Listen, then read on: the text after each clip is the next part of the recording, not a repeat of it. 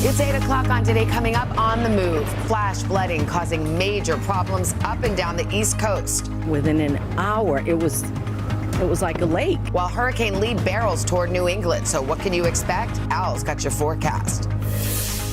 Then, stuck at sea, efforts underway to free a Norwegian cruise ship after it ran aground. More than 200 passengers on board, and help may be days away. We'll have the details. Plus, Friend Finder, inside the new trend that has friends tracking one another's location for safety and for fun. And I get the text that's like, I can see that you're still at your house. Please hurry up. I can see that you're still getting ready. You said you left 10 minutes ago. Like, usually from me. But is it too close for comfort? What you need to know. And tearing up our hearts, NSYNC reunites for the first time in a decade at the VMAs. 20 years ago, we were just kids when we won Best Pop Video for Bye Bye Bye. The night's big winner, Taylor Swift, and she's ready for it. Are you doing something? What's going to happen now? The surprising moments and performances that have everyone talking. Today, Wednesday, September 13th, 2023.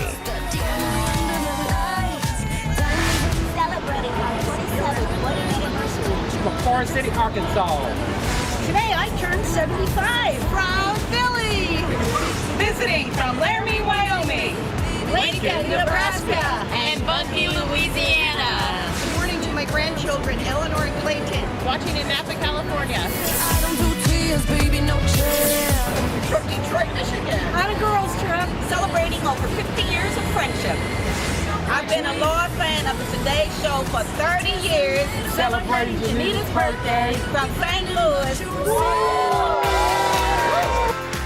All right, 8:11, we're going to take a closer look at a new trend. You probably used your phone's Find My app to track the location of your earbuds, your other devices, your phone, your iPad. Where is it anyway? A lot of young people are actually using that very same feature now as kind of a form of social media. When we need things explained, we bring in NBC's Savannah Sellers, our resident trend correspondent. Explain it to the old folks, Savannah. There we go. Tell us what's happening. This is pretty interesting. So one generation's phone finder is another's friend finder. Nearly 70% of Gen Z and 77% of millennials are tracking each other's location, according to a recent poll. We sat down with one group of friends to hear why they are so obsessed with this feature.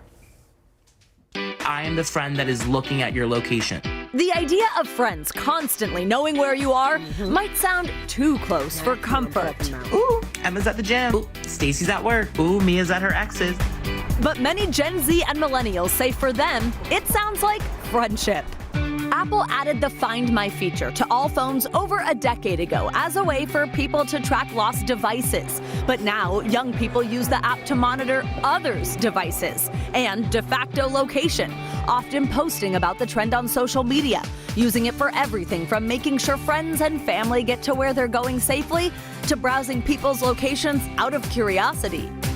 Apps like Find My Friends have surged. Last year, 62% of all adults used location services, compared to just 7% a decade ago. Find My is an application that comes with the iPhone, and you have to opt in to Find My Friends, to sharing your location with other people. When you go into the app, you'll see who you share with and who shares with you, and I can see our interview subjects are approaching. Maya, Caroline, and Jaya all work together. You're all into Find My Friends. Yes. Very much so. And they all have each other's location, along with quite a few other friends. How many people do you have on Find My Friends? I have 14. I have around 20. I had 35. Wow.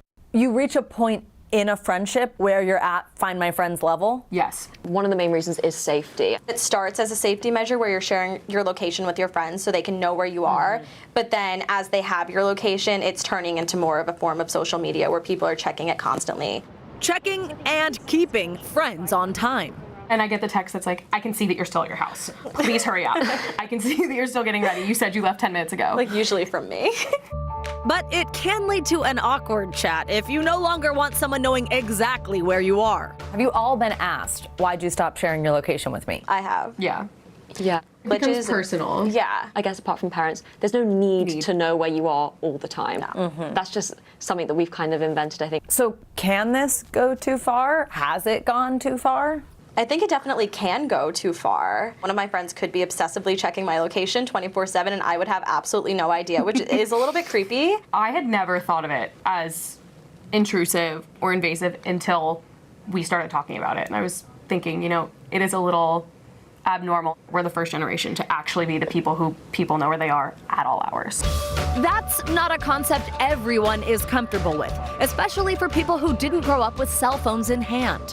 Everybody's has to know everyone's business all the time, and I think that's completely different than when I grew up. Having someone know where I am 24/7 would be very, very strange, I think.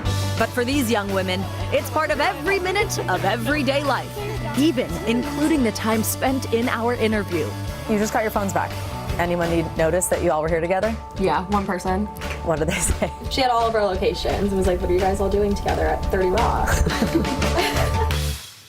Wow, right? That's a lot. So, of course, one thing to keep in mind, especially if you're a parent and your kids are using this, location services, tracking people, there's obviously concerns. Just make sure your kids know who exactly has their location. Also, though, yesterday, during Apple's big event, they actually announced that they have increased the accuracy. This is one of the new features of the iPhone 15. It's going to have a new and more sensitive tracking chip. Wow. Look at this visual right here. The Find My app will give you specific directions and distance when trying to link up with one of these friends that you follow in crowds. It'll be, look at that, 71 So it's even better. They'll be like, you're at 30 Rock. You're in the commissary. You just ordered a burrito. 30 feet. Okay. Put that down. Yeah, exactly. It's a lot. Would you do it? No. But you track your kids. I track my kids. That makes sense. And my, AirPods. You know what I mean? But Well, see, that's exactly what it was created for. You have to give permission for the other You have to opt in on both ends. But yeah, I've got 17 people in mind, which started 17 people. Yeah, that you're following, or they're following you? Both. We opted in. It's mutual. So they have stalking. Me, I have them. Yes, started, as the girls pointed out, when we were on a trip together, to be like, where is everyone? And then you kind of just keep it, and then every now and then you're like, where's so-and-so? In no universe. In no universe. Is that a good that's what I'm saying. I mean, if you have kids, that makes sense. You don't want anyone tracking. But I mean, I don't want them to know how boring I am. Shut up. They'll be like, you're still at home. Hey, just a quick reminder, we want to remind you you can stream your local NBC station and follow all 4 hours of today live on Peacock. Find the details at peacock.tv.com/morning news. All right, Mr. Roker, thank you. Let us talk about this shiny piece of hardware that's here with us. This is the Solheim Cup. The Solheim Cup, by the way, the most highly coveted golf trophy in women's team competition, with America's 12 best squaring off against their European counterparts. This happens every 2 years. It's been going on since 1990. Oh, what a fun team event. Along with the cup, we've got 3 members from Team USA with us. Captain Stacey Lewis, world number 3 and Olympic gold medalist Nelly Korda, and the current world number 2, Lily Abu. Ladies, good morning. I mean, Stacey, you're the team captain. I am, yes. You're a vet. What's your advice? And also, what does it mean to be working as a team like this? It's been so much fun. I mean, these girls are so good now. The golf is just so impressive, and we got to go get this trophy back here next week. And team events are so much fun. Just to get out there, go crazy. We need the fans to be loud, be crazy. So we're excited. Lily, you've had a huge year. I mean, you're ranked number 2. You've had 2 majors already. What would it mean to you to add this to an already impressive year so far? Yeah, it means the world to me. I've dreamed about playing for this team since I was a little girl. We don't get a lot of opportunities to play match play at this level a lot, so super excited and looking forward to playing with my 11 other teammates. I love that. Nelly, we remember you from the Tokyo Games where you won gold. You competed in the last 2 Solheim Cups. Those teams went to Europe. What will that trophy mean to come back to the U.S. this year for you? I think it would just be a cherry on top, honestly. Getting to represent my country has been an amazing opportunity, and to get to do it alongside 11 other girls this year, and to get another opportunity to represent the Stars and Stripes will be really sweet. Absolutely. It's very pretty. It looks good on you. Beautiful, actually. It's very pretty. We need to get this back. Okay, we'll go get them. Thank you so much. Thank you. Good luck. And of course, you can catch full coverage of the Solheim Cup right here on NBC, Golf Channel, and Peacock starting next Friday, September 22nd. Let's go, USA! Let's go! Let's go! Yeah! Up next, time to get our flu shots. Going to roll up our sleeves. We're also going to answer your family's top questions about the upcoming flu season. But first, this is Today on NBC.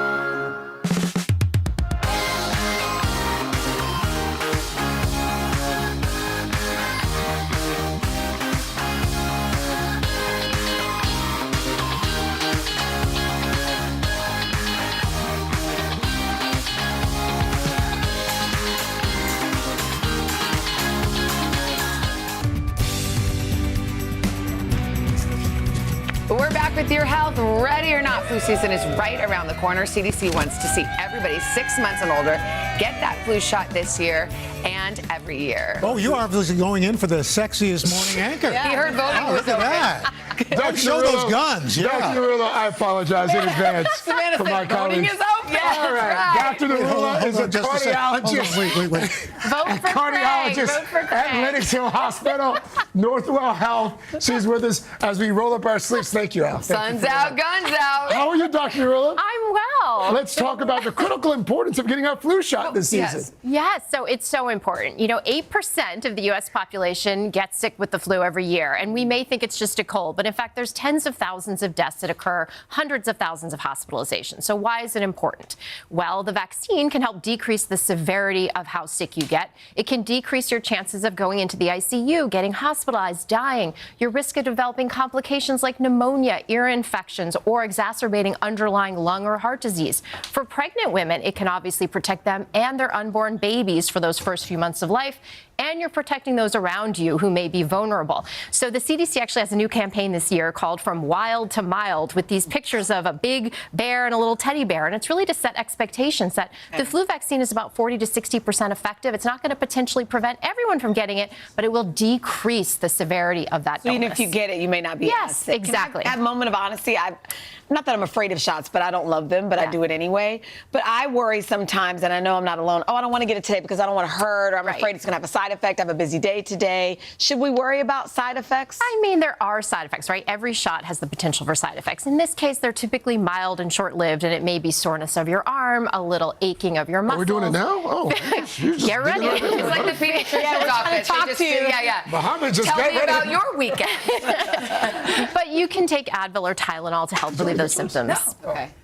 I can't. Some people can't look. I know you can't look. No. Yeah. So, Doc, there's a different. I'm getting a different shot. I'm Correct. getting the shot for the 65 and older. Right. Why is that? Why is it a different shot, and why is that important? So everyone over the age of 6 months is recommended to get vaccinated. And for most people, there's no real necessity to choose. But for the over 65 population, there are 3 vaccines that are really considered stronger or work a little bit more powerfully in that population. That was so there is a recommendation of those 3 for the over 65 population. Now, Craig is going to get the sexiest shot. Stop it. Is that what does that entail? Oh, okay, I'm just kidding. Okay, look, we can't help. Have you heard? I heard he's sexiest, up for sexiest morning show. Yes. Yeah. Well, clearly, so voters, please go to the vote early and often for our Craig. What about they're telling you we should get the flu shot? The COVID shot as well. Right. It's okay to do it the same day. Absolutely, totally fine to get both. Thank you. Thank you it's for your safe help. and effective. You can do same arm, about an inch apart, or opposite arms. So definitely you should consider getting both for convenience sake. Okay. Sexy man, sit down. I'm starting a change.org petition as well to make sure that this really happens. Okay. Dr. Narula, can I ask you another item in the news, actually? There was this You're having a pink lollipop. What? This segment is so crazy. You get a shot, you get a lollipop. You bring some needles and crazy things start happening around here. Good job. This decongestant. Right. The FDA is saying, okay, not bad. The FDA is saying they want to pull off the shelves a certain kind of decongestant just because it doesn't work. Right. Which one is Phenylephrine. it, and how do we know? Like, what's the brand names that we might be familiar with? So Sudafed PE. So phenylephrine has been around since the 1970s. It's in over 200 products. But in 2006, it started being much more readily available to the consumer because Sudafed, which is pseudoephedrine, was really put behind the pharmacy counters because people were using it illegally to make methamphetamine. So now we really use phenylephrine in a lot of these over-the-counter medications like Sudafed PE or some Mucinex brands. And the issue is really when you take that medicine orally, the research shows it really doesn't get to your nasal passages. It's broken down in the body and really a very minimal amount gets to your nose. And so it's really not effective. It's potentially costing people money. And so this FDA panel is recommending that this essentially be taken off the over-the-counter market because it's ineffective. So then what do you use instead? So you can either use the pseudoephedrine, right, the original Sudafed, or nasal sprays that have phenylephrine. Those are still considered effective because you're actually getting it into the nasal passage. Doctor, why do you think Al and Craig got lollipops, but Chanel and I That's a didn't? great question. Are we not good patients? Yeah. Thank you. Everybody gets a lollipop. Did you get a lolly? And a sticker. To our nurses and PAs from CVS. Thank you. Oh my gosh. Got it in. We're not showing more chest. Stop it. Give the people what they want, Craig. You're out of control. Voting is open. Dr. Enjoy your Gorilla, life. thank you so much. And we apologize. We're usually much more well-behaved. I hope you win. I hope you win. How long is this going to go on? I hope not long. We should mention everyone on the plaza, CVS Pharmacy is giving away items that will come in handy this cold and flu season. So thank you to CVS. All right. You know, the blue lollipop is just delicious. But your tongue's going to be blue. Well, that's all right. Just ahead, Jill's Stills and Deals. All about getting you more organized this fall. But first, this is Today on NBC. These are good. You're right. Yeah.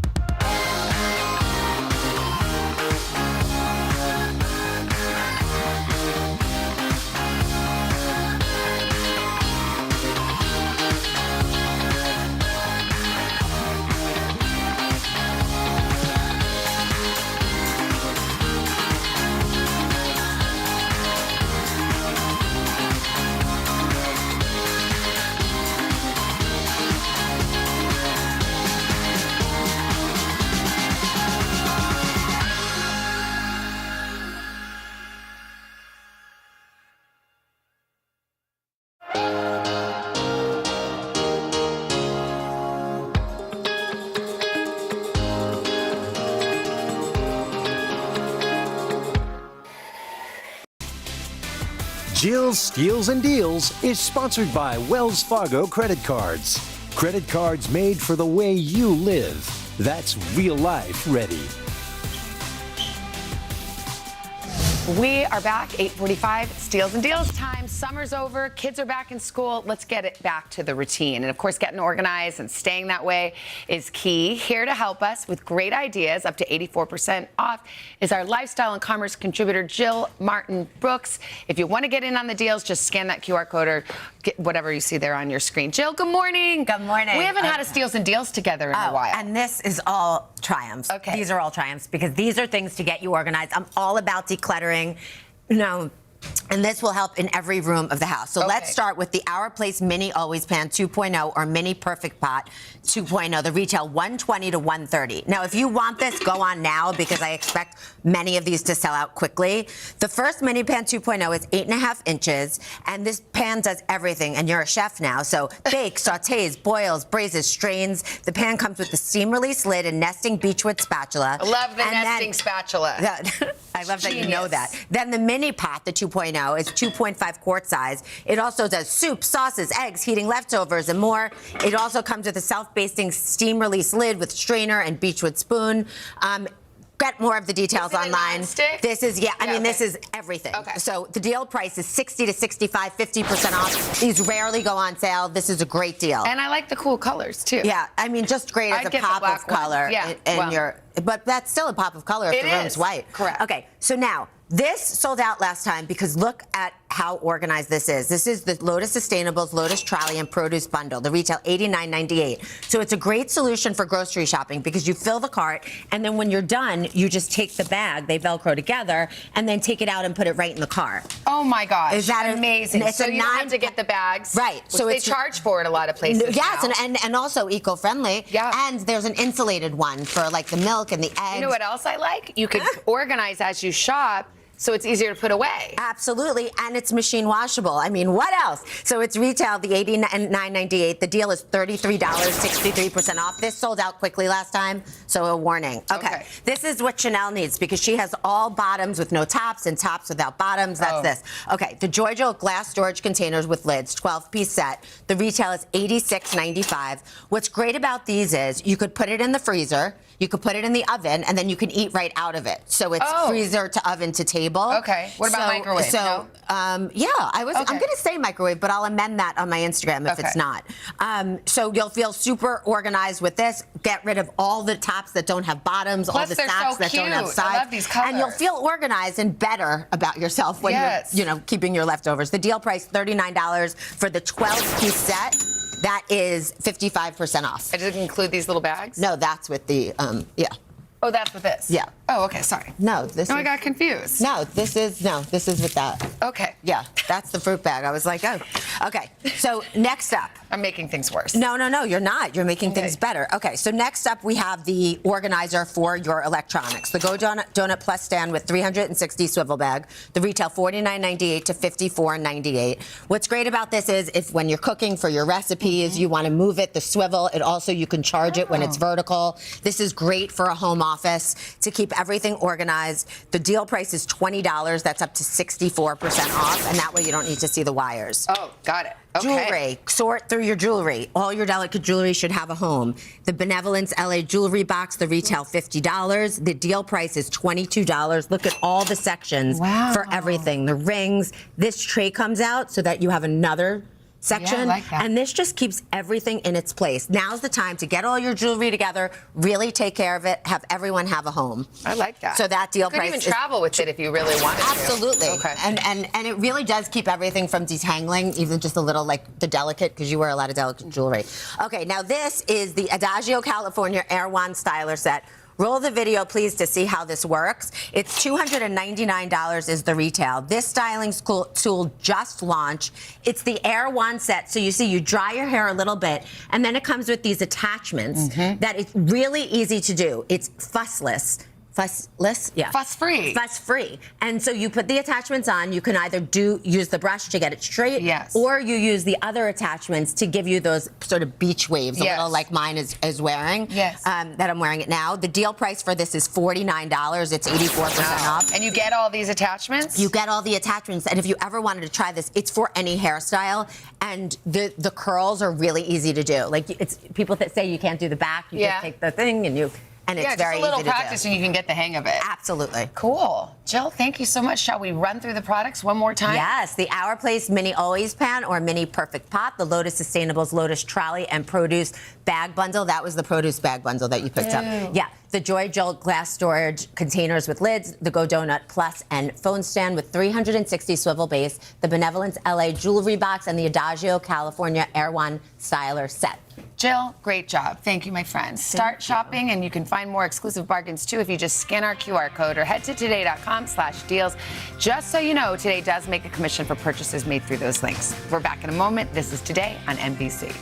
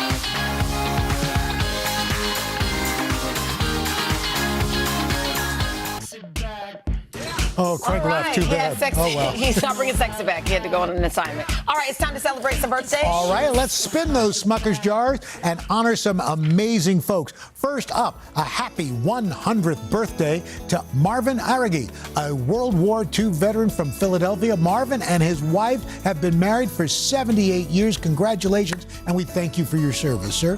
Doris Maxon of Scottsdale, Arizona is 100, a great-grandma who stays busy by cooking for her family. And when her knees start to hurt, she hops on the stationary bike until they feel better. I'm going to try that, Doris. Yeah. Now, let's wish a happy birthday to Francita Davisbo, a former seamstress and business owner from Washington, D.C. Her granddaughter says she exemplifies a life of perseverance, hard work, and selflessness. Hazel Gilman of Windham, Maine, 105 years old. She's one of the original switchboard operators, making sure phone calls go through. Heading now to Marahan, Louisiana. That's where we find Pearl Welch. She's celebrating 100 years on Earth.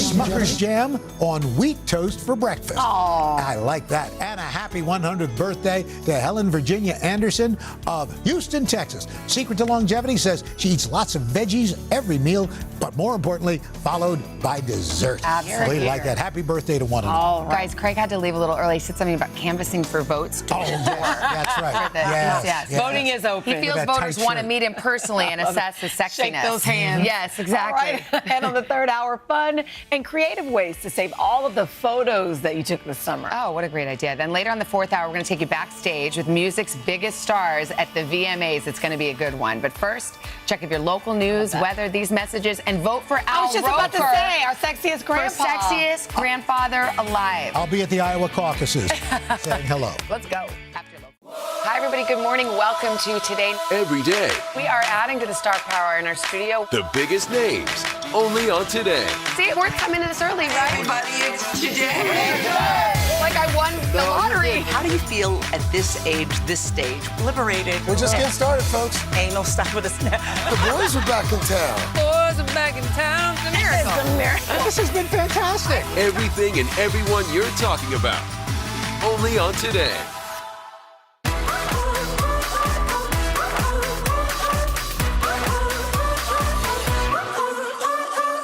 I woke up smiling on my face. Volcano trouble in my way. The sun is shining where I go. That's how I know. Yeah, that's how I know. Today's gonna be great, gonna be great, gonna be a good day. Today's gonna be great, gonna be a good day.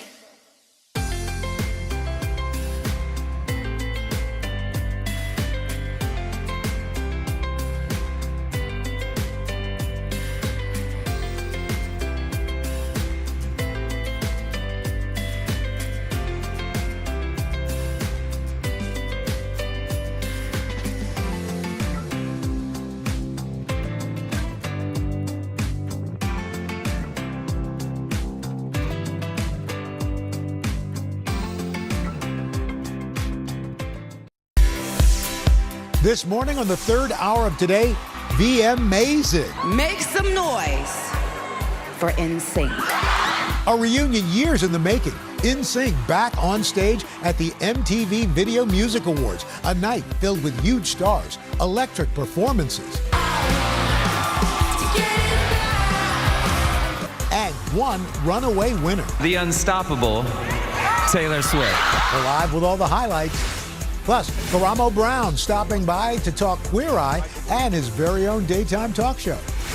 Then, Picture Perfect. We're having a ball with fun ways to get your summer photos off your phone and make those memories last forever.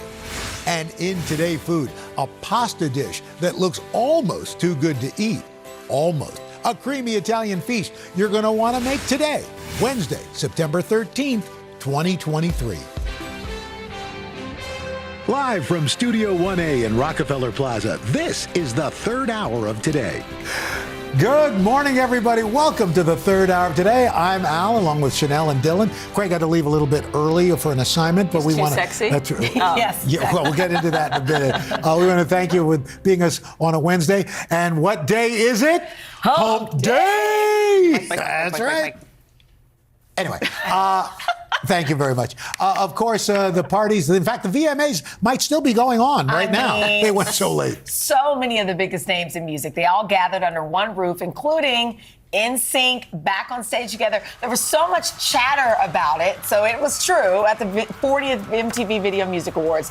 But it was another pop star who dominated the night. No surprise, our entertainment correspondent, Chloe Malas, has the full wrap-up. You guys were up late last night, all the entertainment reporters. I have a lot of makeup on my dark circles this morning, so no surprise that the summer of Taylor Swift carried over at the MTV VMAs. She had a historic night, winning 9 statues. They're called Moon People, including Artist of the Year win. But the highlight of the evening, that boy band reunion that had everybody buzzing. Make some noise for NSYNC. The 40th MTV Video Music Awards kicking off with an epic boy band reunion years in the making. 20 years ago, we were just kids when we won Best Pop Video for Bye, Bye, Bye. Baby, bye, bye, bye. NSYNC returning to the VMA stage for the first time in a decade. The unstoppable Taylor Swift. The 90s icons presenting the Best Pop Award to who else? Taylor Swift. Asking the band what many fans were thinking. Are you doing something? What's gonna happen now? What are you, there's something they're gonna do something, and I need to know what it is. Swift now has the second most overall VMA wins after taking home 9 Moon People overnight. Nicki Minaj returning as host for a VMAs showcasing a nod to nostalgia. Latin music sensation Shakira performing a medley of her mega hits. With her sons watching from the audience, one of the best-selling artists of all time was honored with this year's Video Vanguard Award. Rapper and producer Sean Diddy Combs received the Global Icon Award after his first live performance at the VMAs in 18 years. This is a dream come true for me. Rap icons like LL Cool J helping to celebrate the 50th anniversary of hip-hop, as some of music's current chart toppers electrified the stage. Like Olivia Rodrigo and Karol G, who made her VMA debut. Ice Spice won the Best New Artist Award. The biggest prize of the night going to Swift. It's me. Hi. The superstar winning Video of the Year for the second year in a row for her smash hit Anti-Hero. This is unbelievable. I just want to say that the fact that this is a fan-voted award means so much to me. I mean, she's having a great season. Wow. I know. And so she goes on the rest of her Eras tour overseas in November. She's going to be in Argentina, so she has a little bit of downtime. Look at that. There was actually a camera on her the entire night. Wow. It was like a Imagine backstage camera, and it was kind of fun to like watch her dance. And this was her version of a girls' night because she works so much. Oh, that's true. She got kind of a night off. Yes, but her version of a girls' night is filmed, and the whole world and strangers are watching you. Who's won more Moon Men than her? Madonna. And so the thing is, though, is that there were 13 categories that were not announced last night. So if you want to know those, you're going to have to go and look at them on X to see what they are. You know, It used to be called Twitter. And so some of those are Artist of the Year, Show of the Summer, Group of the Year, Song of the Summer. Those are big ones. And you know who won Group of the Year? You know what? I was Taylor sleeping. Swift. But I can tell you that Taylor won Artist of the Year. And the thing is that my heart kind of went out for the artists that might have been in the audience. Sure. We're hoping that their category Waiting was the going to whole night. be announced. And then you they're have to go X'd. just... I just think with these shows and you've got the performances and people kind of go, they ad lib. I mean, you know how it is. Yeah, The how whole great thing. was Shakira? My goodness. You know what? We won't get into it too much, but like, good for her. You know, she had a really tough year, right? Oh, that's true. With everything That's true. that happened with her marriage, and she has come out and for she her. is fearless. Her performances were incredible. Yeah. For winning the Vanguard of the Year award, a Video Vanguard of the Year award, it was incredible, and her kids were there. I was just about to say, I feel like it's like I'm aging with the VMAs, and some of the artists are like me too. my peers, because Shakira and I are the same age, and sometimes I'm like, dang, I'm that's in work my to do. couch. But she has kids in the audience, So and there you know what I am That's eating great. popcorn in sweats, okay?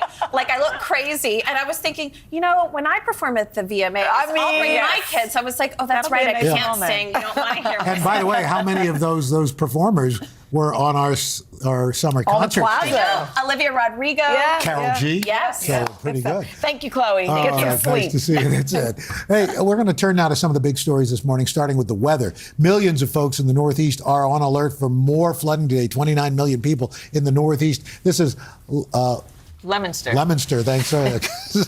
Nothing is spelled we the way heard it's about said. that. West of Boston City under a state of emergency. Major flooding wiping out roads, forcing folks to evacuate their homes. And on top of the rain, also watching for Hurricane Lee out in the Atlantic. Right now, it is just southwest of Bermuda, 115 mile per hour winds. Category 3 storm moving northwest at 6 miles per hour. And as this makes its way up the coast, not only do we have to worry about rip currents, we also have to worry about these tropical force winds that extend out 400 miles as it makes its way up the coast. Look at this by Saturday from Montauk to Yarmouth. We're talking about these tropical force winds extending out 500 miles or more, plus heavier rain right along the New England coast. So we will probably see tropical storm watches or warnings go up later today or tomorrow. And they do not need any more rain up there. Absolutely not. Yeah. All right. Well, now back to the biggest story of the young NFL season, that injury to quarterback Aaron Rodgers. The New York Jets have confirmed yesterday that Rodgers will miss the entire season with a torn Achilles. He went down on just the 4th play of the game Monday night against the Bills. The team tweeted this yesterday, not the way any of us wanted it to go, but we know the commitment you've made to this team will continue to impact us moving forward. Get well soon. The Jets did end up winning the game in overtime, but now Rodgers will undergo surgery. And then the question is, will he try to make a comeback next year? You know, the interesting thing is, it's like some people have wondered, are the Jets cursed? This happened back in 1999. I mean, expectations were high. They had Vinny Testaverde. First game of the season, he goes down with an Achilles tendon tear. Really? What happened? How did that end? Not well. Oh. Not well. Did he come back the next year? You know, I'm not sure about. Well, and they were saying, we had a physician on earlier today, and, he's like, all hope is not lost. I mean, No. this season, yes. But, There's next the year. technology and the healing, let's just send them our good vibes. And by the way, like you said, the Jets did win, so, So there you go. let's not write them off just Yeah. yet. You're saying there's a chance. Exactly. There you go. All right, well, now to maybe one of our favorite stories of the morning. People Magazine's annual Sexiest Man Alive issue. It's coming soon, and they've opened their voting online for their Reader's Choice poll. Have you ever voted in People's Sexiest I Man will Alive? now. You're going to have to vote now. For all those of us who haven't, today is the day. You know why? Some familiar faces made the cut. The man to my right here is on the ballot for People's Sexiest Grandpa. You have some tough company. I was going to say, there's not a snowball's chance in Let's go over Hades. the competition. What did you say? There's not a snowball's chance in Hades that I'm going to beat I told him- 007, No, listen. Michael Douglas, Pierce or Brosnan. Kurt Russell, I who told made him- Santa sexy. Listen, I told him it's like student council president. You're the likable grandpa. Not that the other ones aren't It's likable. not the man's most likable. Yeah, it's the You know what? See, sexiest is in Sexy the title. is in the eye of the beholder, and it's also in your heart. Yeah. You feel sexy? You are. Well, all right. like I And said, it's not Deborah's like, happening. refresh. Yeah. I think she Deborah's voted for voting you, right? over and over. Yeah, she's voting for Kurt Russell. Oh, please. All right, but wait a minute. This is an embarrassment of riches, Dylan. We're so lucky. We are surrounded by sexiness. We are. Woo. Craig is also in the category for sexiest morning show host. Move over, Mark Consuelos. Move over. George Stephanopoulos, not this year. And sorry, Nate Burleson. You know why? Because this is Craig's year. If Craig wins, he'll just be sweating. Oh, stop it, Dylan.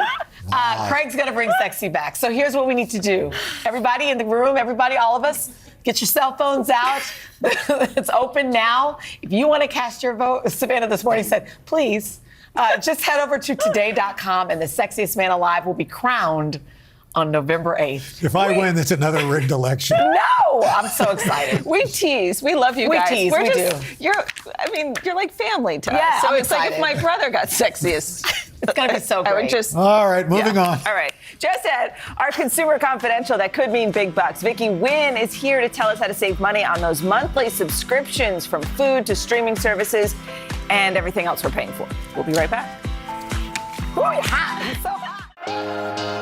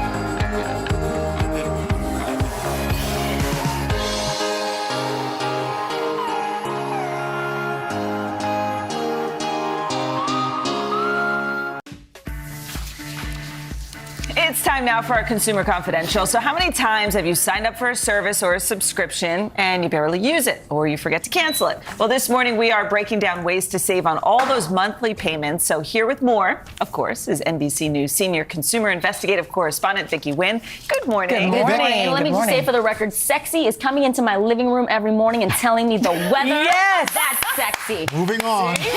You're never living this down. I know. Before we can save money, we have to see how much we're spending. So how do we go through and see just what we're spending our money on? You know, sometimes people don't want to do this, Dylan, which is get out your credit card statement and actually go line by line. Oh. But it's actually a great fiscal exercise in general. Subscriptions or not. But here's the thing. What about that cooking app you signed up for, that meditation app, that exercise app? Learn to play the you did it piano. in January. Still paying for that one. Yeah, right, are you? But we'll go back to it. But maybe you're not going to go back to it. That's an easy one to line item, cross it out. When you've decided the ones that you don't need anymore, if you have an Apple phone, you go into settings on your phone, tap on your profile, and then go to subscriptions. Yeah. They're all there. It's very easy to cancel. I just want you to know, if you've paid for an entire year, you're probably going to still have that year. They usually don't prorate it and give you a refund. Okay. On your Google phone, your Android phone, same thing. Go into Google Play, and you're going to tap onto your profile, payments and subscriptions, and then just toggle off any subscriptions you want to cancel. Just remember, you can also turn on that receipt renewal, which is an alert that's sent to you. Basically, every time they charge you, every month or every year, you get a little ping, a notification, an email. Yeah. Before? Usually after. Okay. But if you cancel within a certain amount of time, you may still be able to recover it. If you say, oh, actually, I don't want this anymore, yeah, you can get your money back. And the other thing is, there are budgeting apps, Rocket and Rocket Money and Mint, but sometimes you have to pay for those as a subscription. So just keep in mind, if you're not using it as a budgeting tool, that might not be the best investment. Okay, everybody thought, oh, okay, I'm going to cut the cord. I'm going to do just streaming. It's going to be fantastic. I'm going to save all this money. Yeah. Right. And you're probably paying more. Right, because So- every single one adds up. You got one show on this, you got one show on that app. So the first thing you want to do is think about, do you need the premium top level Netflix account? For $6.99, you can get Netflix every month. You have to watch some ads, but think about it. Every time an ad comes on, get up and move your body. That's do right. some squats, Like the do good some old calf days. raises, Go pee. right? Or Over just and- use it, if you've DVR'd it, just fast forward through You it. could do that too. We do like ads. Sometimes they pay our No, bills. of course we do. The other thing is go annual. So a plug here, NBC Universal, which owns Peacock, that's our parent company. Peacock subscription is about $6 a month. If you bundle it and pay for the whole year, you're getting 2 months free because it's $60 for the whole year. So if it's something you love, you know you're going to watch a bunch of different shows on it, go for the annual.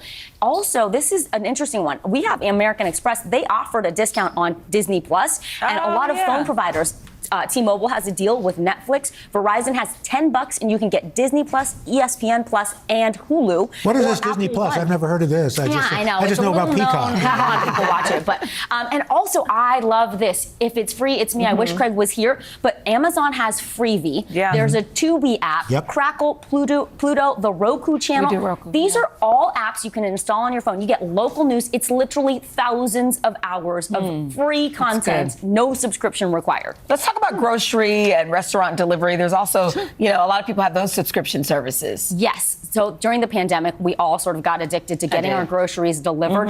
Now things are normalizing. Buy online, pick up in store. BOPUS.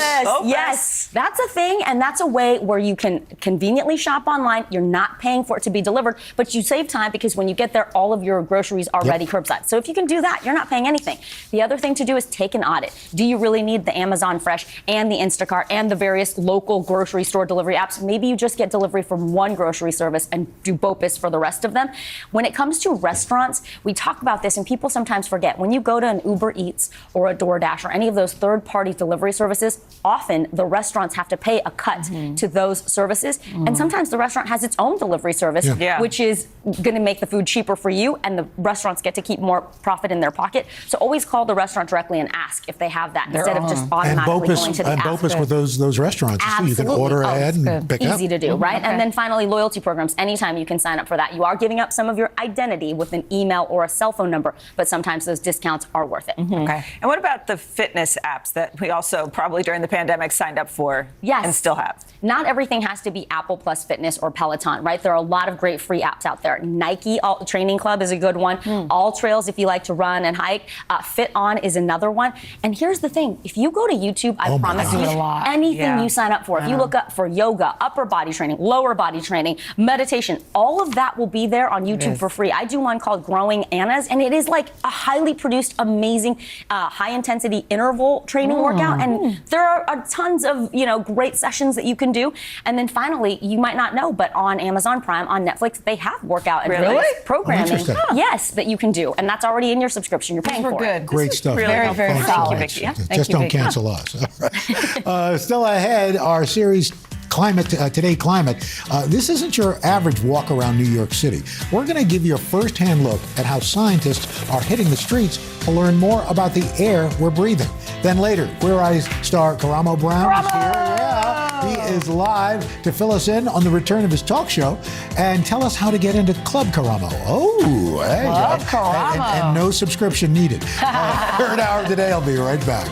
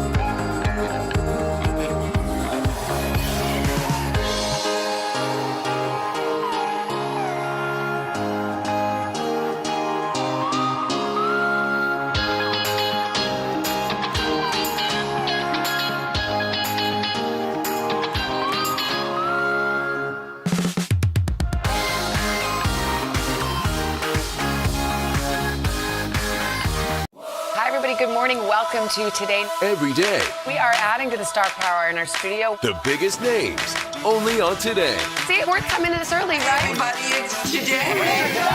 Like I won the lottery. How do you feel at this age, this stage? Liberated. We're just getting started, folks. Anal stuff with us now. The boys are back in town. Boys are back in town. It's a miracle. It's a miracle. This has been fantastic. Everything and everyone you're talking about, only on Today. This morning in our series Today Climate, groundbreaking research about the air we breathe. This summer we had a dream team of scientists from around the world coming together to study air quality and pollution. They collected data from space all the way to the streets of New York. And this morning we've got a first-hand look at just what they found. It's been a summer of extremes. Heat waves, wildfires, drought, and some of the worst air quality ever recorded. Air quality unhealthy from the wildfire smoke alone for 98 million people. Natural disasters playing out around the globe. You can think of climate change as a force multiplier. According to Dr. Rick Spinrad, administrator for NOAA, the National Oceanic and Atmospheric Administration. The climate crisis impacts our day-to-day lives, from the food we eat to the air we breathe. Yes, of course, we've had floods and fires and drought in years past, but never to this extent. This summer, scientists from NOAA, NASA, and 21 universities from 3 countries embarked on a first-of-its-kind mission to tackle air pollution, taking measurements in a campaign known as Sidewalks to Satellites, combining data from the streets of New York with NASA's new state-of-the-art Tempo satellite. University of Colorado researcher Brian Carroll describes one of the airborne missions. There's a variety of pollutants that we are able to measure, and ultimately these pollutants are involved in ozone production. Ozone is really important for air quality. It can directly affect your lungs. You can feel kind of a burning sensation. The team collected data through the months of July and August. Brandy McCarty is one of the lead scientists on the project. One thing that was interesting about the measurements that we had there was the weekday effect. On a weekday, we found ozone values on the high end of the spectrum, while on a weekend, we found values in the background or on the low end. Our measurements show that our human behaviors contribute to our air quality. Then it was time to hit the streets. NOAA scientist Audrey Goodell heads up the one-of-a-kind air monitoring program called Air Inequality NYC. You have the white tubes that is sucking the air to measure ozone. And then you have a Teflon tubes here that is sucking the air to measure particulate matter. And I will have an app that will be reading the particulate matter on my phone. So we will be able to see the number while we're walking. Oh, cool. Today, we're walking through Harlem. We wanted to target diverse neighborhoods. So Harlem has like this diversity in parks, but it also has a lot of urban streets. One of the project's goals is to share findings with local leaders who can be better informed about the health impacts on residents in the neighborhood. We're here at the corner of 138th and Frederick Douglass Boulevard, and the air's still looking pretty good. Yeah, it is, yes. Does that surprise you? It does, actually. How come? Because I would expect probably in the afternoon with the sunlight and cars all around to have a pretty bad air. We finally found the bad air, and to no one's surprise, it was down in the subway. Now it's up to 20. 20, yes. And what's the limit? 35. 35. So it was a big jump coming down here to the train station. Yes. So Audrey, what do you hope will come out of this? So I think the most important thing is to have very tangible and accurate data that the public and community members can use to better understand the air they breathe.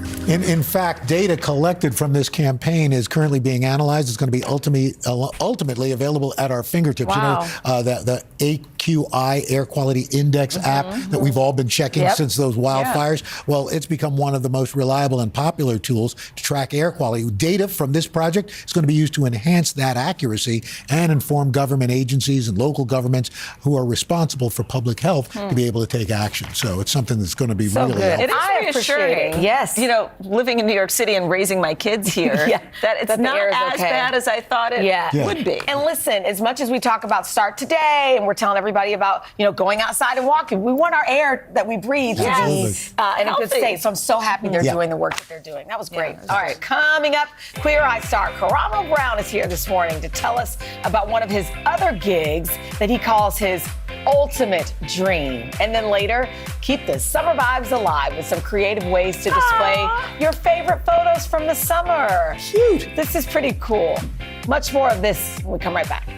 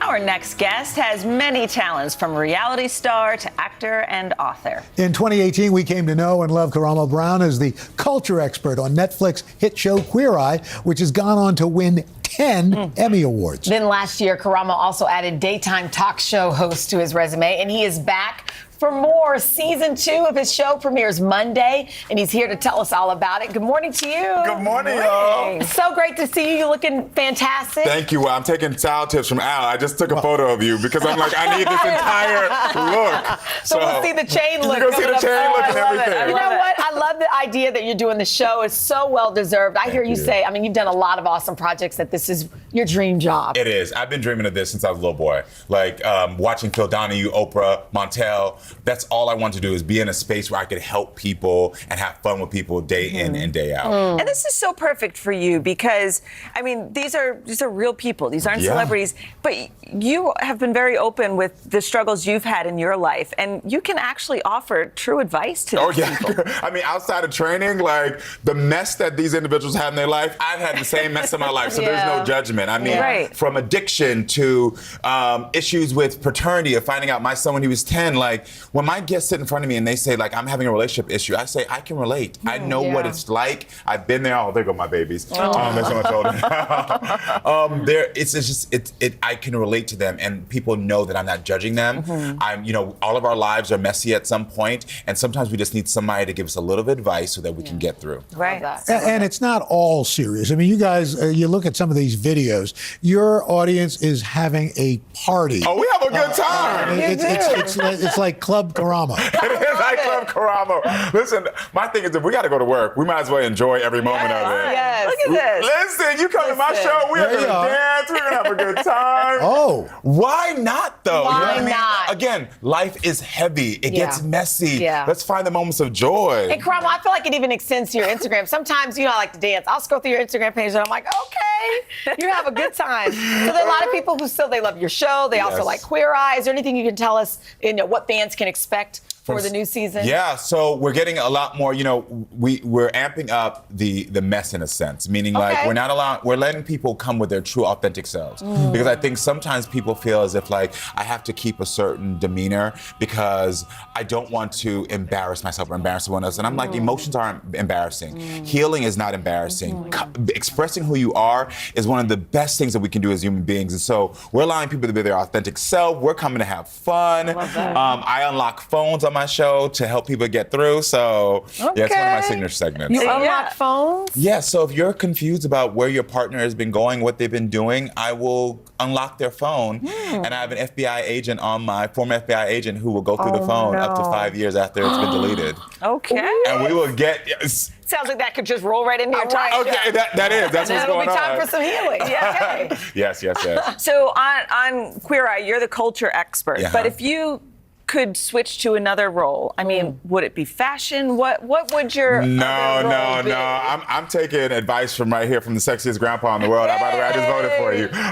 So no, I think mine would be definitely design. My dream has always been to be a party planner or like an old-fashioned, fun. Yeah, like housewife. Oh, there goes Bobby Burke, who I love. His book just came out yesterday. Everybody go get that book. Yeah. Karamo, you wear so many hats. You're a Renaissance man. I mean, you're fashionable. You've got this show. Do you feel like it's all kind of working together? Because at the end of the day, you're helping people, and people, you weed through all the stuff. Yeah, and I mean, I do feel like it's working, and I'm very thankful. Like, I was raised in a household full of women who were empathetic. You know, my big sister Camellia is watching right now. Hey, sis. And she taught me how to be the most empathetic person and always lead with helping people. No matter how messy our lives get, no matter how much things we're going through, I know that God put me here to make sure that people can have a little bit of a breakthrough, and that's what I'm going to continue to do. You're doing. Congratulations. Thank you. You've met the moment, my friend. You're meeting the moment. Thanks, You are.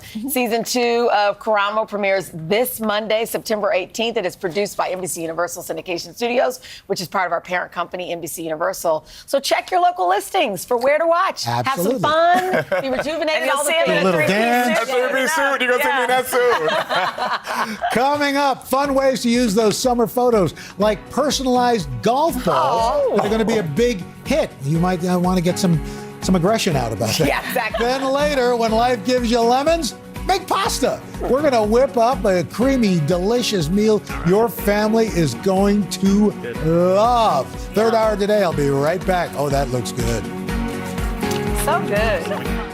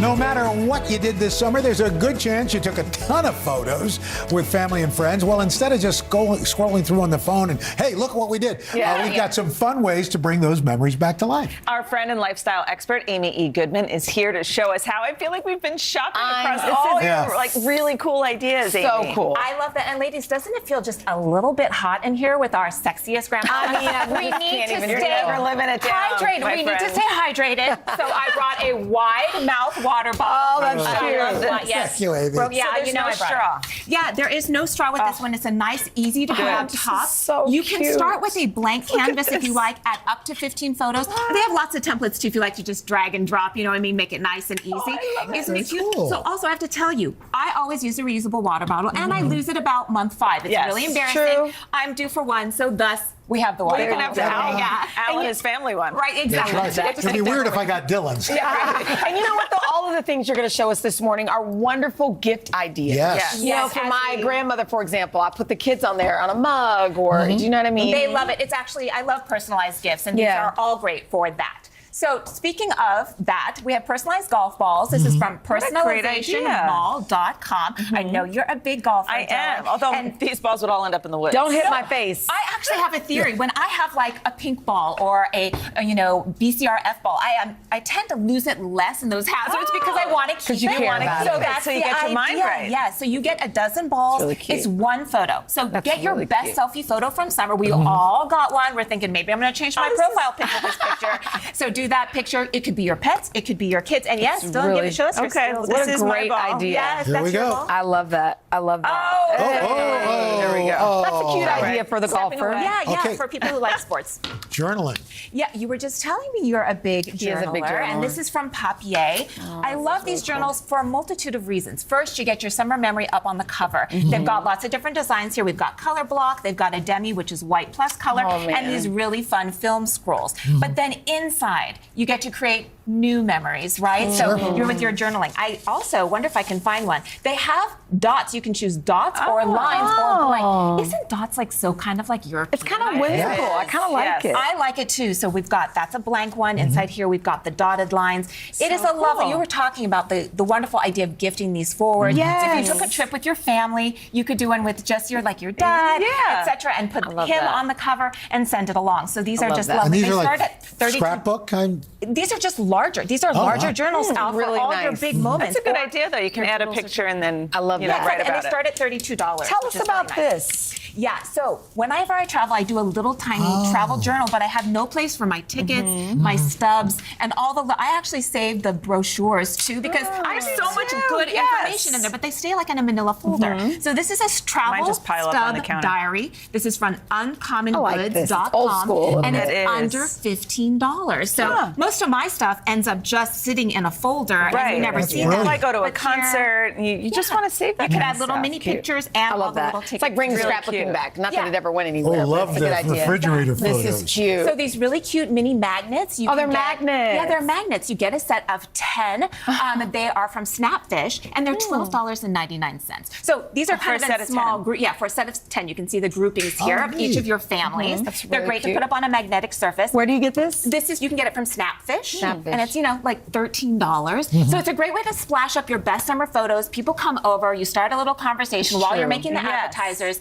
If you don't like magnetic surfaces, by the way, you can get them also in matte cardstock. So for the scrapbooking you were talking about, you're a big scrapbooker, maybe you just a couple peel for off your the- journal, yeah. or maybe even for popping them into I letters. like that. The think you kids send like to all see those themselves sometimes. They do. And It's a proud moment, Yeah, right? When it they're is. like, there's my picture. And it brings back the memories. It does. Yes, it does. very This good. is What a about really good towels? idea. Get to dry yourself off. Look at these Yeah. towels, With your family. guys. So you might be look at my thinking, gosh, buddies. why are we doing pool towels at the end of summer? But I have an idea for us here at Today. Okay. You're going to take your best summer photo. Here you've got your trio I of know, my three little boys. from the summer. You're going to print it now and use it next summer. Next summer, you're going to do the same thing with your best family summer photo. We're going to do a slow build here of this tradition That's a of great having idea. summer family And then you have this towels. memory. You have Look a at this memory. one. Every time you go to the pool, you're Look like, at oh my that. gosh. Fun. And then, a We year need to later, do you're this like, every oh my year gosh, for I us. was so That's young right. then, right? Or the kids look so young then, right? What a great I do idea. look And young in that picture. This don't is from worry. MPix, by the way, and the MPix. quality on the towels, it feels really good, It's Al, right? and it's $47. And yeah, this is $47. Oh, this is a nice towel. It's a nice weight, and the quality of the photos I thought was It's really, phenomenal. really excellent. You can even add some Really text. looks nice. on some Really of that. nice. Yeah. Oh, Look at wow. you and your love. I know. Look at This that. is from Amy, Sicily thank when you I so didn't have much. luggage Great for 5 idea. days. This I is didn't even know great. you could do All this. right. Yeah, it's cool, right? It's Coming great. up next, Thank we've got you, Amy. a picture-perfect meal. so We've cool. got for you lined up an amazing lemon pasta recipe. I've been waiting for this all Yum. You are not going to believe it. Alfred Portale going to be here. Third hour today. I'll be right back. This is really So cute. beautiful.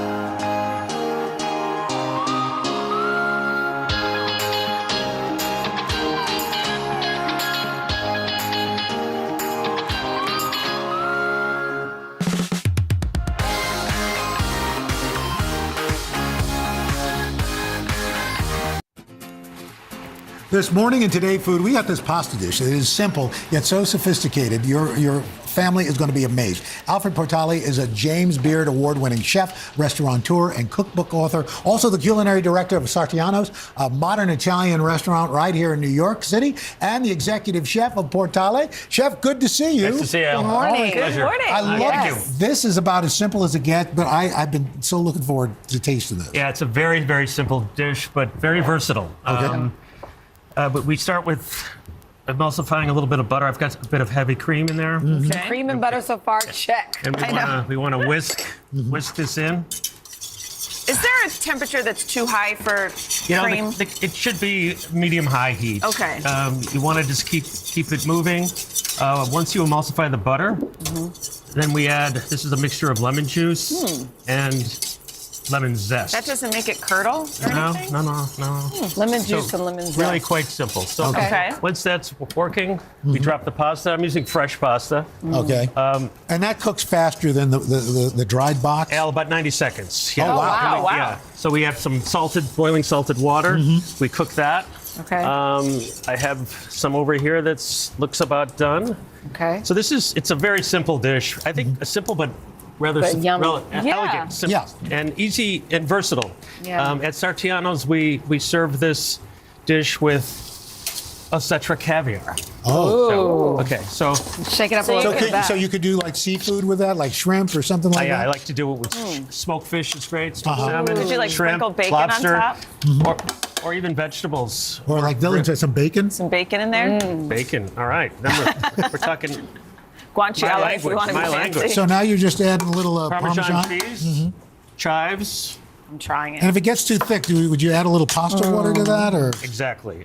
Oh my gosh. Look at that. That's it. Oh, Amazing. and that's it. That's literally a 5-minute dinner. You guys have on to try the this. table. That fresh pasta, first of all, priceless. Wait, I missed this. you, What sir. did we put in there?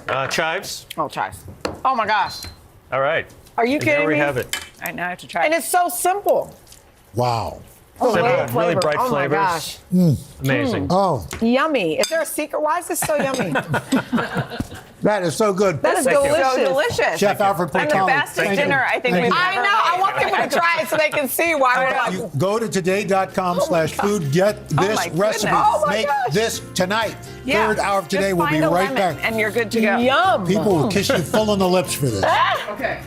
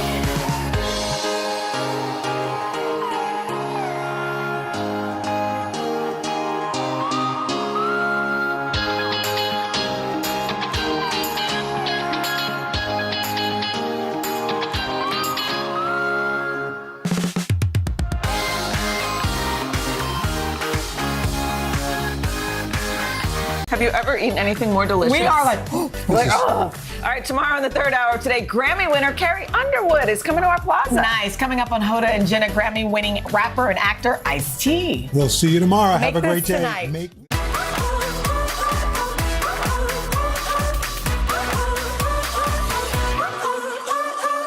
I woke up smiling on my face. No care, no trouble in my way. The sun is shining where I go. That's how I know.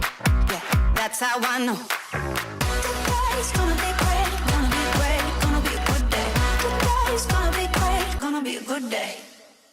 Good morning, everybody. Here's what's happening in your neck of the woods. You deserve to be celebrated. Way to go, Reynolds. Oh, Al. Al, you're all of our heroes. Y'all love Al Roker.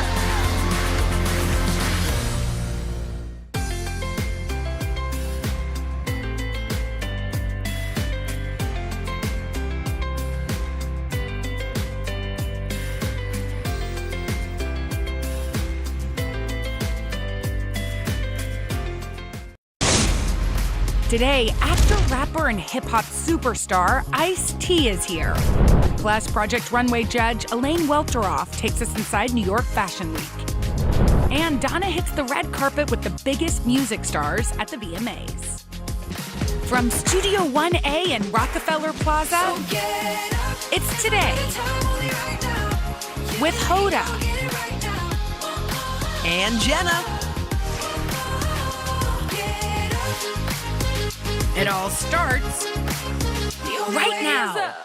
You like it? Hey guys, it is Wednesday. It is September the 13th. No Hoda today, but look who we've got. Sunday Today's Willie Geist. So great always to be here. I was just admiring your new open. Do you like it? Love it. A+. You like it? I missed the mom dancing a little bit. But I The also mom like dancing. You should have seen when Henry first saw that.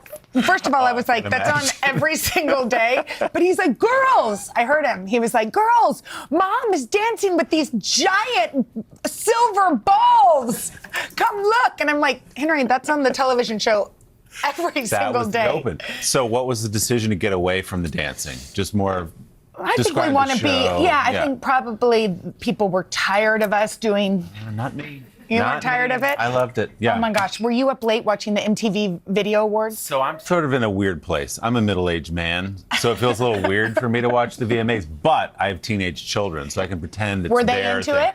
I don't think they knew it was on, but they like all these artists. Right? All Yeah. of these artists, except for, first of all, Donna was there. Yes. She has a whole piece. She was behind the scenes. She looked beautiful, no surprise. Okay, Taylor Swift won big. 9 awards. 9 awards. That's some kind of record. That's incredible. The other thing that was, I love Taylor Swift. I'm a Swiftie. I was in her top 1% of listeners, actually. You were? Mhm. Oh, you're hardcore then. One of the things I love about her is she loves an award show. First of all, can you imagine a camera? The camera was on her The whole night. the entire Yeah, that's night. a lot. And she's having fun, and she's clapping, and she's dancing. Yeah, she's into it. Boy, what a year she's had, huh? It's That incredible. tour has just been a monster Did you see in all her? the best ways. We didn't go. Oh. But she's coming again next year. It's like a 2-year thing. Yeah, so I but think we're going to catch her next the time. next Did you time. go? Yeah, we went. Yeah, we need to go. This It was very, very There cool. was a little bit for, I'm older than you, but let's call it You're our not that our much generation. older. Yeah. Our generation. Right. Some throwbacks. Big reunion of NSYNC. NSYNC. Back together last night. Did you ever see NSYNC in concert? Never saw them in concert. Admired them from afar. Was Timberlake there last night? Yes. He was? Does that mean? Oh. Is that for me? Oh. Okay. Oh, cool. All right. Well, yeah. Okay. So I loved NSYNC. I went to the concert actually. You Senior did? year in high school. I put on my God. tube top. Yeah. NSYNC reunited. We had Shakira. We had Diddy. We had LL Cool J. And it just, I was like, are we watching the VMAs from 20 years ago? I know. Isn't that? I think they're giving a nod. Okay, yes. Olivia Rodrigo is here. Yes. All the people. Cardi B is here. Yes. But hey, Megan Thee Stallion. Yes. she's here. But mom and dad, we know you're watching too, and that's us. Now, that's what I'm kind of wondering about. Like, is the music we grew up on now considered classics? I think it is, right? It so is? we think of Nelly. So Nelly was like those first songs were Yeah. so big almost 25 years ago. What is That's happening? an entire generation. So to our kids, they hear Hot in Here or one of those Yeah, and songs Hot and in they Here go, has been re-released, which I didn't even know. right, and they think, oh, Re-recorded. that's a great oldie. Like Is the that way what our your kids parents would say? play Elvis for us or Yeah. something, you know? Like the Beach Boys. Yes. Is Nelly this generation's Beach Boys? Well, that's how he describes himself. So I guess so. Not only though, Yeah. is he one of the Beach Boys or the Beach Boys of this day. He's back with Ashanti? Did you know that? I didn't know they were together in the first Yeah, place. dude, they were together in the prime time when we loved their music. Okay, so 20 years ago, they were together, and now Nelly confirmed their romance in an interview on Love and Hip Hop. Take a look. So you and Ashanti are back together? Yeah, we cool again. Y'all cool again? We cool again. I think it surprised both of us, though. It wasn't anything that was like, I don't think planned. I think we both was pretty much doing what we do. But sometimes being separate, you understand one another more. So they broke up. Wow. They are now back together, and they first got together in 2003. 20 years ago, yeah. Okay. Yeah. They made it official last night when she carried a clutch with Nelly's face on it. Oh, that's it. Look at that clutch. That's it. Now, I was pretty pop culture aware back then. I don't remember them being together. She did all the songs with Ja Rule. Yes. I know they weren't romantic, but like they were. I kind of remember them dating, but maybe. But it was also 20 years ago. Yeah, see, we are old. By the way, that's a thing now, a new trend, the clutch with your clutch with your partner's is an face old on trend. it. Yeah. And I think we might have one. Oh, it's gift wrap, so we got to go through the whole shebang. Oh, okay. But you open the gift. Wow, and then is you'll see this the for thing. you? Wow, guys! Guys, the production is real half. Yeah, seriously, what do you call it? just Half-hearted. glued. Half-hearted. You just glued a picture of our huge faces. Well, they clearly cut a family photo. Cut out Took the out other the kids. people. It's not even the best angle of me, but thanks, guys. It is a trend. Would you ever wear like Christina on a T-shirt? I think I did on her 40th birthday. We had T-shirts made, but just for I don't have that as a T-shirt. We should make one. Remember us from RHS, Ridgewood High School, class of '93. So you wouldn't I wear don't know. one. That's weird, right? Isn't it? Would you? My dad has a T-shirt with his dog Barney, who has actually since passed. May he rest in peace. And it said, "My favorite child," and it just has a picture of Barney. And we didn't. That's harsh. It wasn't like we're like, ha ha ha, let's give it to Dad. He had it made. I guess I don't know if he had it made for himself, but he received it. Wow. And he likes to wear it sort of in front of us. Yeah, I was going think to say, really sending a message around Rub the it house, in. right? Yeah, rub it in. I kind of, not that I would say my favorite child, but I get the dog thing. Now that we've had a dog for about 2 years now. Yeah. Never had a dog before. I totally Did get you not it. grow up with a dog? I didn't grow up with a Yeah, dog. you grew up in the city. I grew up. No, we had some cats. It was the whole thing. But now I was like, I don't know if we should ever get a dog. And then Christina will come in the kitchen. I'm on the floor spooning the dog and just talking to him. She's like, wow, Yeah. things have changed and fast. No, okay, well, So I get it. we got a cat. You just got a cat? Not just. We got a cat for Mila adopted a cat for Christmas. Oh, Her that's name is sweet. Hollywood. I love that. She and Henry, who was a dog person, is now a cat He's person. gone full he cat. says he's a Holly person because it's like not cool to be a Right, dude right, who right. likes cats. Yeah, exactly. You know? Right. But he's like, Hollywood. And we do tricks with her. She's kind of a dog cat. Really? Now, the name Hollywood comes from what? From Mila, named Okay. her Hollywood. Just like the name. She thinks she's a star. Her Great. name is Holly. Her middle name is Wood. And her last That's name like is Baker. my sister got a dog, Libby, and the young boys got to name the dog, so he is Rocket Ship.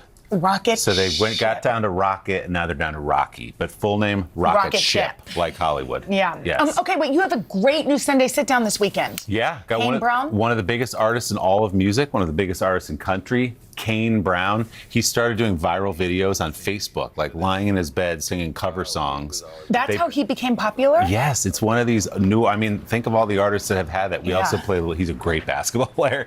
So we went to the park down in the Village. Wow, was that during the heat wave that we've been having in New York City? It was last week. I think it was 98 plus humidity, and he's got a light sweater on. he's like, I think I dressed wrong for the occasion, but we had fun. And he's a really good guy, really thoughtful, smart guy, and incredibly popular artist. So you can see him this Sunday on Sunday Today.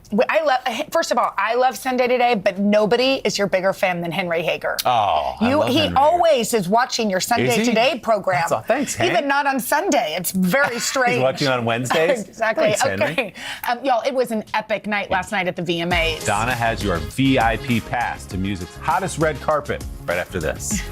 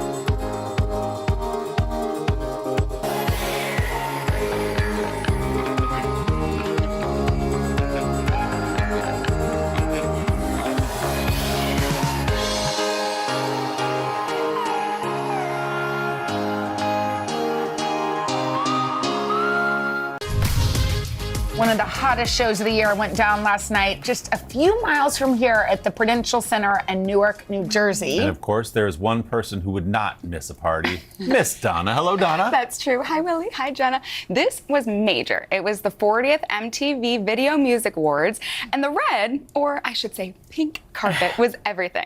And inside, stars like Diddy, Shakira, and even a reunited NSYNC took the stage for an epic night. Check it out.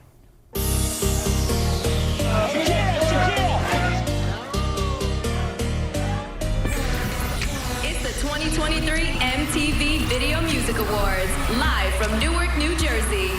Please welcome Nicki Minaj. MTV makes some noise. Emceed by Nicki Minaj, the show started with Lil Wayne and Olivia Rodrigo. NSYNC shocked the crowd with an onstage reunion, and Taylor Swift couldn't get enough of it. Rema and Selena Gomez won Best Afrobeats for Calm Down. Africa in the house tonight. I'm very grateful that God chose me for this, gracious moment. And the VMA award goes to... Let's see. Anita. Anita took home the award for Best Latin. It's always been my dream to show Brazilian funk to people. So for me to see the artists are getting it, embracing it, feeling it, it's amazing. Shakira.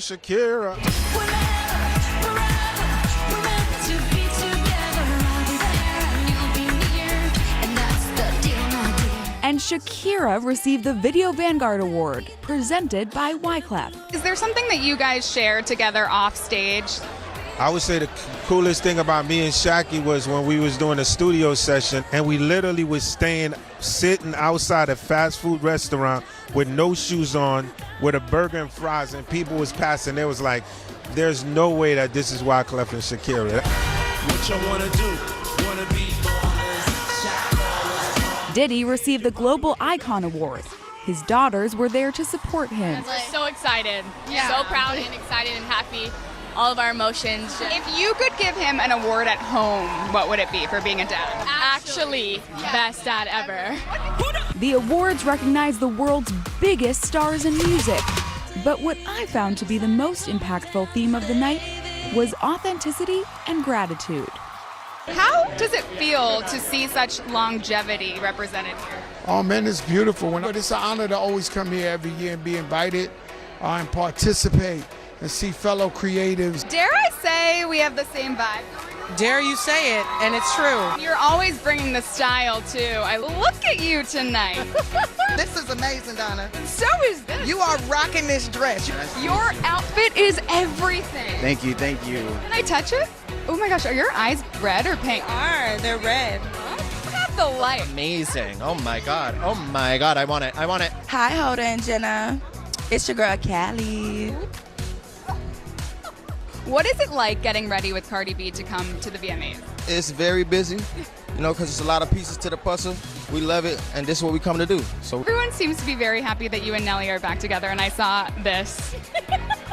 She said I saw this. I mean, come on, from 2003? 2003, this is where we first exchanged numbers. So I was like, oh, this would be cute. That's iconic. Ooh, wait till the album come out. You're going to hear that baby making music. You're going to hear, you gonna have that music where you like, ooh, I want to clean the house. It's gonna feel good.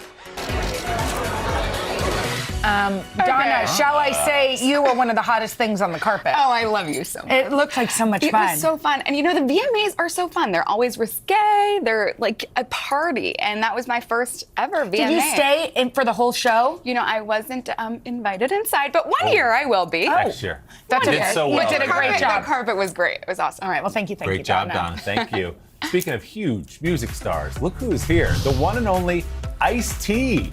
Let's catch go. up with Ice right after this.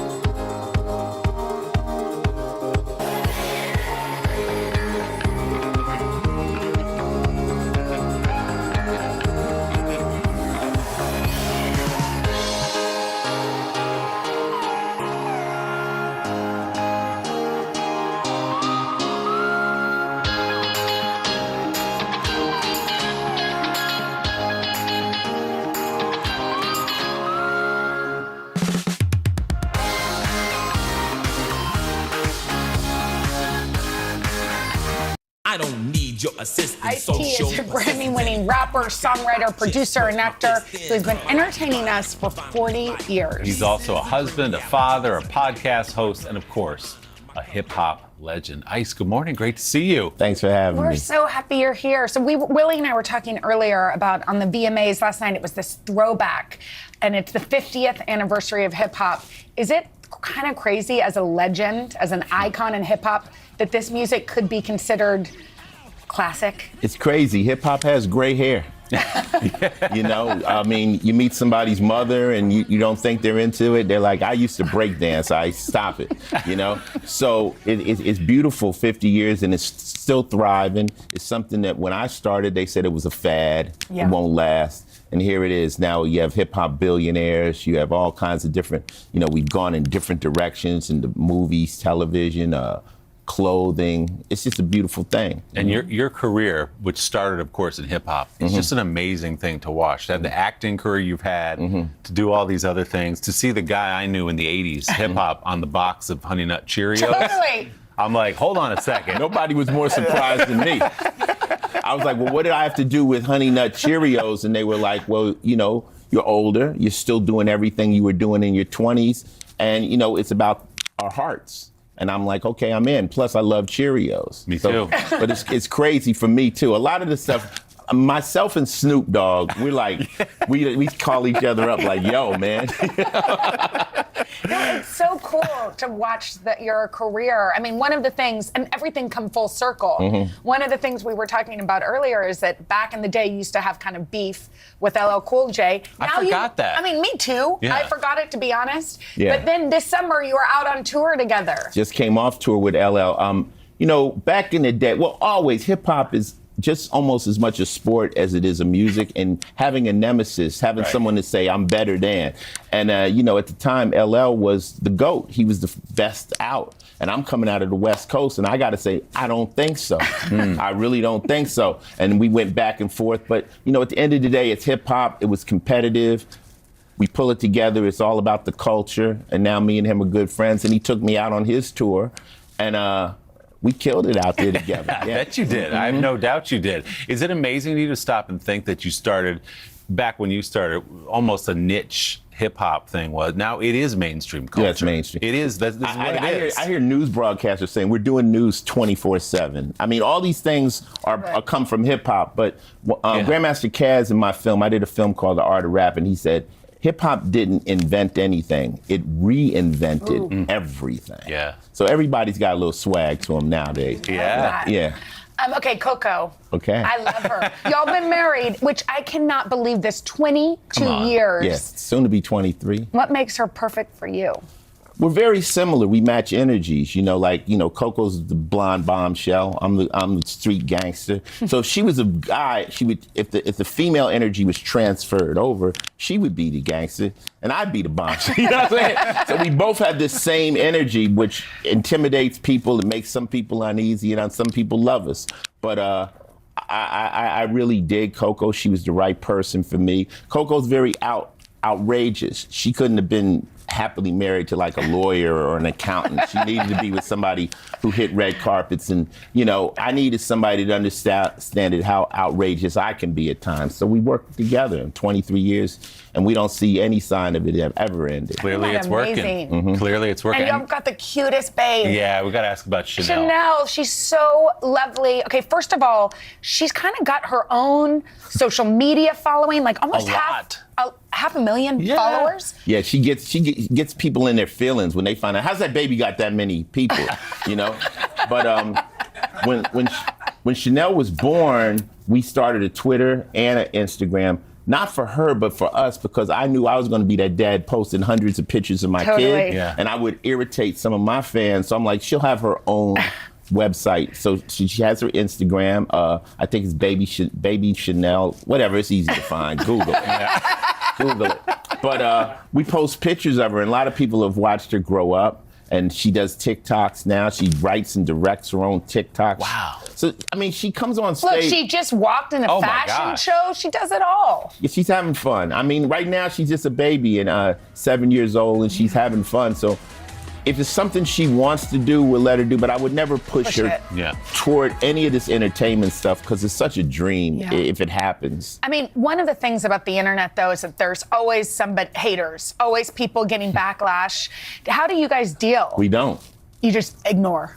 I only pay attention to people I love and I care about and my close family and niche friends. If me and you were close friends and you had something to say to me, I pay attention. Yeah. But strangers, Totally. I don't. I agree. It's like walking down the street and if you could hear everything everyone was Totally. saying, you could never make it down the street. That's right. Right? So I just tune it out. I tell people if you have a problem with social media, broadcasts don't receive. Just put out what you want, but never listen to the But comments. you know what? And it's like, that's such good advice, but sometimes it's hard to listen to, and especially when it's somebody you love, when it's your wife who you adore who's getting mom shamed. Do you ever want to write back and say, leave her alone?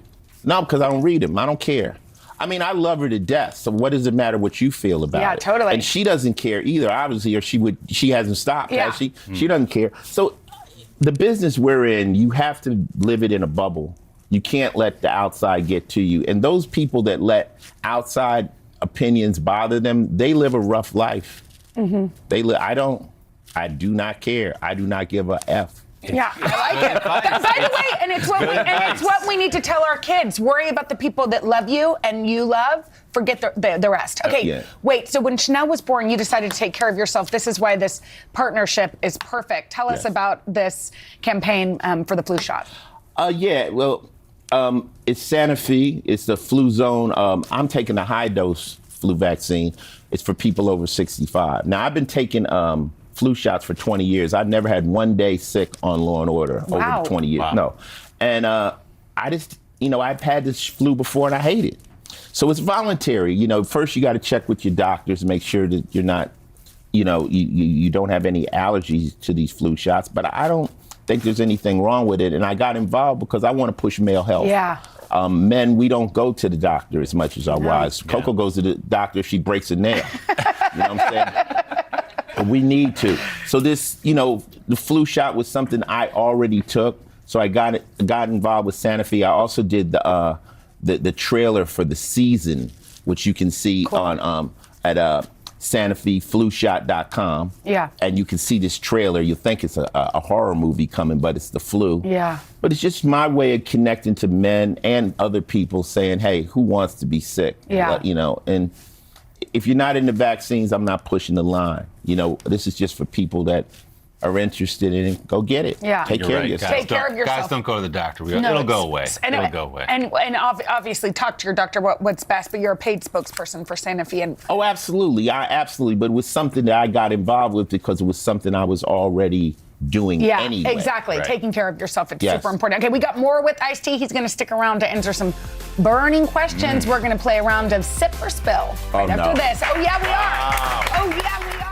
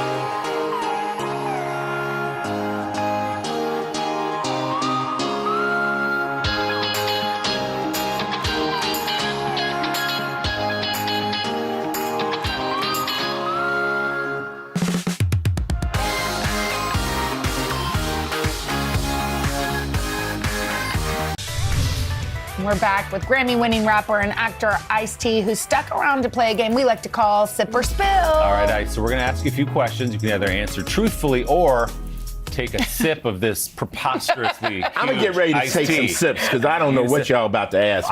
We don't either. Is this sweet? It better be sweet. It better be sweet. I hope so. If I it's hope we not got sweet, your I don't want order it. right. Is it sweet?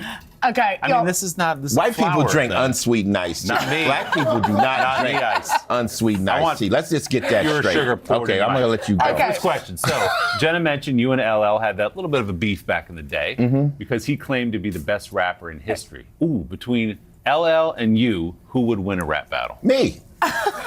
Come on, guys. What do you think he was going to say? Me, Seriously? of course. Yes, seriously. I mean, of course you would. Seriously. I mean, that's part of being a rapper. That's part of being a rapper. You got to feel, I think I could get LL. I think you can. Now we just started the beef Will y'all again. come back and will y'all do it here? We just started the beef Can again. y'all come back and do a little rap battle? Okay, wait. Who's the best rapper of all time? Ooh, that's a hard one. That's a hard one. I think it has to do with who influenced you the most, but we're not even going to answer that. Okay, sip it. There he goes. Nice, Sip like it. it. Okay. We all know Smart. you as Ice-T and your wife is Coco, but what are the nicknames y'all call each other? Oh boy. Oh my God. What are my nicknames? What I call Coco? I think I got the basic one, the Boo Boo. Sure. Boo Boo. And what does she call me? Oh, she calls me Big Daddy. Big Daddy. And I'm not that tall. Yeah. Wow, zinger. Yes, sir. I love it. Yes, sir. All right, how about this one? You've been successful in entertainment for more than 40 years. The most expensive, over-the-top thing you ever bought with your success? The most expensive thing, of course, would be a home. Right. Yeah. Over the top, like a toy of some kind. probably a car. Yeah. Car. I have a McLaren 720S. Whoa. Expensive That car. sounds expensive. Yes. I don't know what it is, but that sounds expensive. But you know what it is? Sometimes when you work hard, sometimes you have to reward yourself with it. Yeah. Or, you're driving to work and you're just like, man, and then you're like, I'm tired. And then you look at the wheel like, yeah, well, I know why I'm driving to work. Little reminder. Yeah, it's okay. But you got to do it sometimes. Spoil yourself a little bit. Yeah. Amen. Okay, well, Ice, we love you. Thank you Thanks, for Big hanging Daddy. with That was us. it? Big huge. I don't You think can't he wants call you me to Big call Daddy. Big Daddy. Okay. He's tall. Got a little You need to sip. You need to sip. All right, coming up next, a front row seat to Fashion Elite. And it is sweet. It is. Well, good. Good job, Project guys. Runway's Elaine Welteroff. She's going to take us to some of the hottest shows of New York Fashion Week right after this.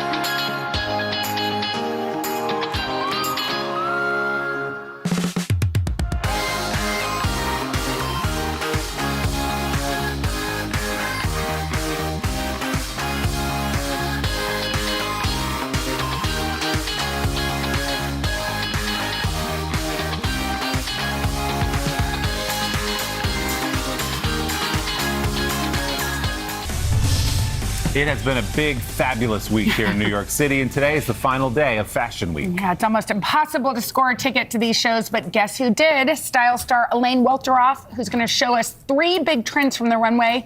But first, check out her fashion-filled day. Good morning, Today Show. It is the first day of New York Fashion Week. Okay, guys, we are moments away from Christian Siriano. I am so excited to see his 15th anniversary show. There's a lot of energy back here. The show is going to start any minute. Let's go catch up with Christian. Oh, excuse me.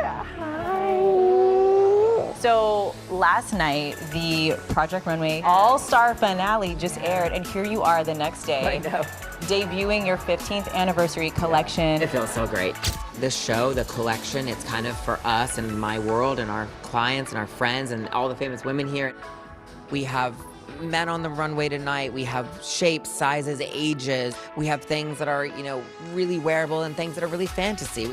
I look at every single look and make sure that I love it as much as I did 3 months ago when we were doing it. And if it's not perfect, I will switch things around and I don't like this lineup and things like that. So it's you think you have it, but right at the end, I'll tweak a few things. Really just happy for Christian. He's worked so hard, and it's wonderful to see him blossom over the years, past Project Runway. And I think he really adores women, and it shows. I'm so passionate about everything that he represents. I love structured architectural clothing with all of his range at his best, and what I love most about him and what I love wearing is when fashion meets art. We are pulling up to the Probable show. It was supposed to start at 5 o'clock. It is 5:26, but we are not giving up hope. This is not a show you want to miss. Probable has dressed everyone from Michelle Obama to Lady Gaga to Alicia Keys to Kate Middleton. All right, let's see if we can catch it. We heard it may have started, but let's see. You had us drive 45 minutes out of town, basically, in the rain to give us a breathtaking show that was entirely worth the drive. It feels surreal because I didn't realize that it was going to rain because it said 5 o'clock sunshine. Neither did I, by the way. The whole collection was this idea of, two worlds and two continents and different people coming together, a collision of it. Because in a culture, oftentimes we are told East meets West, but I thought it was time the West met the East. And, there's no harm in making mistakes, having this dialogue, conversation, different cultures coming together as long as you see each other. So that was the whole collection.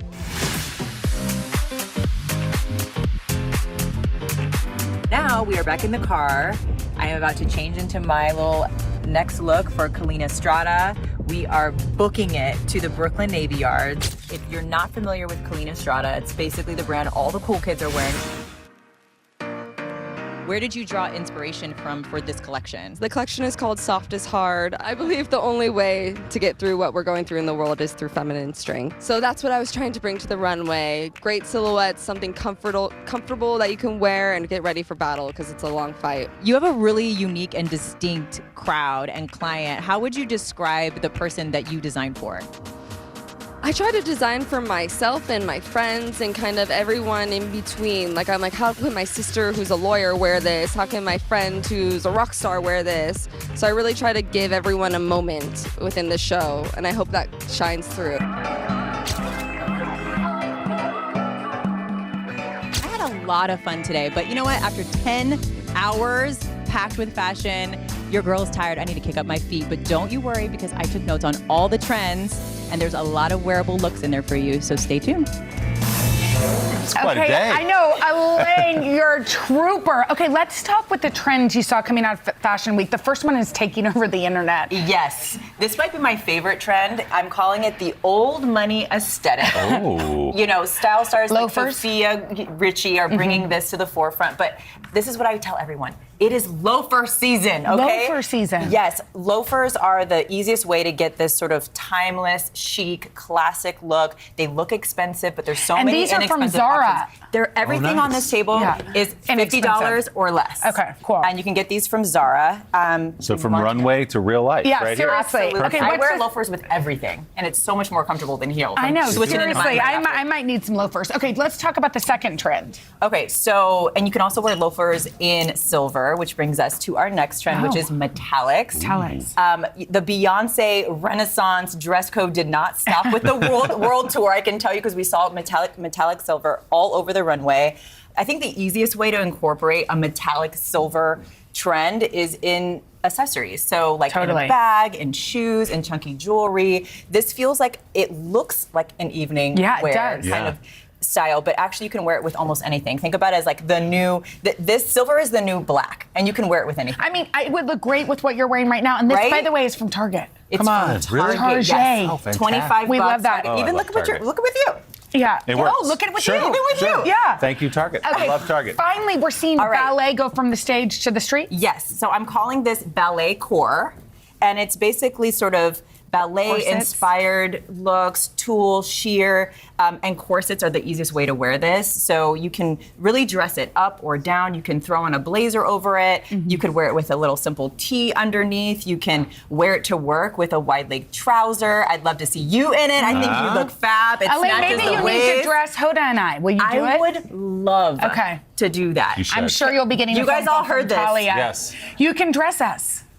I'm in. Loafers, I'm very, very metallics, excited I about know. and ballet. Right? Yes. Boom. I just need the trifecta. pants. Okay. I got you. I got you. Thanks, I Elaine. had my eye out for you guys. Not to be honest, when I was looking at the runways, I was like, "What would Hoda and Jenna wear?" So I'm actually so excited. Oh my that you're gosh. gonna let me Do dress it. you. Make it happen. We're in. Hoda's going to love that. Thank you. Thanks, you. Elaine. Great job out Thank there. you. Thank you so much for having me. Coming up next, the alternative rock band making big waves in the mainstream. Yeah, Laney performs their latest hit single right after this.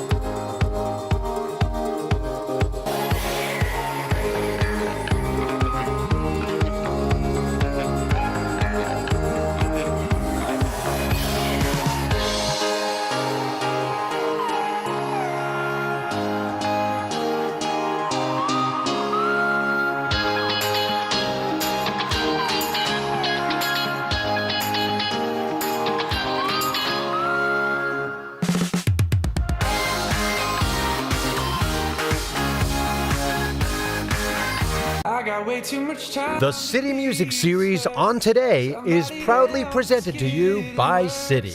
Indie pop duo Laney has been selling out venues across the country with songs like this one, Malibu Nights. Their new album is called I Really, Really Hope So, drops later this month. Paul Jason Klein is lead vocalist, Jake Goss on drums. Thanks for being here, guys. What do we get to hear today? Double XL. Double XL. Okay, take it away, y'all. Okay.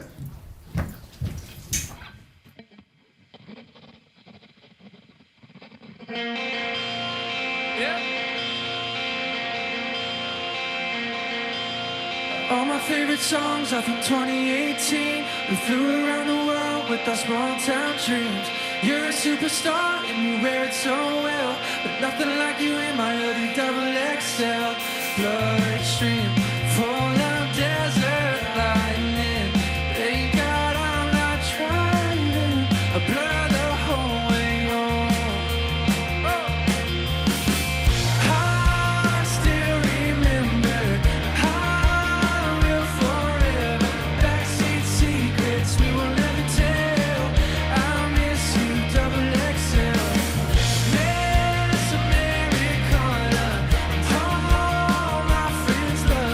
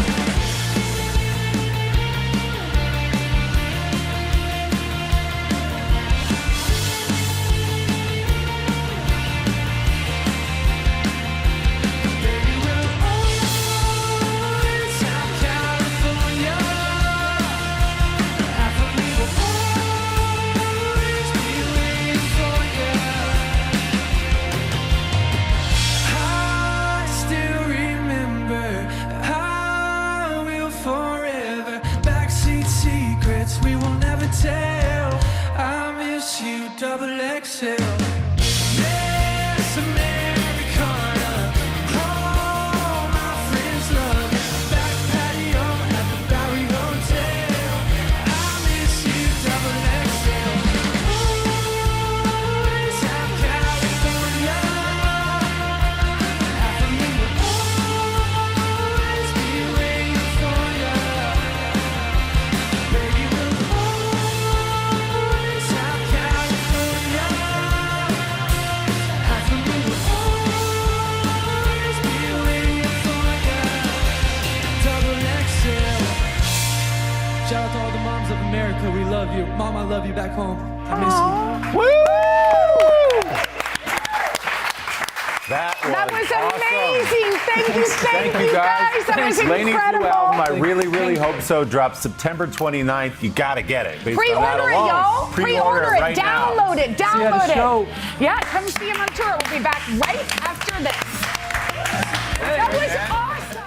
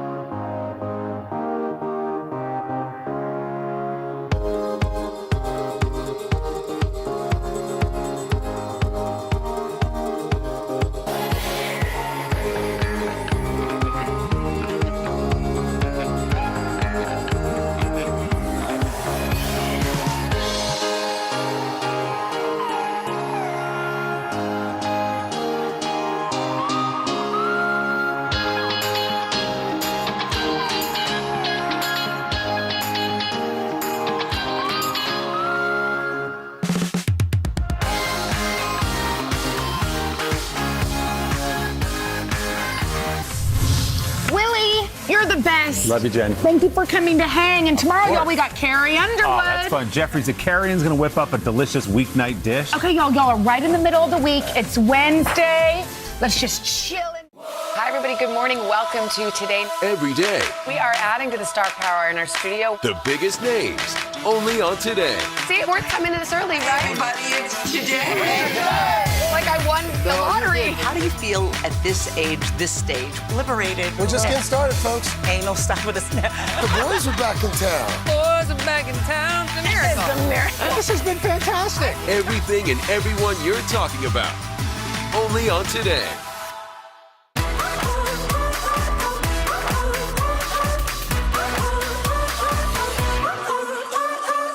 I woke up smiling on my face. No care, no trouble in my way. The sun is shining where I go. That's how I know. Yeah, that's how I know.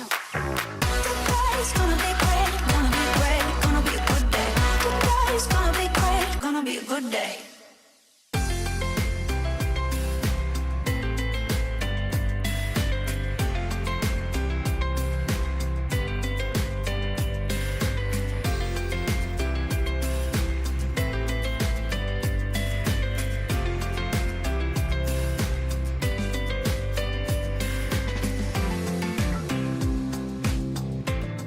In the 1950s, 60s, and 70s, black-owned restaurants weren't just places to get a meal, several becoming crucial meeting spots for activists at the forefront of the civil rights movement. And the families still operating these restaurants today are committed to honoring their historic legacies.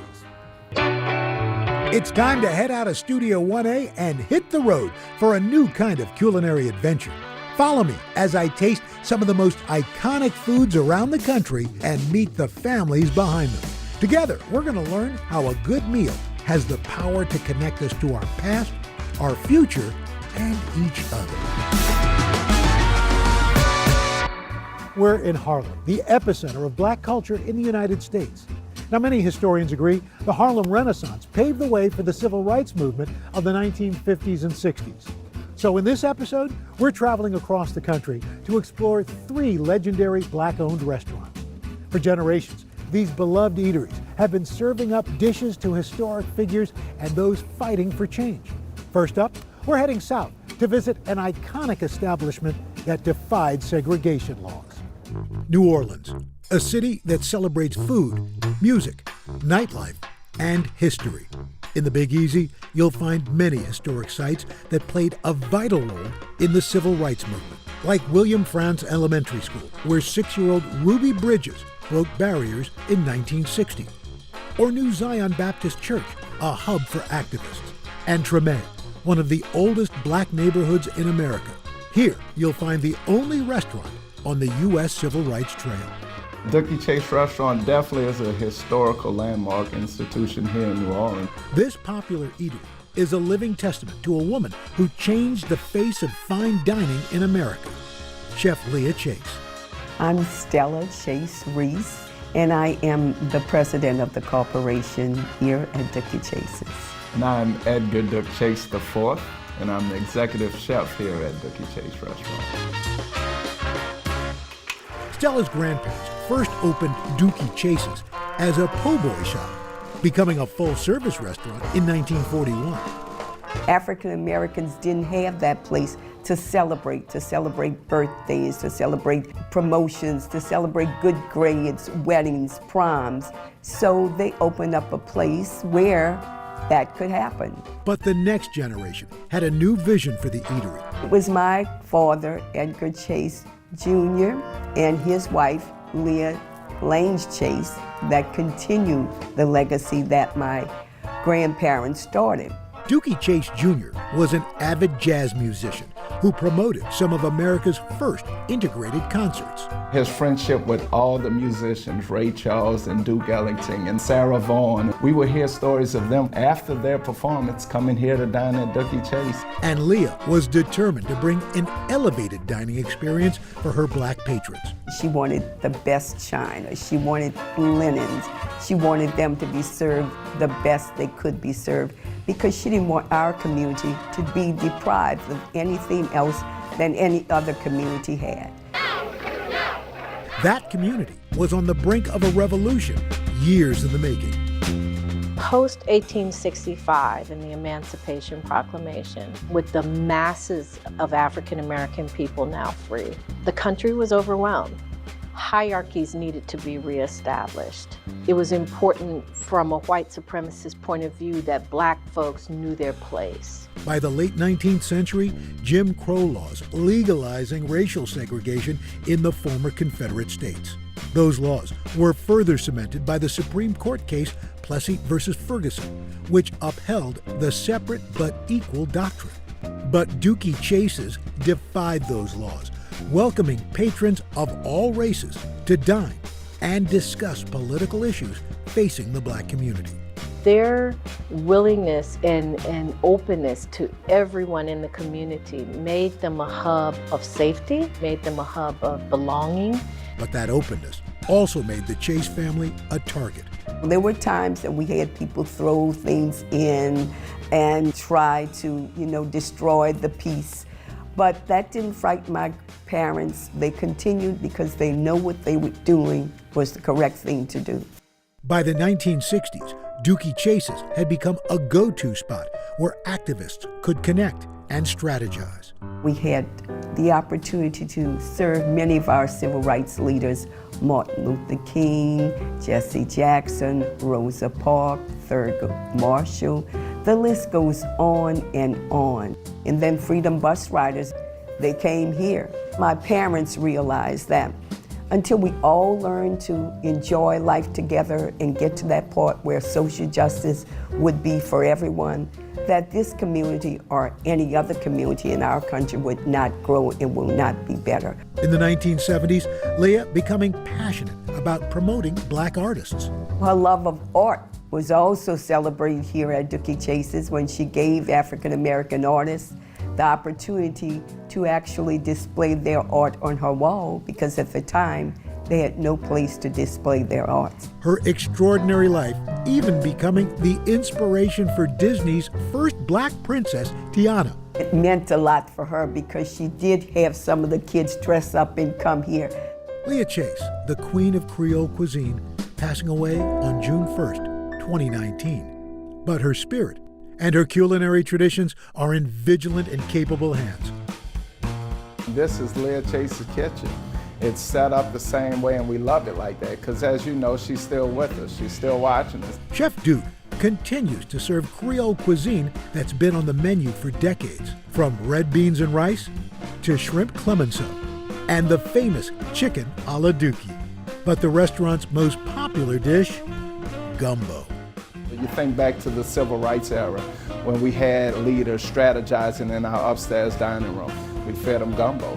You think about presidents today, President Barack Obama, President George Bush came here. We always started them with gumbo because my grandmother always believed that her gumbo will solve any problems. And we like to say her gumbo changed the course of America. Gumbo, an official state food of Louisiana. Dooky Chase's version has a little something for everyone. Not one, but two types of sausage. Some Louisiana blue crab. What we do here is we take the top shell off, we clean it up, and we just crack it in half, release some of those flavors. Chicken and shrimp. This is really coming out to be a beautiful gumbo. The gumbo simmering until it's ready to serve. I mean, if you just smell this, the neighborhood smelling this, everybody knows when Dooky Chase is cooking gumbo. Today, the Chase empire is expanding. Chef Duke just opened the family's newest restaurant, Chapter 4. Being a fourth-generation African-American restaurateur is huge. Many generations now working side by side. Being around my family all day, that's the biggest blessing. I'm so grateful that I get to work with all my family, and it's such a joy. And that joy best expressed over great food. Hello, family. Enjoying everything. We are enjoying everything. What's the song that Rachel? I'm going down to Dooky Chase to get myself some gumbo. When the service is right, they treat you nice. The whole restaurant, Dooky Chase's, is a gift to the family that was given by my great-grandparents. And so we want to make sure that, the restaurant sustains that legacy and all the traditions. Leah Chase said, "Food builds big bridges. If you can eat with someone, you can learn from them. And when you learn from someone, you can make big changes." We can change the course of America in this restaurant over a bowl of gumbo. We can talk to each other and relate to each other. When we eat together.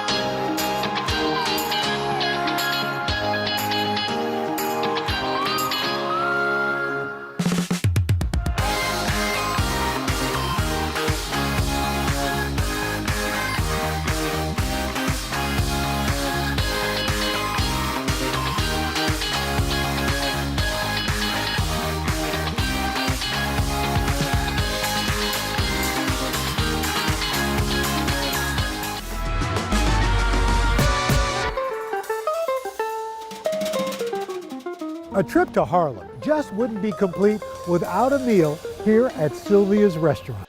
This neighborhood institution has been serving up soul food since 1962. And what started as a small luncheonette has now become a family empire, beloved by tourists, locals, and plenty of famous faces. The cornbread was sweet, It was warm, and it just reminded me of home. It took me back to my grandmother's cooking, so I really enjoyed it. What brought me here today was that I was hungry and wanted some good soul food. So where do you go in Harlem? Sylvia's.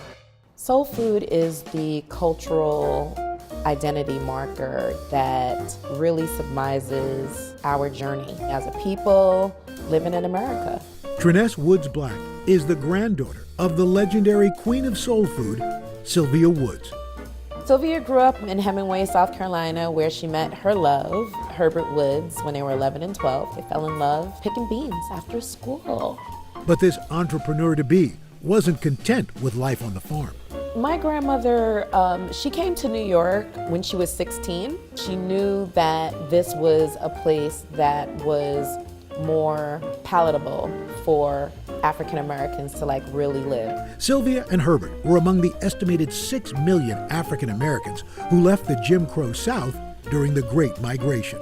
They came, north to escape all of the atrocities that were happening and to really be in control of their lives. If you were Black, Harlem was the place to be. Sylvia finding work at a diner, Johnson's Luncheonette, which she eventually purchased from the owner with a loan from her mom. Mr. Johnson knew that my grandmother would make it. And on August 1st, 1962, Sylvia's restaurant was born. As the cultural center of Black America, Harlem became a crucial site for demonstrations and organizing by leaders like Martin Luther King Jr. and Malcolm X, according to Professor Psyche Williams-Forson. The heart of civil rights is America, because it wasn't limited to one area.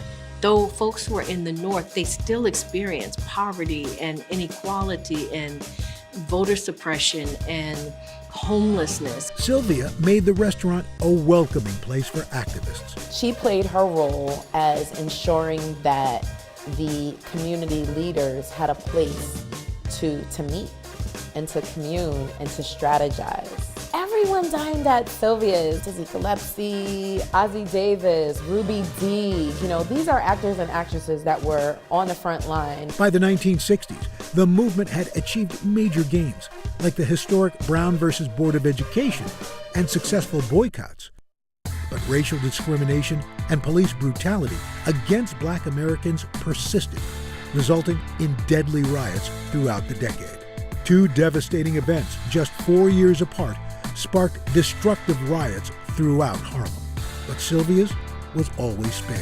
Harlem was on fire, and my grandmother kept the restaurant open because the grocery stores were not open, nothing was open. People couldn't feed their kids. And she was in that kitchen making food so that this community would have something to eat. This strong connection with Harlemites has continued for decades. We have guests that eat with us every single day. And sometimes we have people that eat with us multiple times a day. Coming up, I learned the secret to Sylvia's famous fried chicken.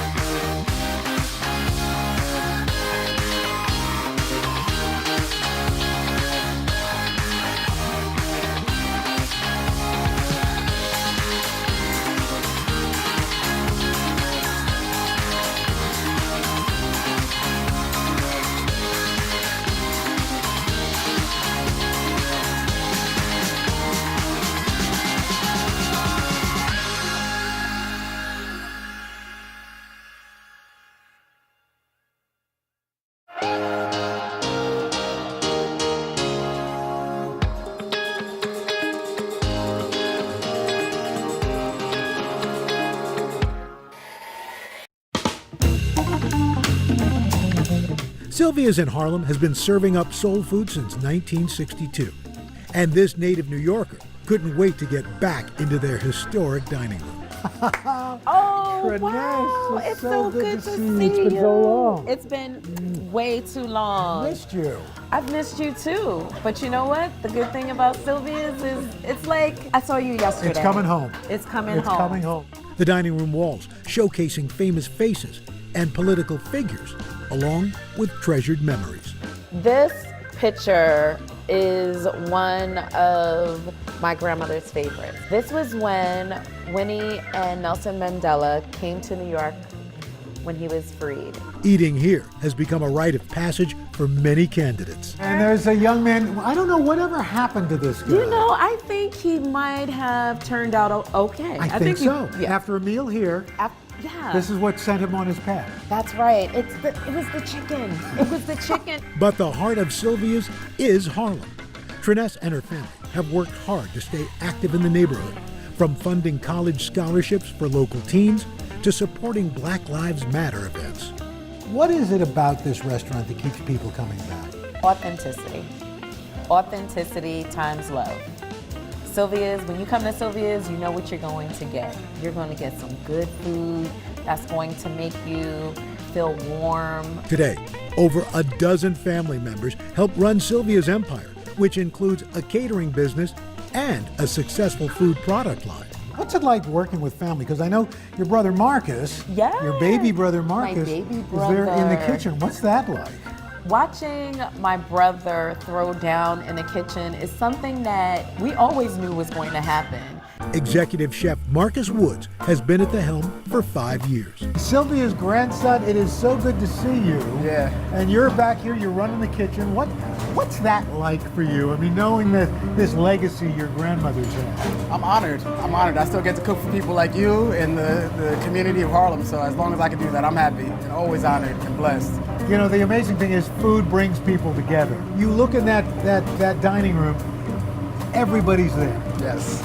Well, Sylvia used to always say that the first time you come to Sylvia's, you're a guest. The second time, you're family. According to Marcus, fried chicken, the most beloved menu item. So, did your grandmother teach you how to do this? Yes, she taught me how to fry chicken, everything down to the seasoning. She would always say, you know, moisturize chicken and marinate it like you're putting lotion on a baby. Now I can't get that image out of my head Exactly. now. One secret, Chef Marcus first applies a dry rub to marinate the chicken. Now, is that just plain flour? Yeah, this is plain flour. We add a little coarse black pepper to it. Drop them all in there. You just want to give it a little mix. Again, the baby metaphor. The baby metaphor. Like you're tossing the baby. After the chicken's coated, it gets a gentle shake. Then it's into the deep fryer. That looks like tender love and care right there. Oh, You see yeah. how gently he's putting it in there? Putting the baby to bed. Yep. They'll let you know when they're ready to wake up. What's the best part of working here? That every day when I walk in, I get to feel like my grandmother's still with me. Yeah. Wow. Like I feel her, I can really feel her presence in this place. And it reminds me every time you're feeling a little lazy, it's like, all right, she's watching. You gotta pick up the pace. And she treated everybody the same. Celebrity, normal person, worker, dishwasher, cook, chef. I don't know if I can ever live up to who she was, but I'm gonna try. She was an amazing person. After about 15 minutes, golden perfection. Wow. That looks perfect. Now, I know you're a thigh person, so I know am a what you're thigh going person. for. Oh, I remember how good this is. That's perfect. Perfect? Wow, the seasoning, it's moist, crisp. Oh. Your grandmother's smiling right now. That's Sylvia's fried chicken right there. You treated the baby well. Mm-hmm. Marcus, this is fantastic. It's so great to see you. Yeah. If you don't mind, I'm going to take this piece to go. Oh, I'm gonna pack up a whole bunch for you. Thank you.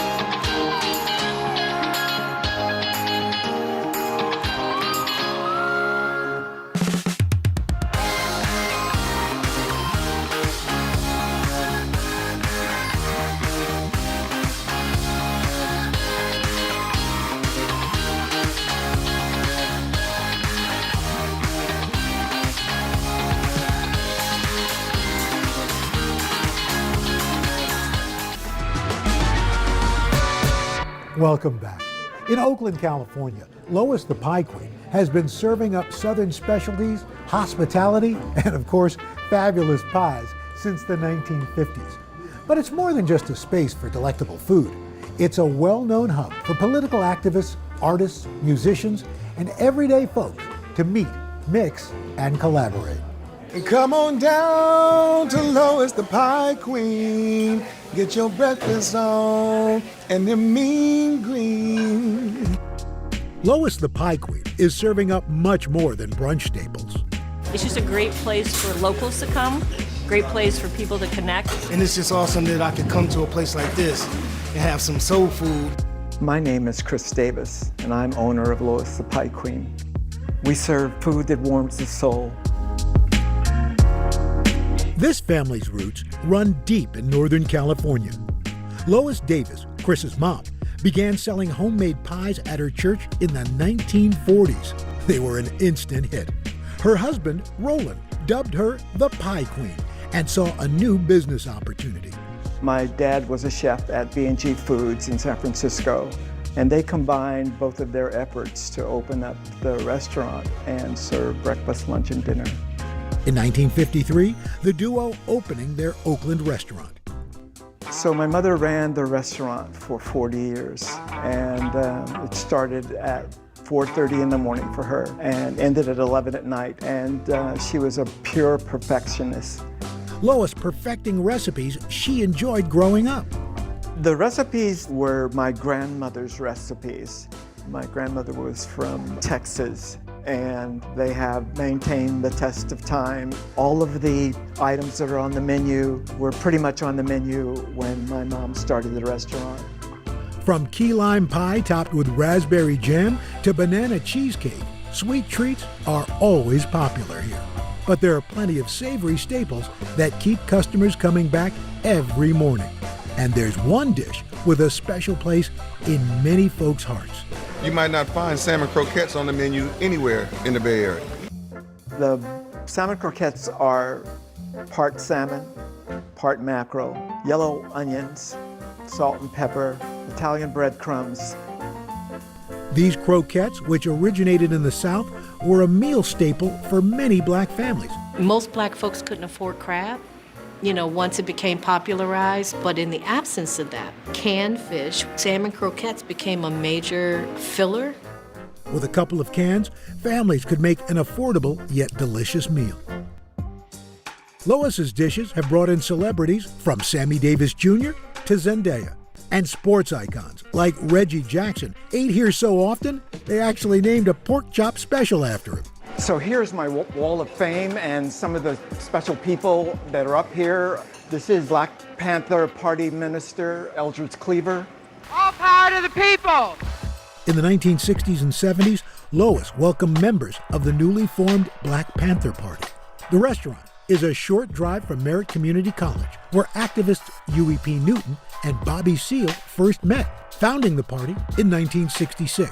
Chris attended Merritt with both of them. I had Eldridge Cleaver, Angela Davis, Bobby Seale, Huey P. Newton come through the restaurant. Civil rights leaders and organizers and community leaders would come and meet and organize and strategize. There was a lot of electricity in the restaurant when they visited.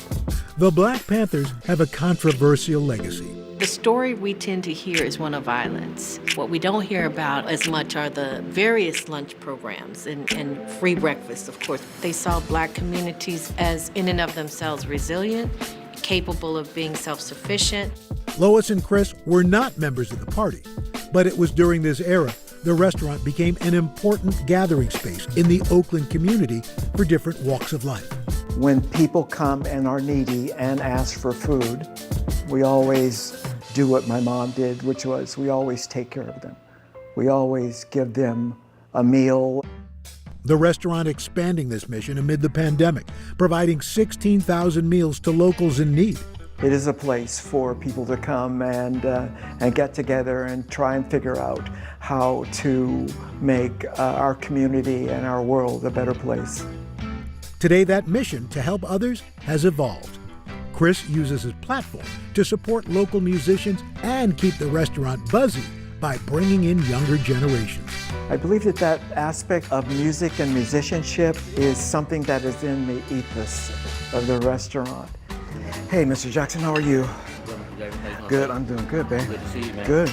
He recently started a music management company, For Wise Men Entertainment, that he unofficially runs from the tables at Lois. It's not an accident or a coincidence that you look around and see a lot of photographs of, famous folks. There's a lot of people that he supports. And I don't mean support just by putting our pictures up. He'll cultivate young artists that are looking to get an opportunity to get a platform where they can be seen and heard.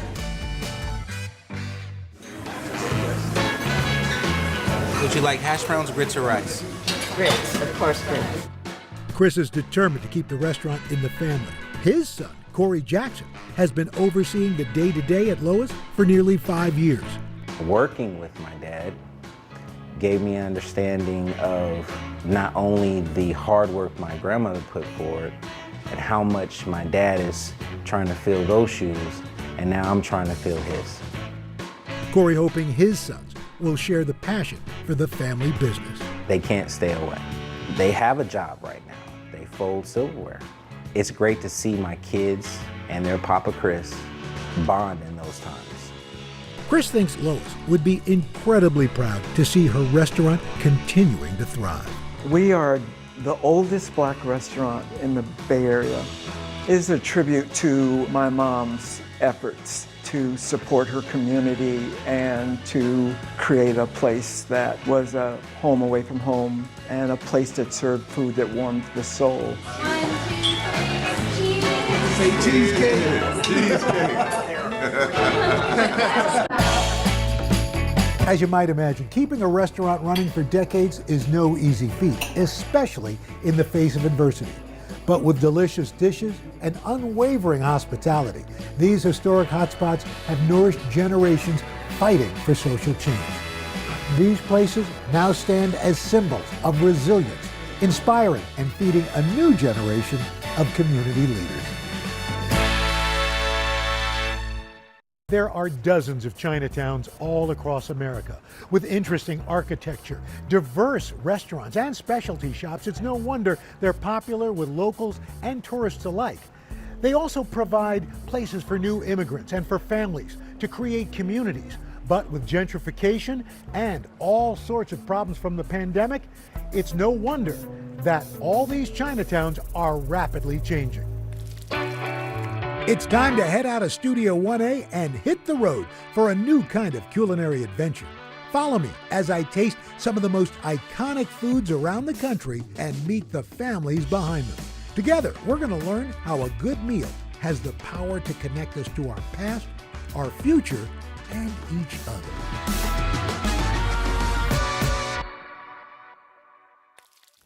Okay, so it's no surprise. There's incredible food to be found here in Manhattan's Chinatown, folks lining up all the time.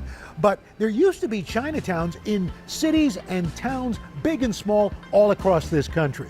In fact, the longest running family-owned Chinese restaurant is in a place you might never think of, Butte, Montana. At the turn of the century, Butte, Montana was a bustling mining town. The invention of electricity leading to a demand for conductors like copper. Mining boomed, the city flourishing. The demand for labor brought thousands of immigrants to Butte. They came from so many different countries, including Italy, Ireland, and China.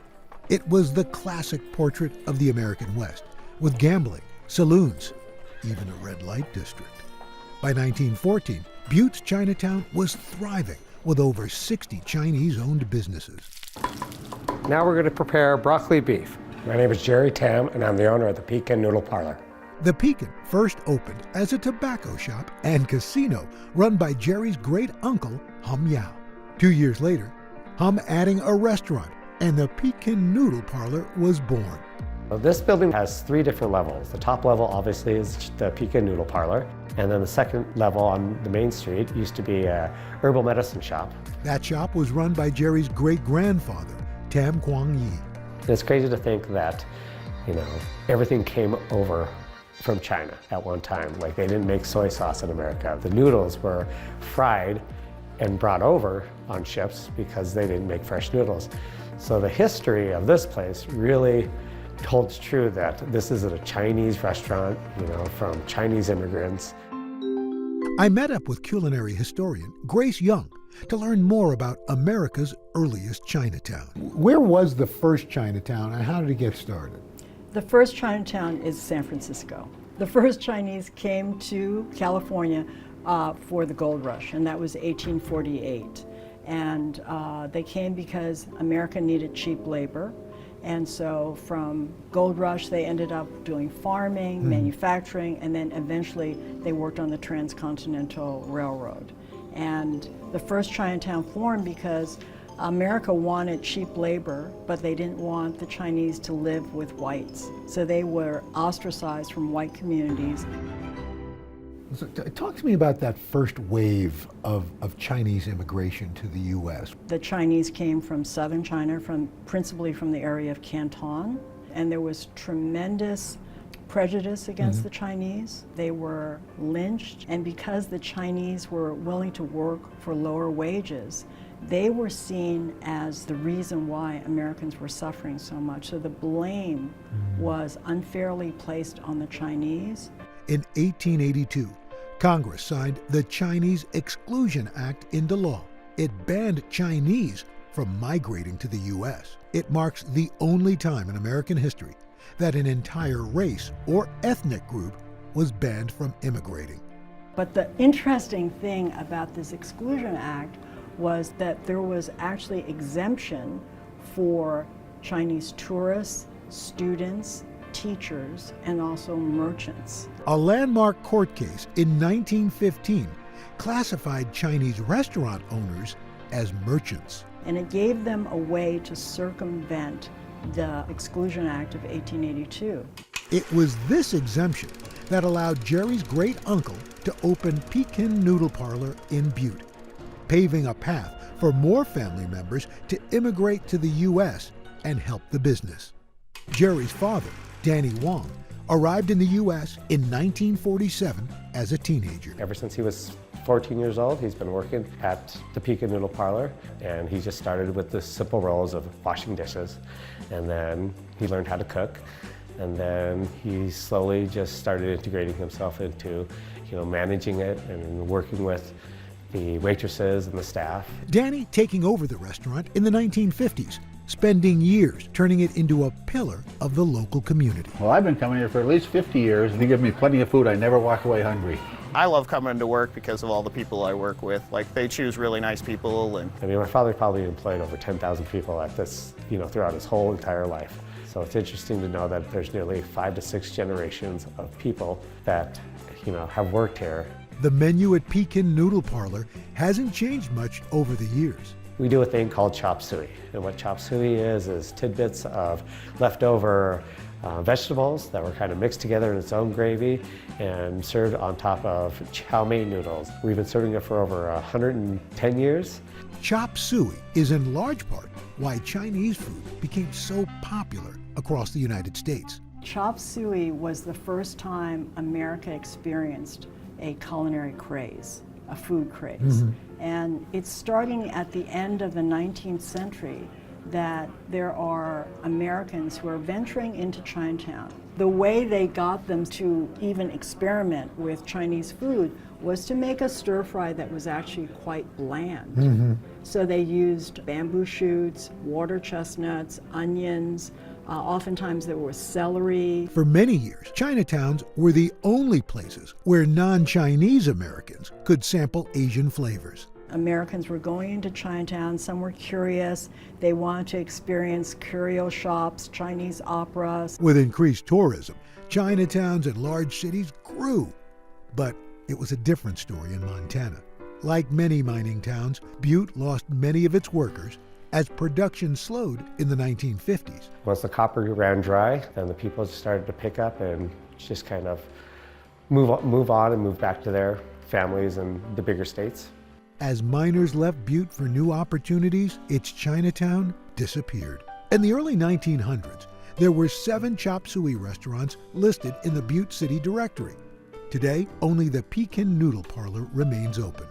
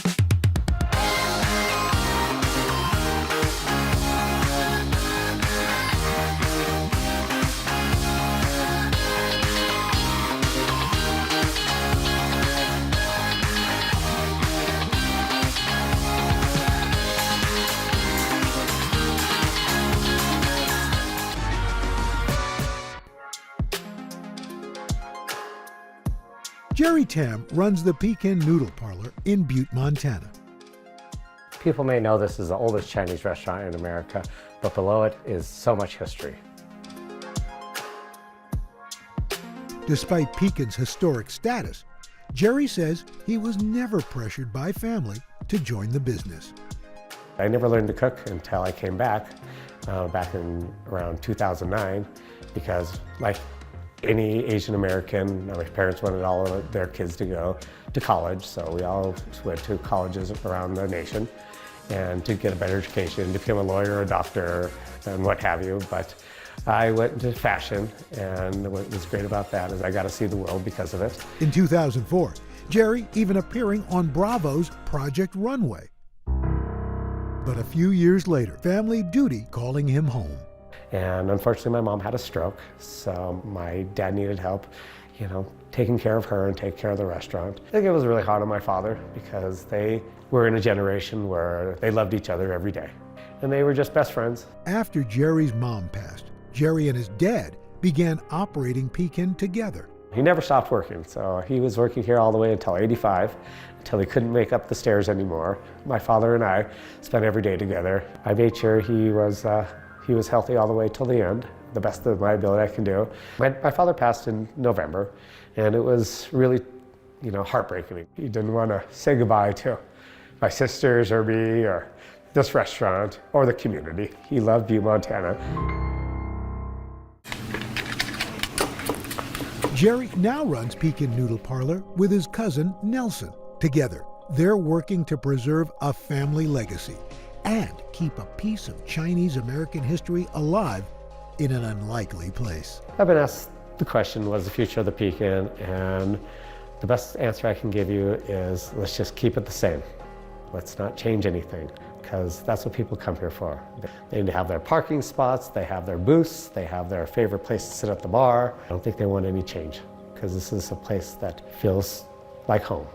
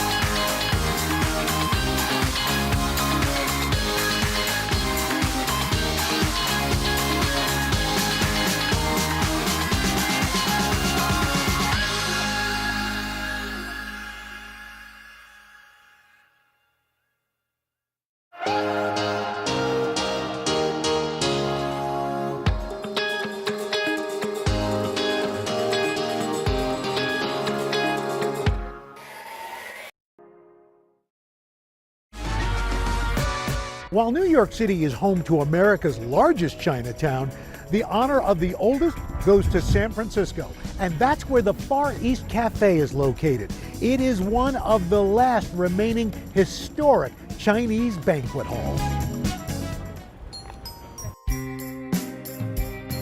After a 2-year hiatus, this celebrated venue hosted the 64th annual Miss Chinatown USA pageant, a Lunar New Year tradition.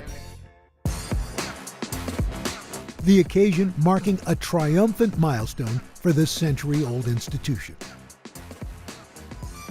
Bill Lee has owned the Far East Cafe since 1999. His daughter Kathy working by his side as the manager. He brought me into the restaurant to kind of understand the roots of our culture. He wanted me to remember that, you know, Chinatown is about community, is about traditions, is about culture.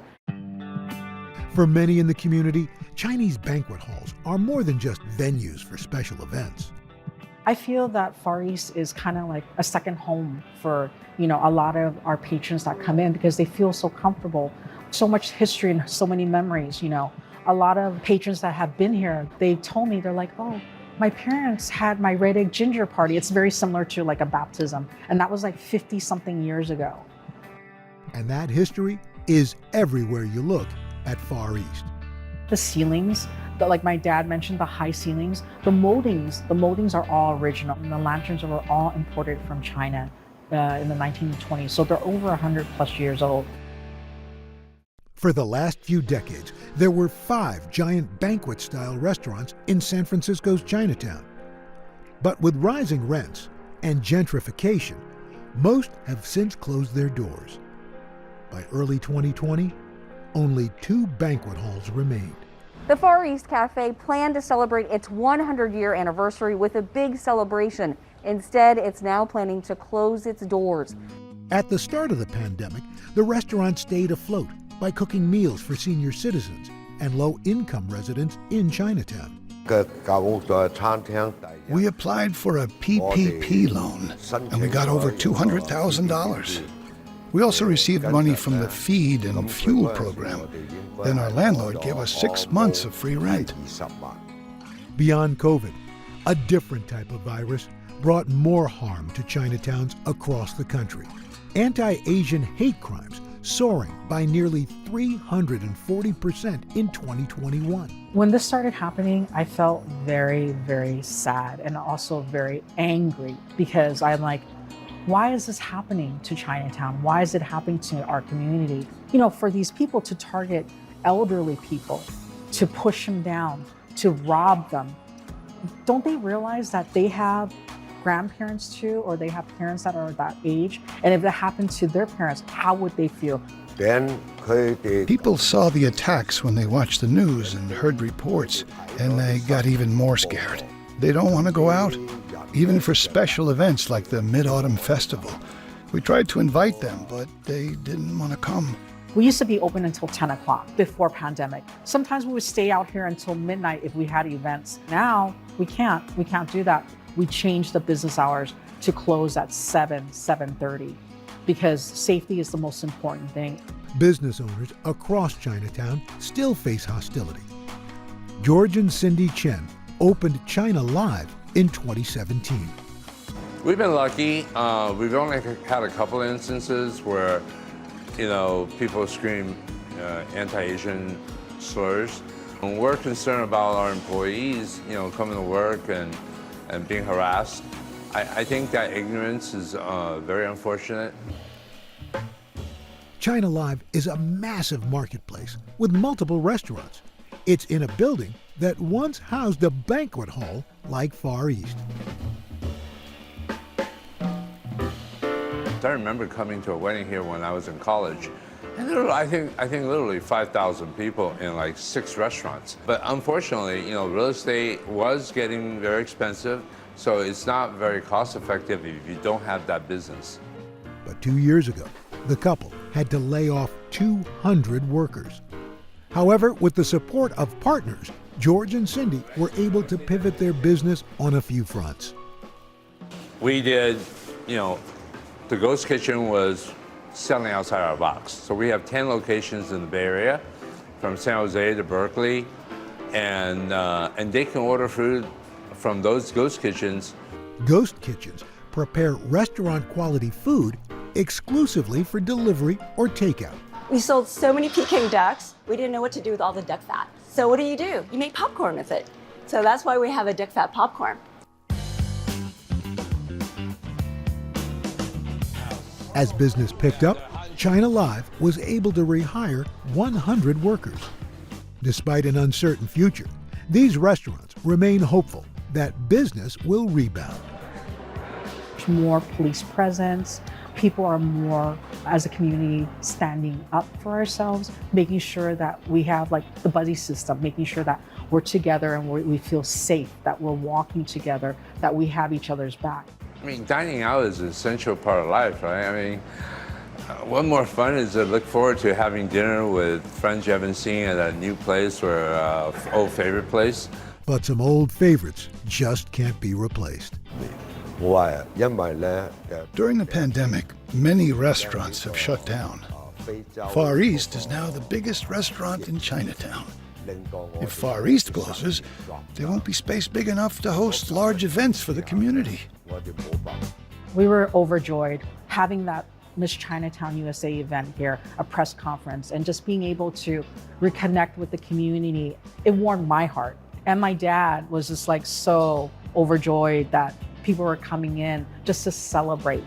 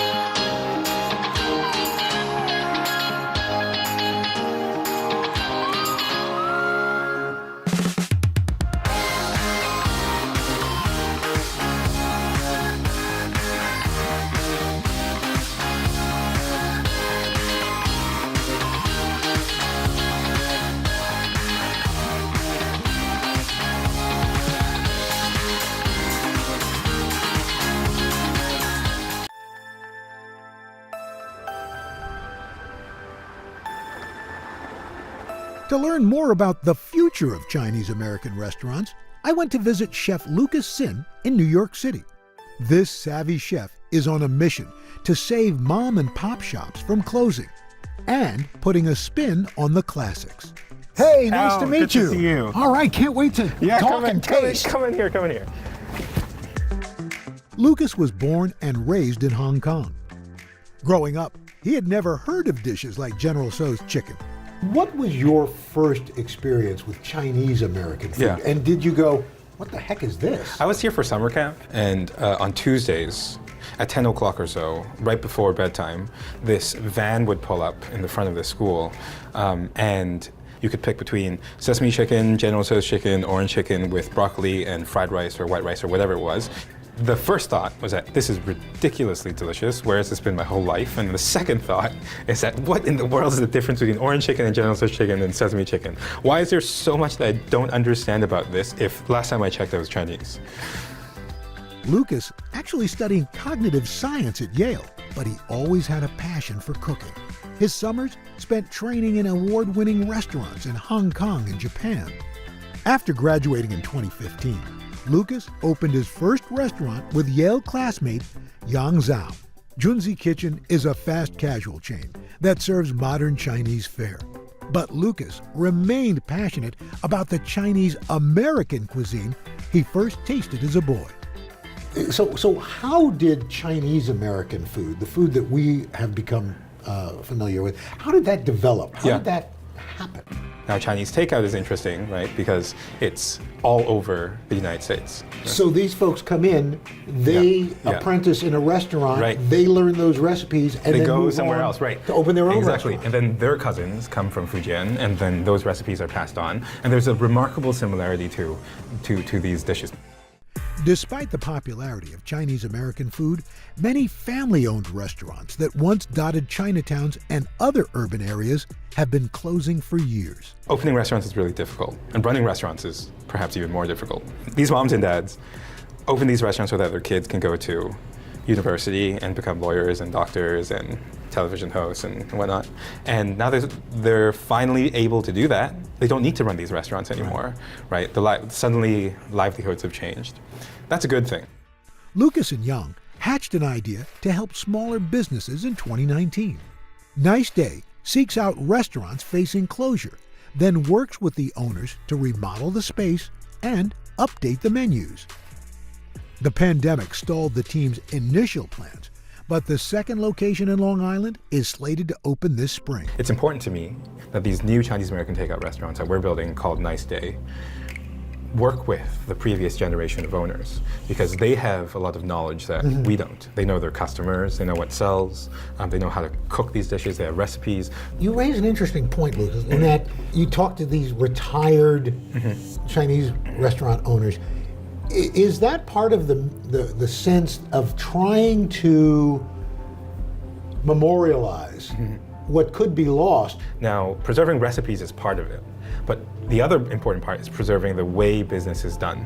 Chinese takeout restaurants are one of the few restaurants in the world that if they're open from, let's say, 11 to 10, the work hours are 11 to 10. They don't have any prep hours. The same cooks that do the wok stir fries are also prepping during the day. It's ridiculously efficient, and it's got to do with the setup and the way that the kitchens are run, but it's also important to us that we give back to this last generation, and that we can make sure that owners who want to retire can retire well, and that that legacy can be preserved in a new type of American Chinese takeout restaurant. While Nice Day pays homage to popular Chinese American recipes, Lucas has been celebrated for his innovative fusion dishes. In 2021, he was named one of Food and Wine's best new chefs. We serve a mapo mac and cheese here, which is a variation on that dish. It's fusiony and it's silly, and it's just an attempt to do something ridiculous. It doesn't make any sense. It betrays every chef sensibility that I have, but unfortunately it's delicious and it's interesting and it gets people talking. Finally, it's time to eat. Lucas showing me how to make his signature dish.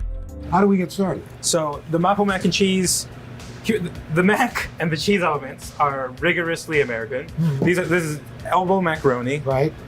Cooked halfway, and this is Velveeta. But the mapo element is going to be in the form of a mapo sauce, if you will. The last two elements that really sort of take this over the edge is Chinese sausage.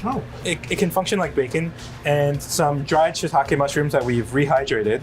So to start off with, we're just going to cut a couple of things. And this tofu we will then put into the deep fryer. This concludes the chopping portion of our program. Next, garlic and ginger are cooked till fragrant. Then, spicy bean paste and soybean paste are added to start the sauce. Mushroom broth is added, the mixture brought to a boil so the flavors infuse. Can I give that a try? Yeah, absolutely. Here you go. So your left hand's on the wok? Yeah. Yes. I can't get any altitude on this thing. Nothing's coming up. That's why the pros do it, baby. At this point, everything's smelling quite good. So the macaroni is going to go in, as well as the soup we just made. Once it's boiling and happy, 2 slices of the best Velveeta American cheese. Wait for that Velveeta to melt. You'll see that sauce is already beautifully tied together.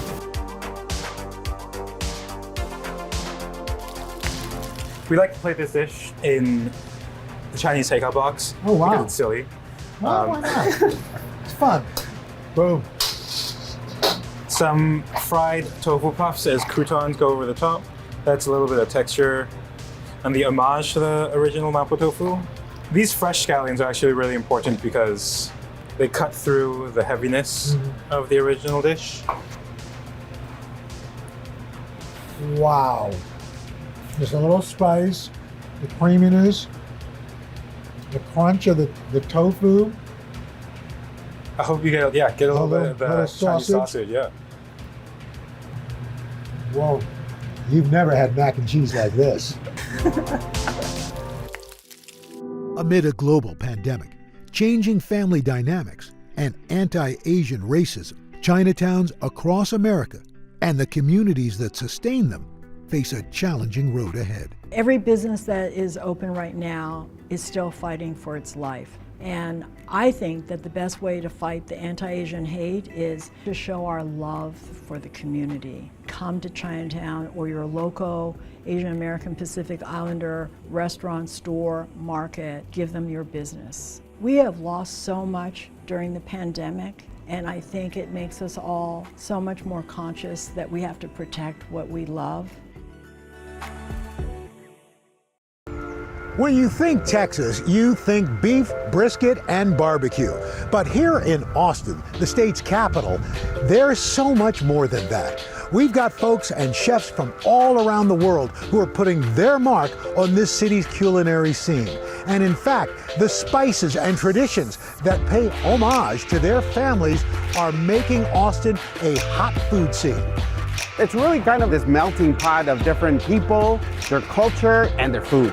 The creativity and the flavor that they put into the food is really artistry, right? It's really the diversity of food. Like, you can get some of everything here. So what keeps Austin weird and tasty? We're about to find out. It's time to head out of Studio 1A and hit the road for a new kind of culinary adventure.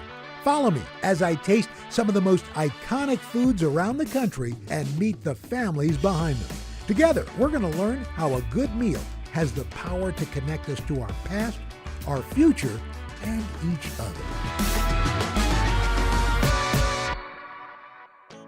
Austin is home to over 1,200 food trucks in food parks just like this one. But we're here for one specific truck. We're here for Tony's Jamaican, serving up fine Caribbean fare to Austin for more than 10 years. Meet food truck owner Tony Scott and his wife Kim. From humble beginnings in Kingston, Jamaica, Tony has made Austin his home since 2003, and he has always had a passion for flavorful food. When did you start cooking? How young were you? 10. Tony's mother Hyacinth taught her sons how to be self-sufficient, especially in the kitchen. So you learned from Mom early on? Yes. What was it about cooking that you liked? I don't know, I like food at those days. Those skills learned during childhood would help Tony define his career. For nearly a decade, he worked a small beachside business, serving jerk chicken and drinks to tourists in Jamaica.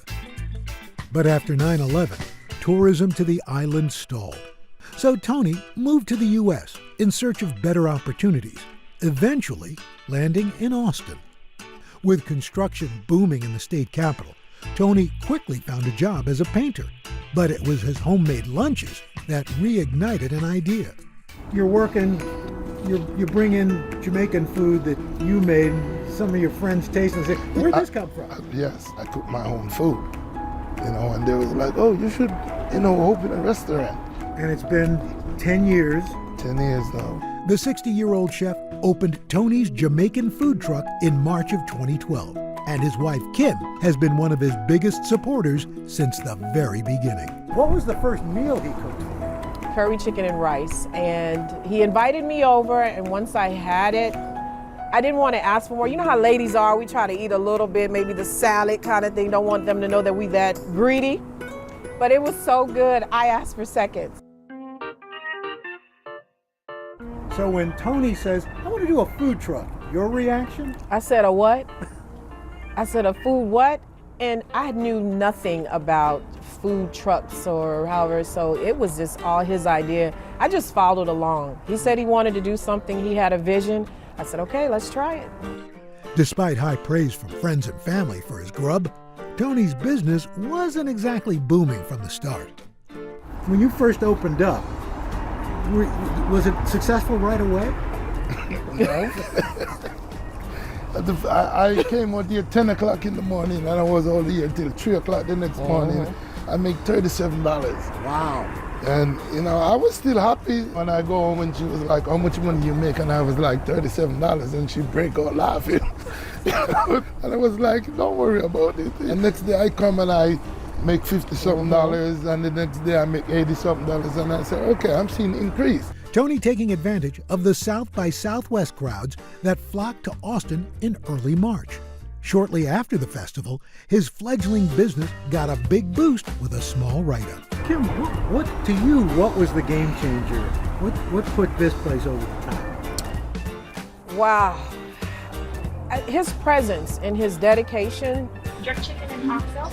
Now, loyal customers are visiting this hotspot daily, decked out with the colors and vibes of Jamaica. From curried chicken and goat to jerk everything, food fans walk away feeling the island love. In 2018, Tony laid down more permanent roots in Texas. You opened up a brick and mortar restaurant. Were you nervous about that? A little bit. It was a lot of... Let me hear. Kim, were you nervous about yeah, that? I'm so glad you asked me that question. Yes, I was. It was something totally different, and from a food truck going into a brick and mortar. I didn't come from the restaurant industry. I came from the finance side. Coming in, I was telling Tony, I said, I got this, I can run this, no problem. But oh, no. I was ringing the red light bell, like, hey, I need some help. It was challenging, but also it was fun. Kim now helping run the business for both locations. Family always mean a lot to restaurant. Sometimes she would say, you never know, one day it might be just me and you. You got to show me how to cut this meat.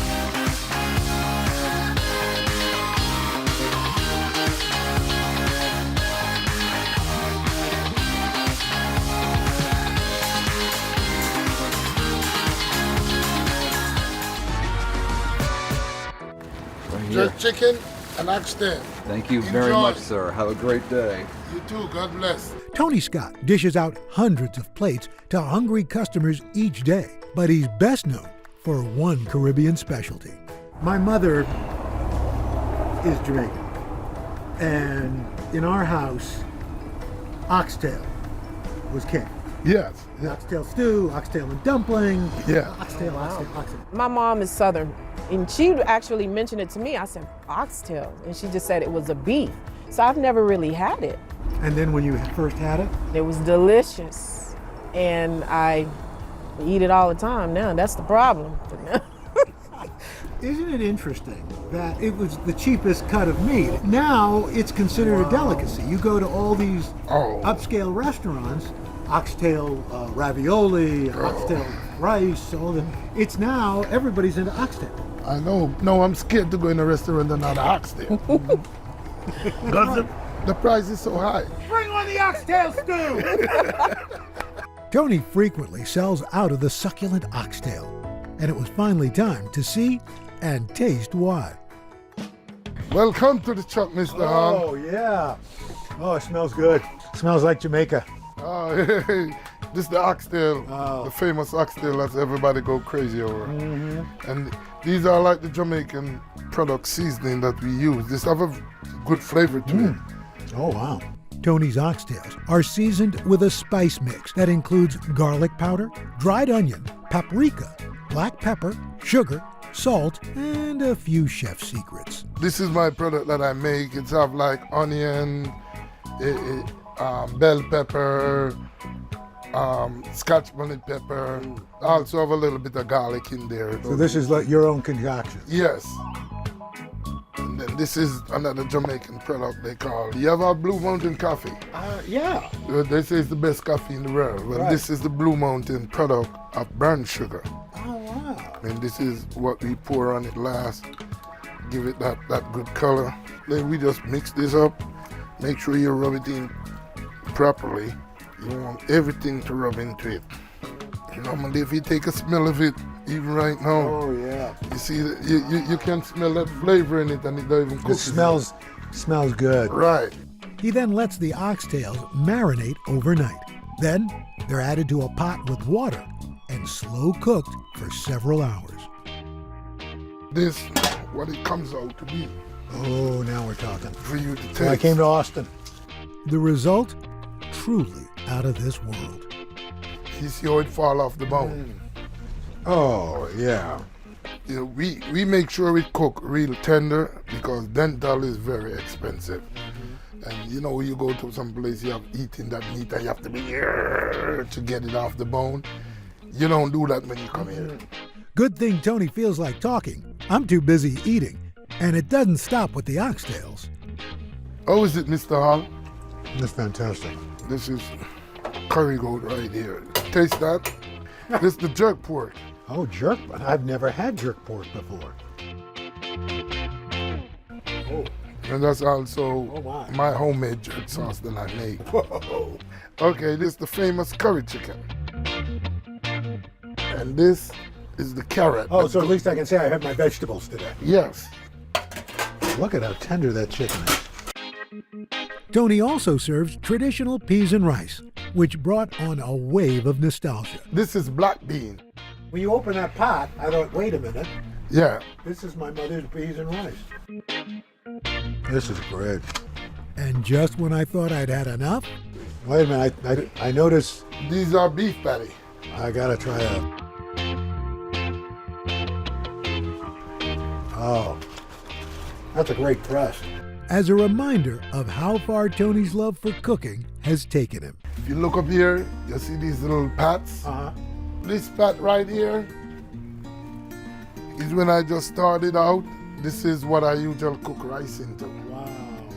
The reason why I keep this pot to show people is where Tony's Jamaican food is coming from.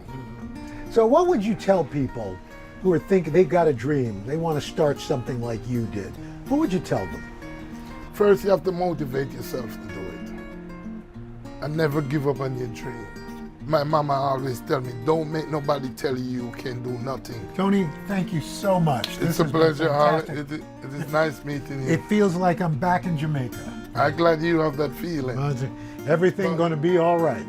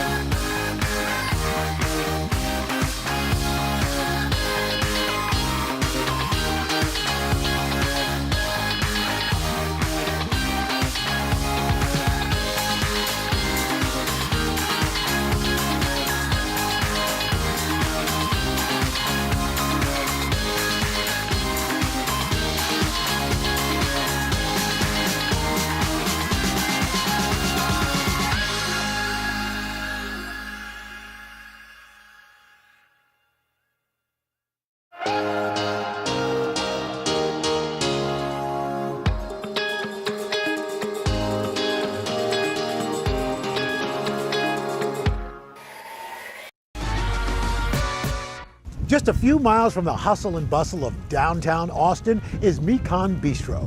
It is a spot that's loved by locals and tourists alike for its Vietnamese comfort food. Who's the better cook in the family? I'm not gonna even bother asking my mom about that because my mom is hands down the best cook.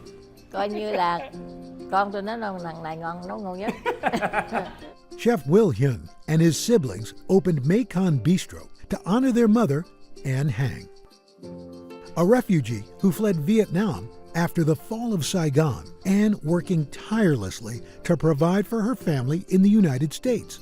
She took a chance to travel across the ocean with nothing in hand, working ever since she's been over here, working from morning to night, and still provide us with a hot meal every day. When Mekong first opened, Will hoped that his mom would finally stop working, but Ann had other plans. Technically, she's retired, but like I said, she would not stay home. Ann's passion for food starting in her home country. Mẹ chỉ hồi khoảng 17-18 tuổi đó là đi theo mấy người ở dưới quê mình ta đi nấu đám cưới này kia nọ, rồi thì thích nấu vậy thôi. In 1972, Ann married Kia Huynh. They had 4 children in Vietnam. Ann turning to cooking to help support the family. Nấu ngoài chợ bán thì chỉ có khoảng 2 tháng cỡ đó à. Thì cũng bán nấu hủ tiếu nấu đồ Việt Nam thôi. This is my dad and my mom, like right before the fall of Saigon. When the Vietnam War ended, the family was looking toward a better future in their homeland. But in 1975, the Viet Cong began to invade Saigon. Giải phóng vô thì mẹ muốn tự do, không có muốn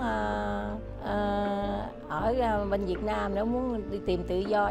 Ann's husband fled the city first, Will leaving when he was just 7 years old. It was scary. We left separately, me with my uncle and my mom with my 3 sisters that came a year later, because if you get caught, you were thrown in jail.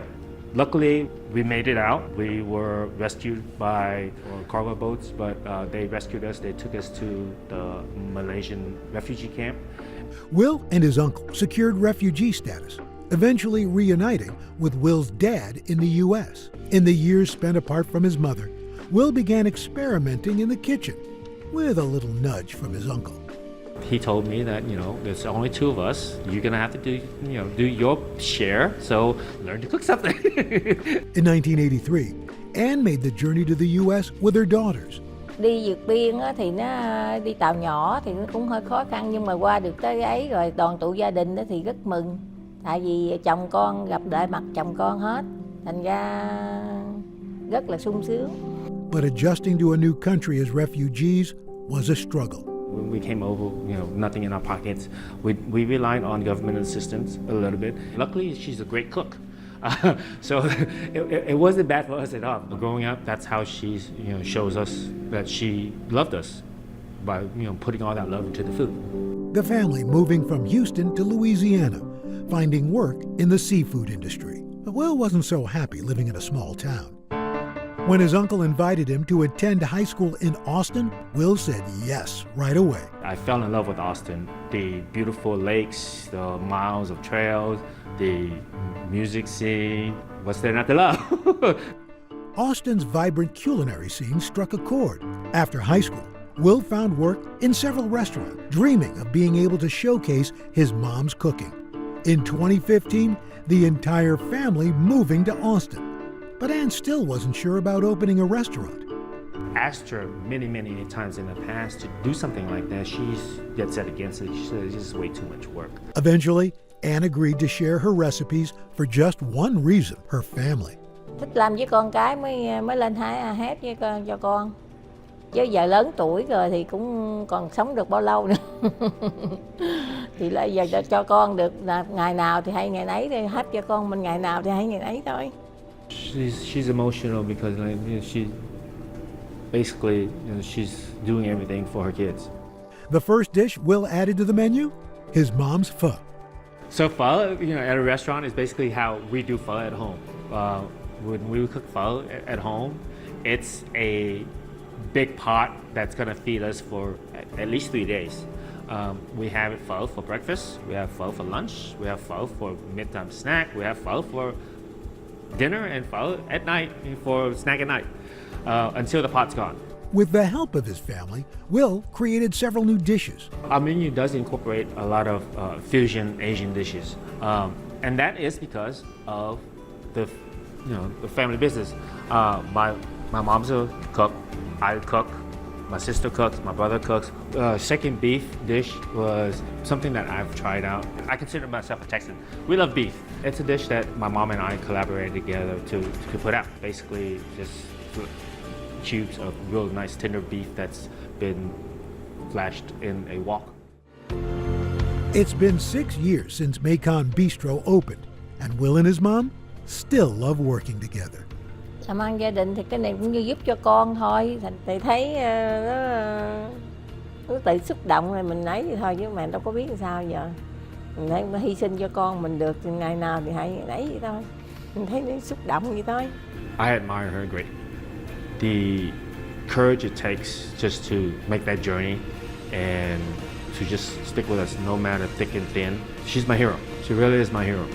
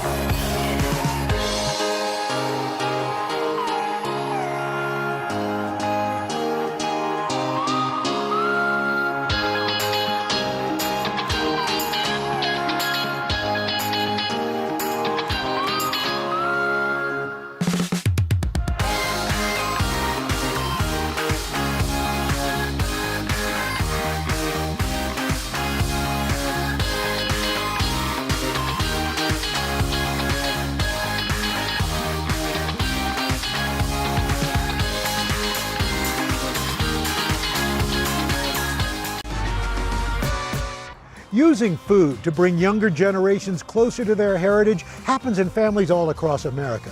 And it's happening here at Habesha with a husband and wife team who's using their restaurant to bring their daughters closer to their Ethiopian roots.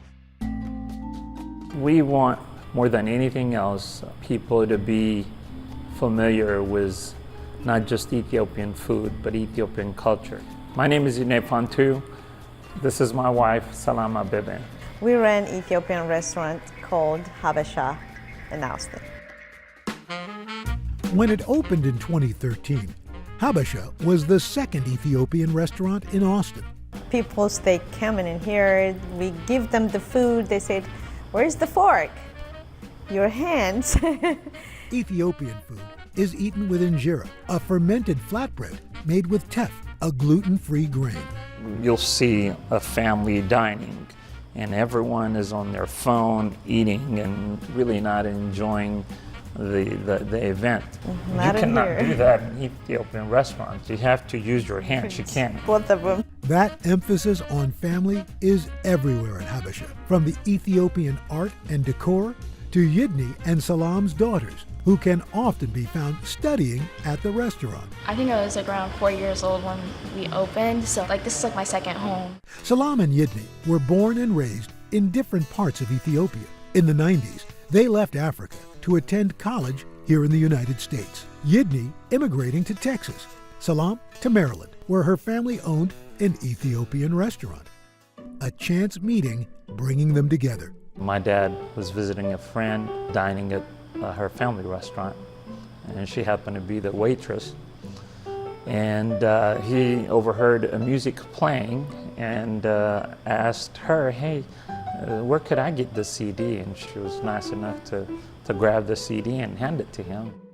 But Yidney's dad was thinking about more than music. When he got home, he immediately gave his son a call. And he said, hey, just call her and thank her for me. When he called me, I was like, I give it to your dad, not for you. And then he kept calling me. I was like, okay, I think he's not gonna give up. My dad was one who hooked me up to it. They dated long distance before Salam moved to Texas, the couple marrying in 2003. Their daughters, Edel and Azel, are now teenagers.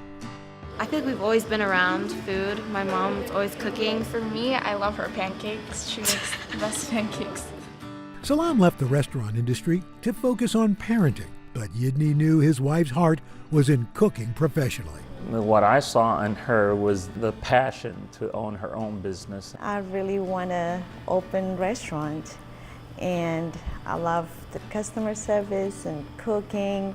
In 2012, Yidney and Salam finding the perfect location for their restaurant. Austin is a very unique town in that there is people from all walks of life. And I think part of the reason that we are successful is because of that diversity. Habesha's menu honors their Ethiopian heritage with many vegetarian dishes, from stewed yellow split peas to braised collard greens. They also serve more than a dozen dishes with beef. Texas has a lot of people that loves meat, so we have a bigger selection of meat as well. And I think my favorite dish in that is the kutfo, or the steak tartare. When it's done right, that's probably the best dish in the world. There's a ground beef and mixed with butter and spices. When the pandemic hit, Habesha's popularity helped save them from closure. And I said, okay, this is it. I think we're gonna fall down now. And then people, they support us. They love to be here. They send us check. They send us cards. We have a good community. The donations from fans kept them afloat until they figured out a to-go plan. Before COVID, takeout business was only 3 or 4% of our business. And overnight, we had to do 100% of our business. And by nature, Ethiopian food is not takeout, so we had to figure out a way to package the food, to market the food. After laying off most employees, the couple had to work non-stop. As the to-go business began ramping up, Edel and Azel pitched in to support their parents and save their beloved second home. I would write down like the orders, like the online orders, and I would like put them in the kitchen and cleaning, washing the dishes, cutting the injera, like folding it, boxing up to-go orders. They did a lot, and they're part of the reason why we're still around. So I'm sorry I get a little emotional when I talk about them, but yeah, they're incredible. They're just a love of my life. One of the things that we instill in them is knowing who they are, where their parents came from, and learning the culture, learning the food. Salam is looking forward to a busier future at her dream restaurant. I want to grow this business, and a lot of people, they never had Ethiopian food. They had Chinese food, Italian food, or Indian food, so they don't know about Ethiopian food. I'm really proud of her because like she gets frustrated at times, but she doesn't let that like stop her. A really big inspiration to me. Whenever things get hard, you just keep going. Best part working with your partner is the fact that you're there for each other, to comfort each other when it's down, and to be there when your partner needs you. The best part of it, he knows what I can't do, he covered. The same thing, he cannot cook. So, okay, she can handle it. With Austin's welcoming atmosphere, it's no surprise that more chefs are putting down roots in this fast-growing city. It's everything from James Beard award-winning chefs and taqueros and even home cooks. The thing that makes a food scene good is different cultures meeting each other and being able to influence each other. The fact that anything is possible is what makes Austin such a cool place. One thing that rings true here in Austin, no matter your background or culture, there's room for everyone at the table.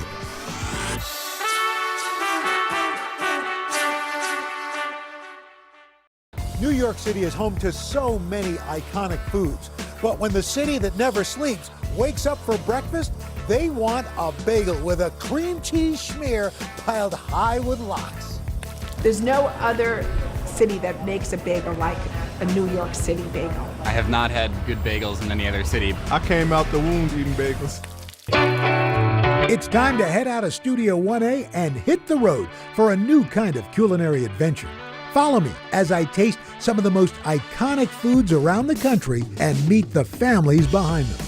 Together, we're going to learn how a good meal has the power to connect us to our past, our future, and each other.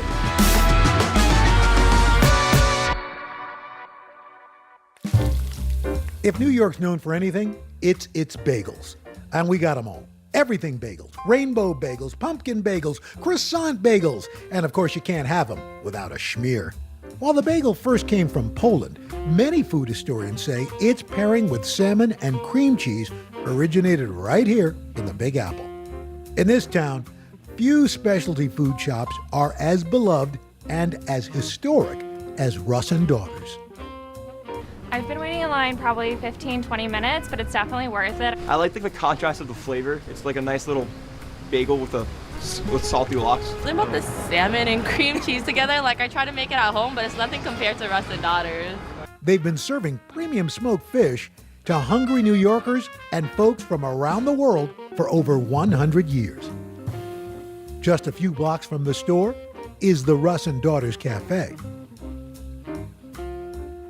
Hi, Al. Hey, how are you? Welcome to Russ and Daughters Cafe. Nice to see you. Great to guys. have you here. Thanks for having us. This is beautiful. Thank you. Nikki Russ Fetterman and Josh Russ Tupper are the grandchildren of the original Daughters. These cousins are fourth-generation owners, carrying on their family's culinary legacy.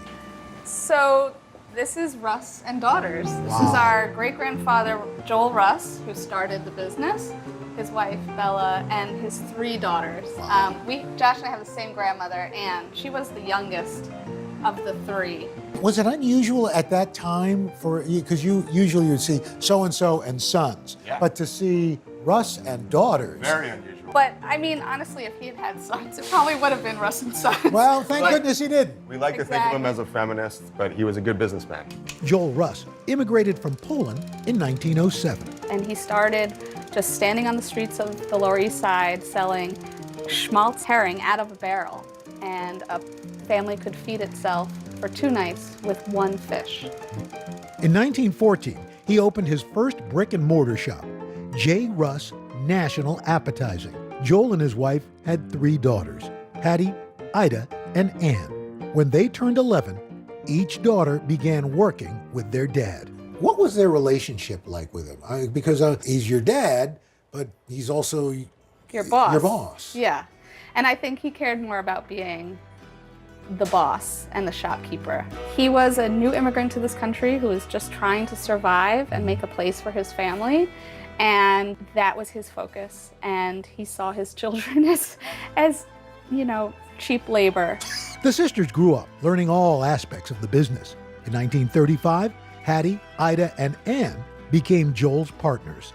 The shop was renamed Russ and Daughters, making it the first in America to bear "and Daughters" in its title. When your great-grandfather decided to start Russ and Daughters, why the Lower East Side? After Ellis Island, this was the starting off point for the majority of poor Jewish immigrants. This is where they landed and they got their start.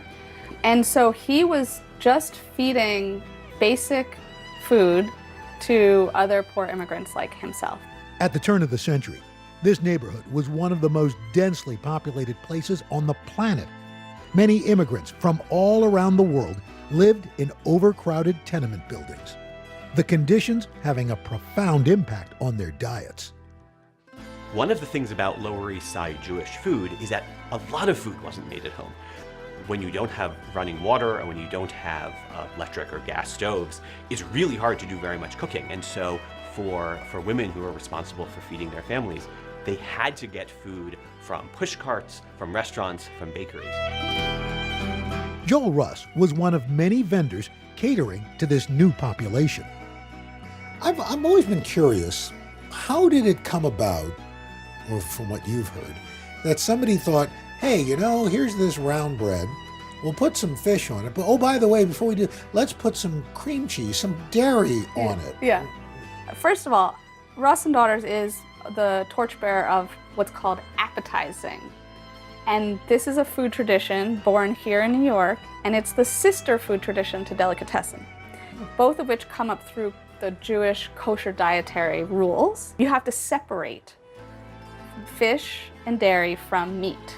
So a delicatessen, strictly speaking, is for meat. The appetizing store is where you go for fish and dairy, things like herring, smoked fish. When we say bagel and lox, most people are, we're referring to a smoked salmon, but the original bagel and lox was not with smoked salmon.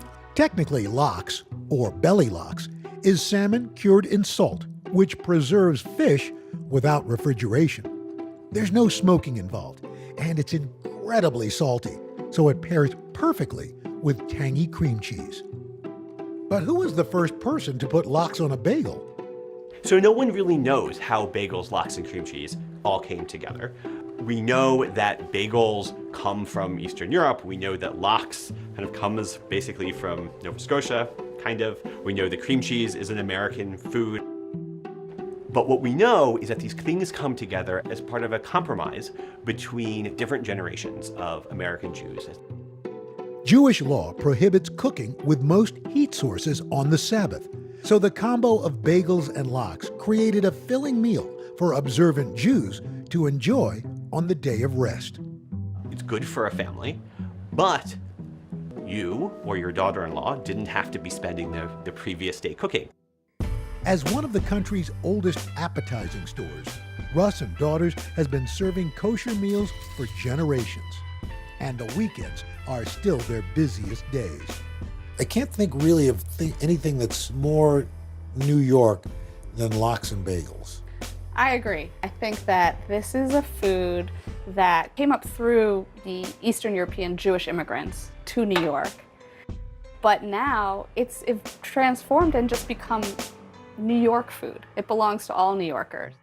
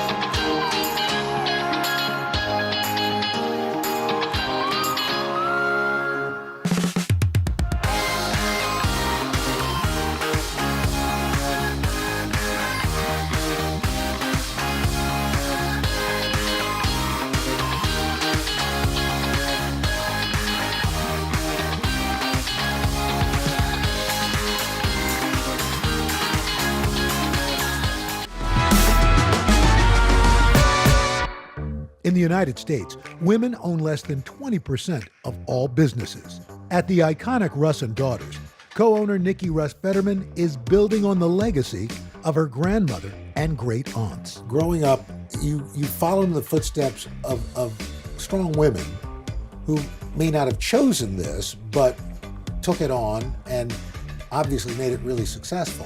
What is it like for you following in those footsteps? It's a tremendous feeling to be now the and great-granddaughter.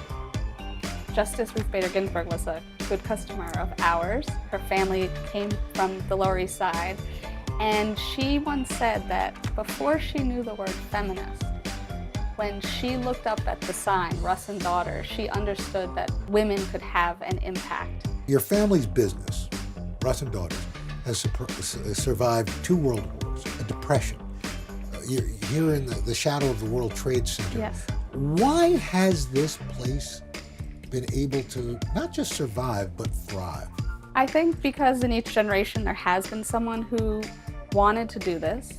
This is food that people turn to for comfort in hard times. And during the pandemic, we saw that, people were shipping Russ and Daughters all over the country to their loved ones because they couldn't be together. And so sending, bagels and lox and babka, say, I love you, I miss you. Here, let me feed you. Having a schmear over Zoom. Oh, there was a lot of that. Okay, so you can get smoked fish pretty much everywhere these days, but not quite like this. The salmon sold at Russ and Daughters is prized for its high fat content, from the milder Gaspé Nova to the smokier Scottish. And this gourmet fish is all sliced by hand. When you hold it up, it's almost Look at translucent. that. Yeah, I think we should show you how we get it that thin. Yeah, me and a sharp utensil, what could possibly go wrong? It takes up to 6 months of training to master the slicing technique here. So Al, I hear you have some knife skills. Well, I've been in a fight or two, but it's probably nothing like yours. So how long have you been slicing salmon? I've been at the store for 20 years. Wow. So I've been slicing for a while. All right, so I watch people slice, and I'm amazed at how patient, because it seems like that's part of the skill. The reality is, when you know how to slice, it is one of the most relaxing things you can do. Very zen. Very zen. Ooh. Meditative, right? The trick is, don't look anywhere on the fish. You have to really feel the fish. Be the fish. Be the fish, which is a very difficult concept to train someone. Understood. And particularly the first couple slices are, don't be upset if they don't look great. The idea is to make a consistently thick slice. You making faces at me, Al? No, I'm just watching you not watch the fish. All right. Okay. Here we go. Be the fish. Not looking. You should look. I should You look. got a sharp knife in your hand, Al. And you can see that as you change the angle of the knife, it changes the thickness. Yeah. Right? So now that's drastically, more than you think. That's more than, oh my gosh, that's a very thick We call slice. those chuletas. Chuletas? Yeah. Chops. Ah. In Spanish. I was going to say, that didn't sound It's Yiddish. not That did Yiddish. not sound Not Yiddish to Yiddish. me. Yeah. Does the way you cut it affect the taste of it or the texture of it? The texture, which affects the experience of the salmon. It's almost like you're eating the essence of salmon, not salmon. It's very delicate. It's a very appealing texture and mouthfeel. Yeah, the thinner. Josh, thanks so much. Nice meeting you. Such a pleasure to have you. Smoke them if you got them. Up next, how fresh salmon gets turned into lox.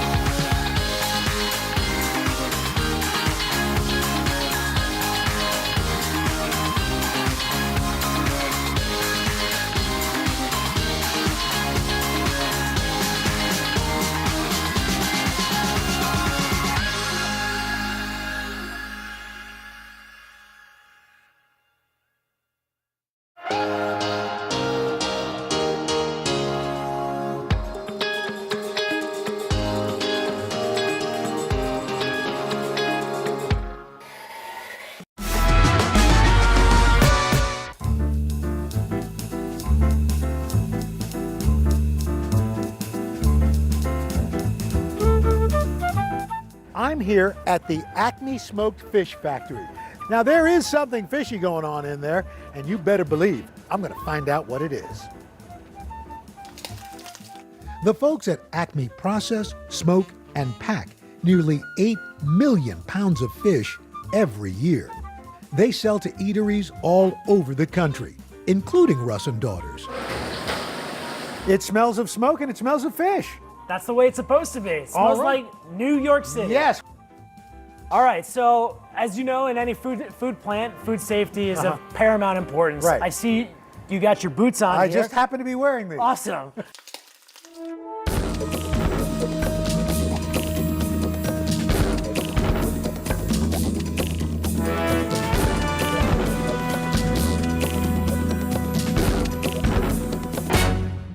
I'll walk you through the process of how salmon turns into smoked salmon.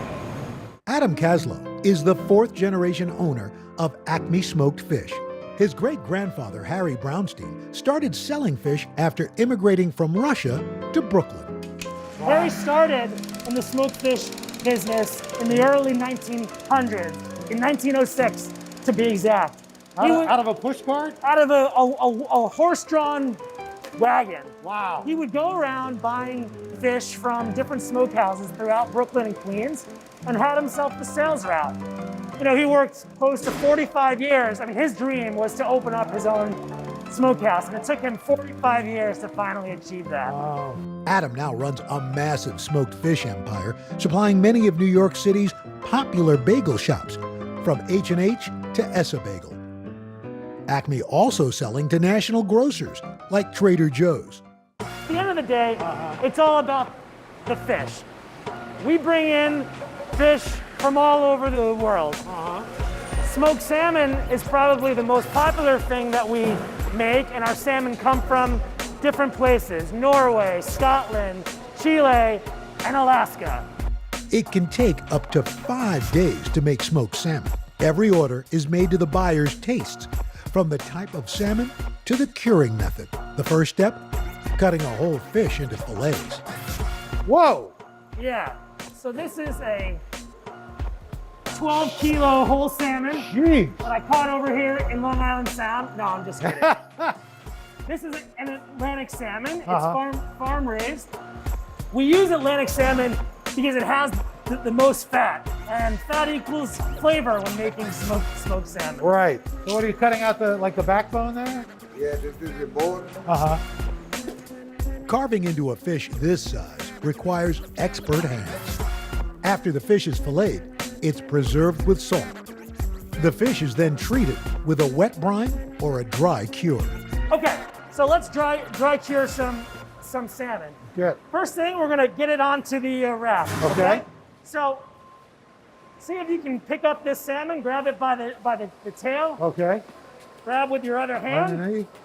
And we're gonna lay it onto the screen. Okay.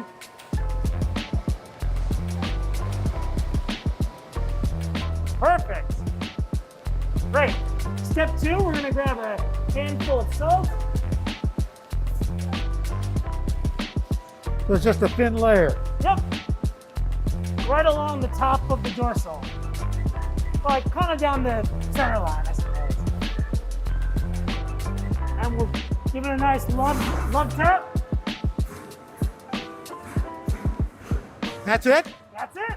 This fish is rather large. So traditionally we would probably wet brine this fish, but for smaller fish, the dry cure lasts about 24 hours. Okay. That's a huge fish. Right. After curing, the fillets are cold smoked for up to 20 hours. This process imparts a subtle, smoky flavor. Let me show you how the smoker works. So, these are a collection of that wood chip blend that we were talking about earlier. There are different ways to smoke fish fillets. Hot smoking results in flaky, opaque fillets. Unlike traditional locks, smoked salmon is cold smoked below 85 degrees. This helps the fish retain its silky texture and makes it perfect for slicing. Ready to help me get this bad boy into the oven? You bet. All right. All right. Hey now. Let's close her up. Woo! Shut her down. After the smoker, the fish is cooled, then packed for shipping. What would your great-grandfather say if he could see all of it? I think he'd be amazed of how difficult it was for him to achieve his dream. Right. Now his descendants have been able to build upon that dream and build us into one of the preeminent smokers in the U.S. Up next, a vegan deli taking on tradition with plant-based lox and cashew cream cheese? Oh, you don't want to miss this.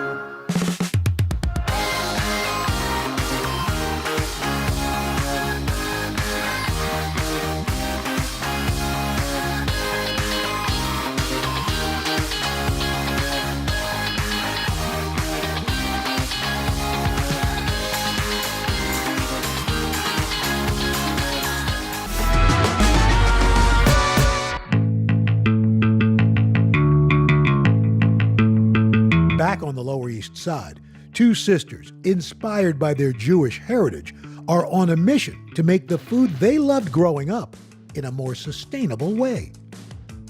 Ladies, nice to meet you. Nice to meet Boom, you. want to show me around? Please, come Please, on in. lead away.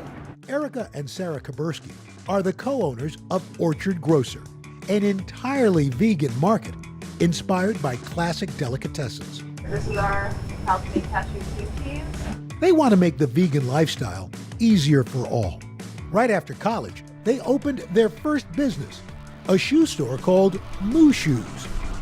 We opened our vegan shoe store 20 years ago. How are they? They're comfortable? About 5 years ago, we decided that we were going to update it by adding our vegan grocer, basically because it seemed like that's what our customers want. After asking us what our shoes were made of, probably where should I go eat was the second most common question. So we decided to create an experience where they could just go eat next door. Growing up in Queens, the sisters' Jewish culture and food were closely linked. They had 10 Jewish delis in their neighborhood alone. Probably every Sunday, it's a tradition in our family, dozen bagels at the bagel store. A dozen always meant 15. I don't know why that was, but with the cream cheese and lox, and that was just how we spent our Sundays. Both sisters became vegan as teenagers, but felt they lost a piece of their roots by giving up certain foods. I think our parents were supportive of our changes to the vegan lifestyle. We grew up in a very culturally Jewish household, so all of our traditions were just based around food. Today, a lot of folks are going vegan for a variety of reasons, from reported health benefits to concerns over animal welfare.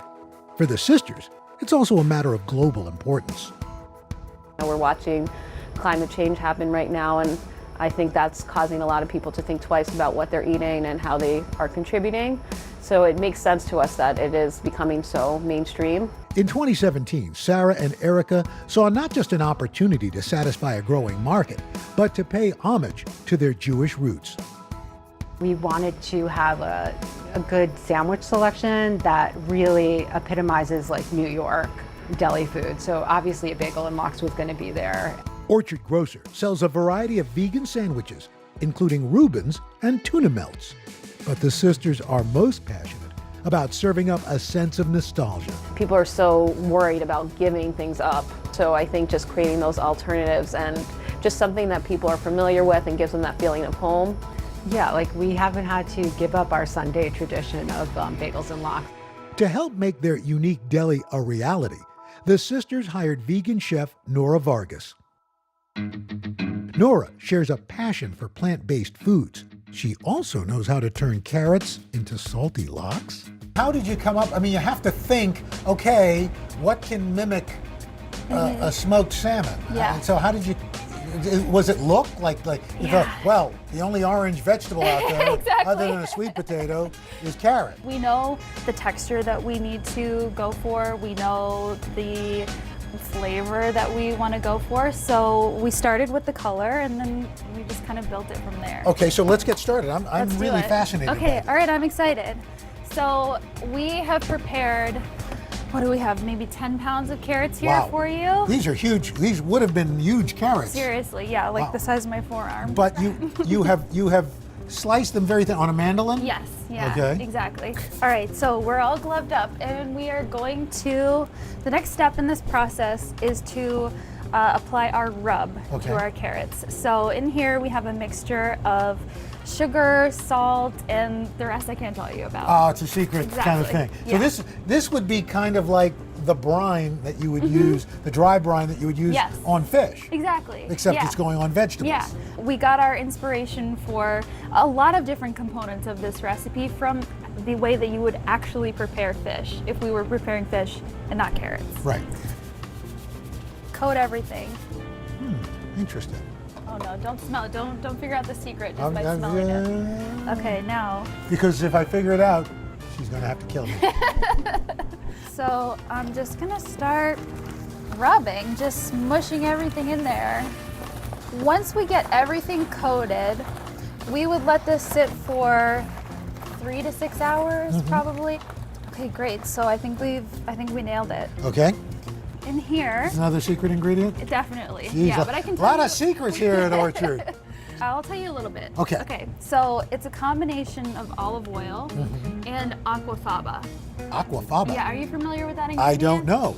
You know when you're opening up a can of beans Right. and you gotta drain them? Yes. The stuff that you drain out, that's aquafaba. Aquafaba. It's bean water. It's bean juice. Yes, exactly. Okay. Yeah. Okay, so I'm gonna pour, Okay. and then you can kind of do the same process Okay, that we same did before. process. Just squish it all in there, okay? Yeah, perfect. After we had let our carrots sit for 3 to 6 hours, we tossed them in the oven. So they bake. We like to call it cold smoking just to sound like classy. Like the process of making smoked salmon. Exactly, yeah. That does look very much like smoked salmon. And what would a bagel and lox be without the cream cheese? This vegan spread is made with raw cashews, salt, some secret spices, and coconut oil, all blended together with soft tofu. Should we make a bagel? Sure, let's do it.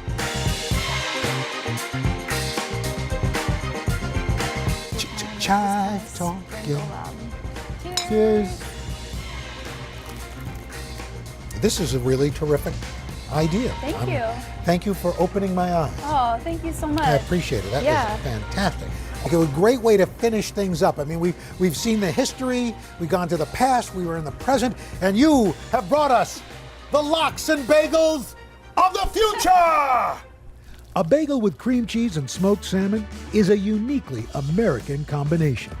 Born from Jewish roots, transformed by local ingredients, and carried on by new generations, this breakfast tradition has truly stood the test of time when it comes to food in New York City.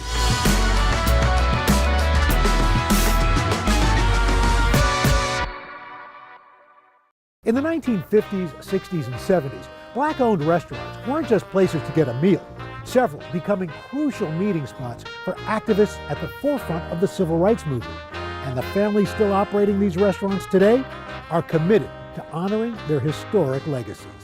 It's time to head out of Studio 1A and hit the road for a new kind of culinary adventure. Follow me as I taste some of the most iconic foods around the country and meet the families behind them. Together, we're going to learn how a good meal has the power to connect us to our past, our future, and each other. We're in Harlem, the epicenter of black culture in the United States.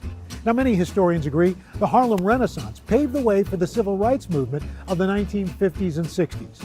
So in this episode, we're traveling across the country to explore 3 legendary black-owned restaurants. For generations, these beloved eateries have been serving up dishes to historic figures and those fighting for change. First up, we're heading south to visit an iconic establishment that defied segregation laws. New Orleans, a city that celebrates food, music, nightlife, and history. In the Big Easy, you'll find many historic sites that played a vital role in the civil rights movement, like William Frantz Elementary School, where 6-year-old Ruby Bridges broke barriers in 1960, or New Zion Baptist Church, a hub for activists, and Treme, one of the oldest black neighborhoods in America. Here, you'll find the only restaurant on the U.S. Civil Rights Trail. Dooky Chase restaurant definitely is a historical landmark institution here in New Orleans. This popular eatery is a living testament to a woman who changed the face of fine dining in America, Chef Leah Chase. I'm Stella Chase Reese, and I am the president of the corporation here at Dooky Chase's. And I'm Edgar Duke Chase IV, and I'm the executive chef here at Dooky Chase Restaurant. Stella's grandparents first opened Dooky Chase's as a po' boy shop, becoming a full-service restaurant in 1941.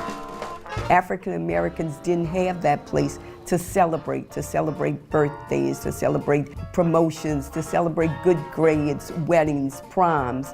So they opened up a place where that could happen. But the next generation had a new vision for the eatery. It was my father, Edgar Chase Jr., and his wife, Leah Lange Chase, that continued the legacy that my grandparents started. Dooky Chase Jr. was an avid jazz musician who promoted some of America's first integrated concerts. His friendship with all the musicians, Ray Charles and Duke Ellington and Sarah Vaughan, we would hear stories of them after their performance coming here to dine at Dooky Chase. And Leah was determined to bring an elevated dining experience for her black patrons. She wanted the best china, she wanted linens, she wanted them to be served the best they could be served, because she didn't want our community to be deprived of anything else than any other community had. That community was on the brink of a revolution, years in the making. Post-1865 and the Emancipation Proclamation, with the masses of African American people now free, the country was overwhelmed. Hierarchies needed to be reestablished. It was important from a white supremacist point of view that black folks knew their place. By the late 19th century, Jim Crow laws legalizing racial segregation in the former Confederate states. Those laws were further cemented by the Supreme Court case Plessy versus Ferguson, which upheld the separate but equal doctrine. But Dooky Chase's defied those laws, welcoming patrons of all races to dine and discuss political issues facing the black community. Their willingness and openness to everyone in the community made them a hub of safety, made them a hub of belonging. But that openness also made the Chase family a target. There were times that we had people throw things in and try to, destroy the peace. But that didn't frighten my parents. They continued because they know what they were doing was the correct thing to do. By the 1960s, Dooky Chase's had become a go-to spot where activists could connect and strategize. We had the opportunity to serve many of our civil rights leaders, Martin Luther King, Jesse Jackson, Rosa Parks, Thurgood Marshall. The list goes on and on. And then Freedom Bus Riders, they came here. My parents realized that until we all learn to enjoy life together and get to that part where social justice would be for everyone, that this community or any other community in our country would not grow and will not be better. In the 1970s, Leah becoming passionate about promoting black artists. Her love of art was also celebrated here at Dooky Chase's when she gave African American artists the opportunity to actually display their art on her wall, because at the time, they had no place to display their art. Her extraordinary life even becoming the inspiration for Disney's first black princess, Tiana. It meant a lot for her because she did have some of the kids dress up and come here. Leah Chase, the queen of Creole cuisine, passing away on June 1st, 2019. But her spirit and her culinary traditions are in vigilant and capable hands. This is Leah Chase's kitchen. It's set up the same way, and we love it like that, because as you know, she's still with us. She's still watching us. Chef Duke continues to serve Creole cuisine that's been on the menu for decades, from red beans and rice to shrimp clemenceau and the famous chicken a la Dooky. But the restaurant's most popular dish, gumbo. You think back to the civil rights era when we had leaders strategizing in our upstairs dining room. We fed them gumbo. You think about presidents today, President Barack Obama, President George Bush came here. We always started them with gumbo because my grandmother always believed that her gumbo will solve any problems. And we like to say her gumbo changed the course of America. Gumbo, an official state food of Louisiana. Dooky Chase's version has a little something for everyone. Not one, but two types of sausage. Some Louisiana blue crab. What we do here is we take the top shell off, we clean it up, and we just crack it in half, release some of those flavors. Chicken and shrimp. This is really coming out to be a beautiful gumbo. The gumbo simmering until it's ready to serve. I mean, if you just smell this, the neighborhood smelling this, everybody knows when Dooky Chase is cooking gumbo. Today, the Chase empire is expanding. Chef Duke just opened the family's newest restaurant, Chapter 4. Being a fourth-generation African-American restaurateur is huge. Many generations now working side by side. Being around my family all day, that's the biggest blessing. I'm so grateful that I get to work with all my family, and it's such a joy. And that joy best expressed over great food. Hello, family. Enjoying everything. We are enjoying everything. Really good. What's the song that Rachel? I'm going down to Dooky Chase to get myself some gumbo. When the service is right, they treat you nice. The whole restaurant, Dooky Chase, is a gift to the family that was given by my great-grandparents. And so we want to make sure that, the restaurant sustains that legacy and all the traditions. Leah Chase said, "Food builds big bridges. If you can eat with someone, you can learn from them. And when you learn from someone, you can make big changes." We can change the course of America in this restaurant over a bowl of gumbo. We can talk to each other and relate to each other. When we eat together.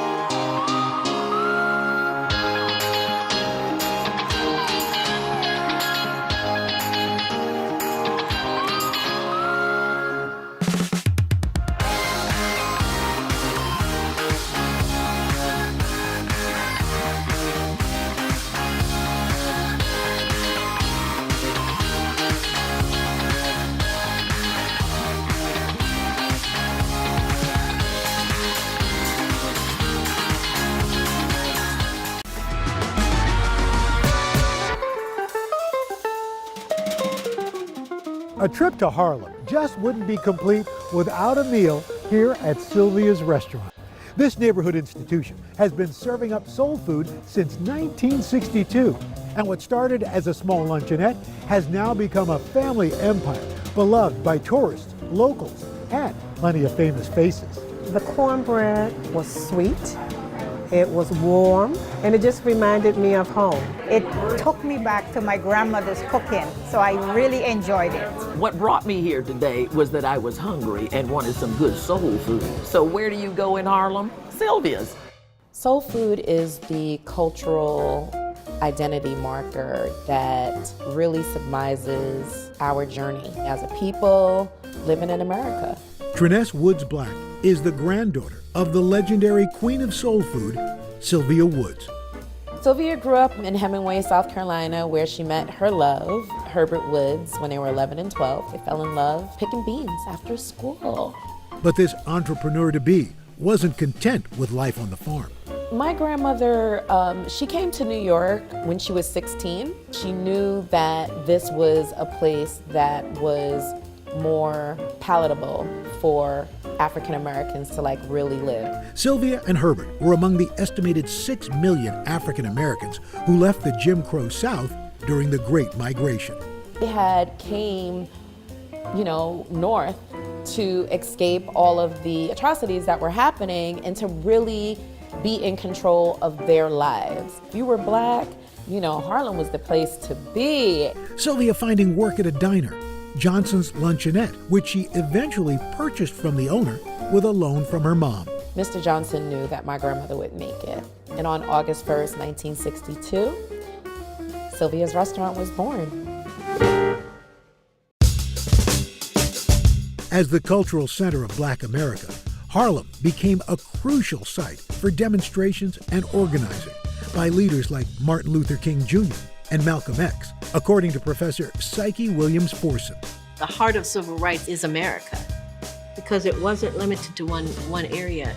Though folks who were in the North, they still experienced poverty and inequality and voter suppression and homelessness. Sylvia made the restaurant a welcoming place for activists. She played her role as ensuring that the community leaders had a place to meet and to commune and to strategize. Everyone dined at Sylvia's. Dizzy Gillespie, Ozzie Davis, Ruby Dee. These are actors and actresses that were on the front line. By the 1960s, the movement had achieved major gains, like the historic Brown versus Board of Education and successful boycotts. But racial discrimination and police brutality against Black Americans persisted, resulting in deadly riots throughout the decade. Two devastating events just 4 years apart sparked destructive riots throughout Harlem. But Sylvia's was always spared. Harlem was on fire, and my grandmother kept the restaurant open because the grocery stores were not open, nothing was open. People couldn't feed their kids. And she was in that kitchen making food so that this community would have something to eat. This strong connection with Harlemites has continued for decades. We have guests that eat with us every single day. And sometimes we have people that eat with us multiple times a day. Coming up, I learned the secret to Sylvia's famous fried chicken.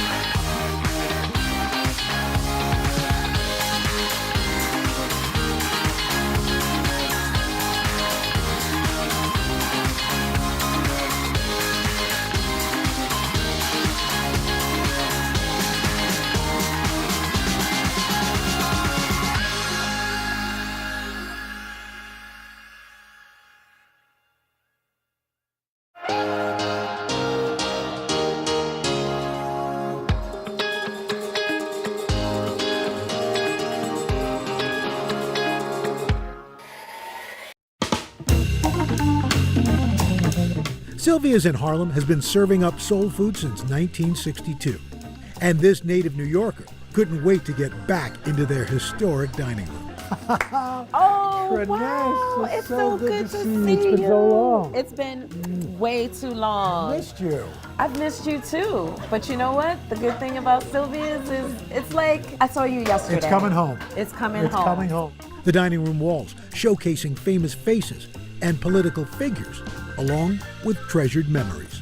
This picture is one of my grandmother's favorites. This was when Winnie and Nelson Mandela came to New York when he was freed. Eating here has become a rite of passage for many candidates. And there's a young man, I don't know whatever happened to this guy. You know, I think he might have turned out okay. I think so. Yeah. After a meal here, Yeah. this is what sent him on his path. That's right. It was the chicken. It was the chicken. But the heart of Sylvia's is Harlem. Triness and her family have worked hard to stay active in the neighborhood, from funding college scholarships for local teens to supporting Black Lives Matter events. What is it about this restaurant that keeps people coming back? Authenticity. Authenticity times love. Sylvia's, when you come to Sylvia's, you know what you're going to get. You're going to get some good food that's going to make you feel warm. Today, over a dozen family members help run Sylvia's empire, which includes a catering business and a successful food product line. What's it like working with family? Because I know your brother Marcus, your baby brother Marcus, baby is there in the brother. kitchen. What's that like? Watching my brother throw down in the kitchen is something that we always knew was going to happen. Executive Chef Marcus Woods has been at the helm for 5 years. Sylvia's grandson, it is so good to see you. Yeah. And you're back here, you're running the kitchen. What's that like for you? I mean, knowing that this legacy your grandmother's had. I'm honored. I still get to cook for people like you and the community of Harlem. So as long as I can do that, I'm happy and always honored and blessed. You know, the amazing thing is food brings people together. You look in that dining room, everybody's there. Yes. Well, Sylvia used to always say that the first time you come to Sylvia's, you're a guest. The second time, you're family. According to Marcus, fried chicken, the most beloved menu item. So, did your grandmother teach you how to do this? Yes, she taught me how to fry chicken, everything down to the seasoning. She would always say, you know, moisturize chicken and marinate it like you're putting lotion on a baby. Now I can't get that image out of my head now. One secret, Chef Marcus first applies a dry rub to marinate the chicken. No, is that just plain flour? Yeah, this is plain flour. We add a little coarse black pepper to it. Drop them all in there. You just want to give it a little mix. Again, the baby metaphor. The baby metaphor. Like you're tossing the baby. After the chicken's coated, it gets a gentle shake. Then it's into the deep fryer. That looks like tender love and care right there. Oh, See yeah. how gentle he's putting it in there? Putting the baby to bed. Yep. They'll let you know when they're ready to wake up. What's the best part of working here? That every day when I walk in, I get to feel like my grandmother's still with me. Yeah. Wow. Like I feel her, I can really feel her presence in this place. And it reminds me every time you're feeling a little lazy, it's like, all right, she's watching. You better pick up the pace. And she treated everybody the same. Celebrity, normal person, worker, dishwasher, cook, chef. I don't know if I can ever live up to who she was, but I'm gonna try. She was an amazing person. After about 15 minutes, golden perfection. Wow. That looks perfect. Now you're a thigh person. This is, so I I know am a what you're thigh going person. for. Oh, I remember how good this is. That's perfect. Perfect? Wow, the seasoning, it's moist, crisp. Oh. Your grandmother's smiling right now. That's Sylvia's fried chicken right there.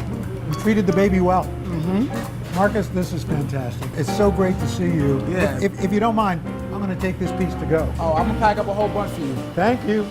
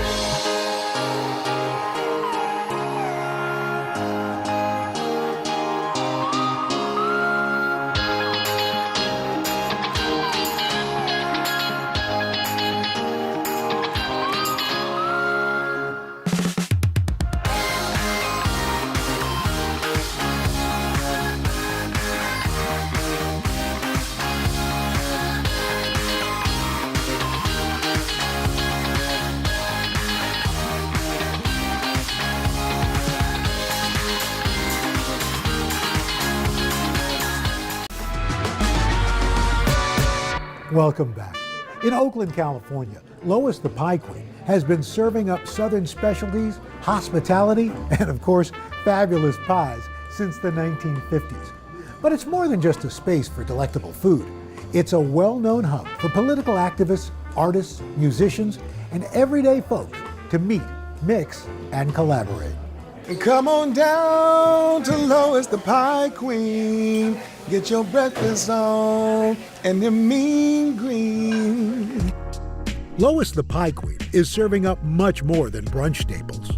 It's just a great place for locals to come, great place for people to connect. And it's just awesome that I could come to a place like this and have some soul food. My name is Chris Davis, and I'm owner of Lois the Pie Queen. We serve food that warms the soul. This family's roots run deep in Northern California. Lois Davis, Chris's mom, began selling homemade pies at her church in the 1940s. They were an instant hit. Her husband, Roland, dubbed her the Pie Queen and saw a new business opportunity. My dad was a chef at B&G Foods in San Francisco, and they combined both of their efforts to open up the restaurant and serve breakfast, lunch, and dinner. In 1953, the duo opening their Oakland restaurant. So my mother ran the restaurant for 40 years, and it started at 4:30 in the morning for her and ended at 11 at night, and she was a pure perfectionist. Lois perfecting recipes she enjoyed growing up. The recipes were my grandmother's recipes. My grandmother was from Texas, and they have maintained the test of time. All of the items that are on the menu were pretty much on the menu when my mom started the restaurant. From key lime pie topped with raspberry jam to banana cheesecake, sweet treats are always popular here. But there are plenty of savory staples that keep customers coming back every morning. And there's one dish with a special place in many folks' hearts. You might not find salmon croquettes on the menu anywhere in the Bay Area. The salmon croquettes are part salmon, part mackerel, yellow onions, salt and pepper, Italian breadcrumbs. These croquettes, which originated in the South, were a meal staple for many black families. Most black folks couldn't afford crab, once it became popularized, but in the absence of that, canned fish, salmon croquettes became a major filler. With a couple of cans, families could make an affordable yet delicious meal. Lois's dishes have brought in celebrities from Sammy Davis Jr. to Zendaya, and sports icons like Reggie Jackson ate here so often, they actually named a pork chop special after him. So here's my wall of fame and some of the special people that are up here. This is Black Panther Party Minister Eldridge Cleaver. All power to the people! In the 1960s and 70s, Lois welcomed members of the newly formed Black Panther Party. The restaurant is a short drive from Merritt Community College, where activists Huey P. Newton and Bobby Seale first met, founding the party in 1966. Chris attended Merritt with both of them. I had Eldridge Cleaver, Angela Davis, Bobby Seale, and Huey P. Newton come to the restaurant. Civil rights leaders and organizers and community leaders would come and meet and organize and strategize. There was a lot of electricity in the restaurant when they visited. The Black Panthers have a controversial legacy. The story we tend to hear is one of violence. What we don't hear about as much are the various lunch programs and free breakfast, of course. They saw black communities as in and of themselves resilient, capable of being self-sufficient. Lois and Chris were not members of the party, but it was during this era the restaurant became an important gathering space in the Oakland community for different walks of life. When people come and are needy and ask for food, we always do what my mom did, which was we always take care of them. We always give them a meal. The restaurant expanding this mission amid the pandemic, providing 16,000 meals to locals in need. It is a place for people to come and get together and try and figure out how to make our community and our world a better place. Today, that mission to help others has evolved. Chris uses his platform to support local musicians and keep the restaurant buzzy by bringing in younger generations. I believe that that aspect of music and musicianship is something that is in the ethos of the restaurant. Hey, Mr. Jackson, how are you? Good, I'm doing good, babe. Good to see you, man. Good. He recently started a music management company for Wise Men Entertainment that he unofficially runs from the tables at Lois. It's not an accident or a coincidence that you look around and see a lot of photographs of, famous folks. There's a lot of people that he supports. And I don't mean support just by putting up pictures up. He'll cultivate young artists that are looking to get an opportunity to get a platform where they can be seen and heard. Would you like hash browns, grits, or rice? Grits, of course, grits. Chris is determined to keep the restaurant in the family. His son, Corey Jackson, has been overseeing the day-to-day at Lois for nearly 5 years. Working with my dad gave me an understanding of not only the hard work my grandmother put forward and how much my dad is trying to fill those shoes, and now I'm trying to fill his. Corey hoping his sons will share the passion for the family business. They can't stay away. They have a job right now. They fold silverware. It's great to see my kids and their Papa Chris bond in those times. Chris thinks Lois would be incredibly proud to see her restaurant continuing to thrive. We are the oldest Black restaurant in the Bay Area.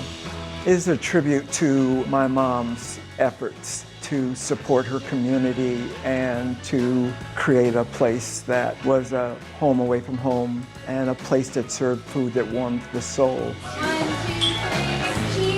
Say cheesecake. Cheesecake. As you might imagine, keeping a restaurant running for decades is no easy feat, especially in the face of adversity. But with delicious dishes and unwavering hospitality, these historic hotspots have nourished generations fighting for social change. These places now stand as symbols of resilience, inspiring and feeding a new generation of community leaders. There are dozens of Chinatowns all across America with interesting architecture, diverse restaurants, and specialty shops. It's no wonder they're popular with locals and tourists alike. They also provide places for new immigrants and for families to create communities. But with gentrification and all sorts of problems from the pandemic, it's no wonder that all these Chinatowns are rapidly changing.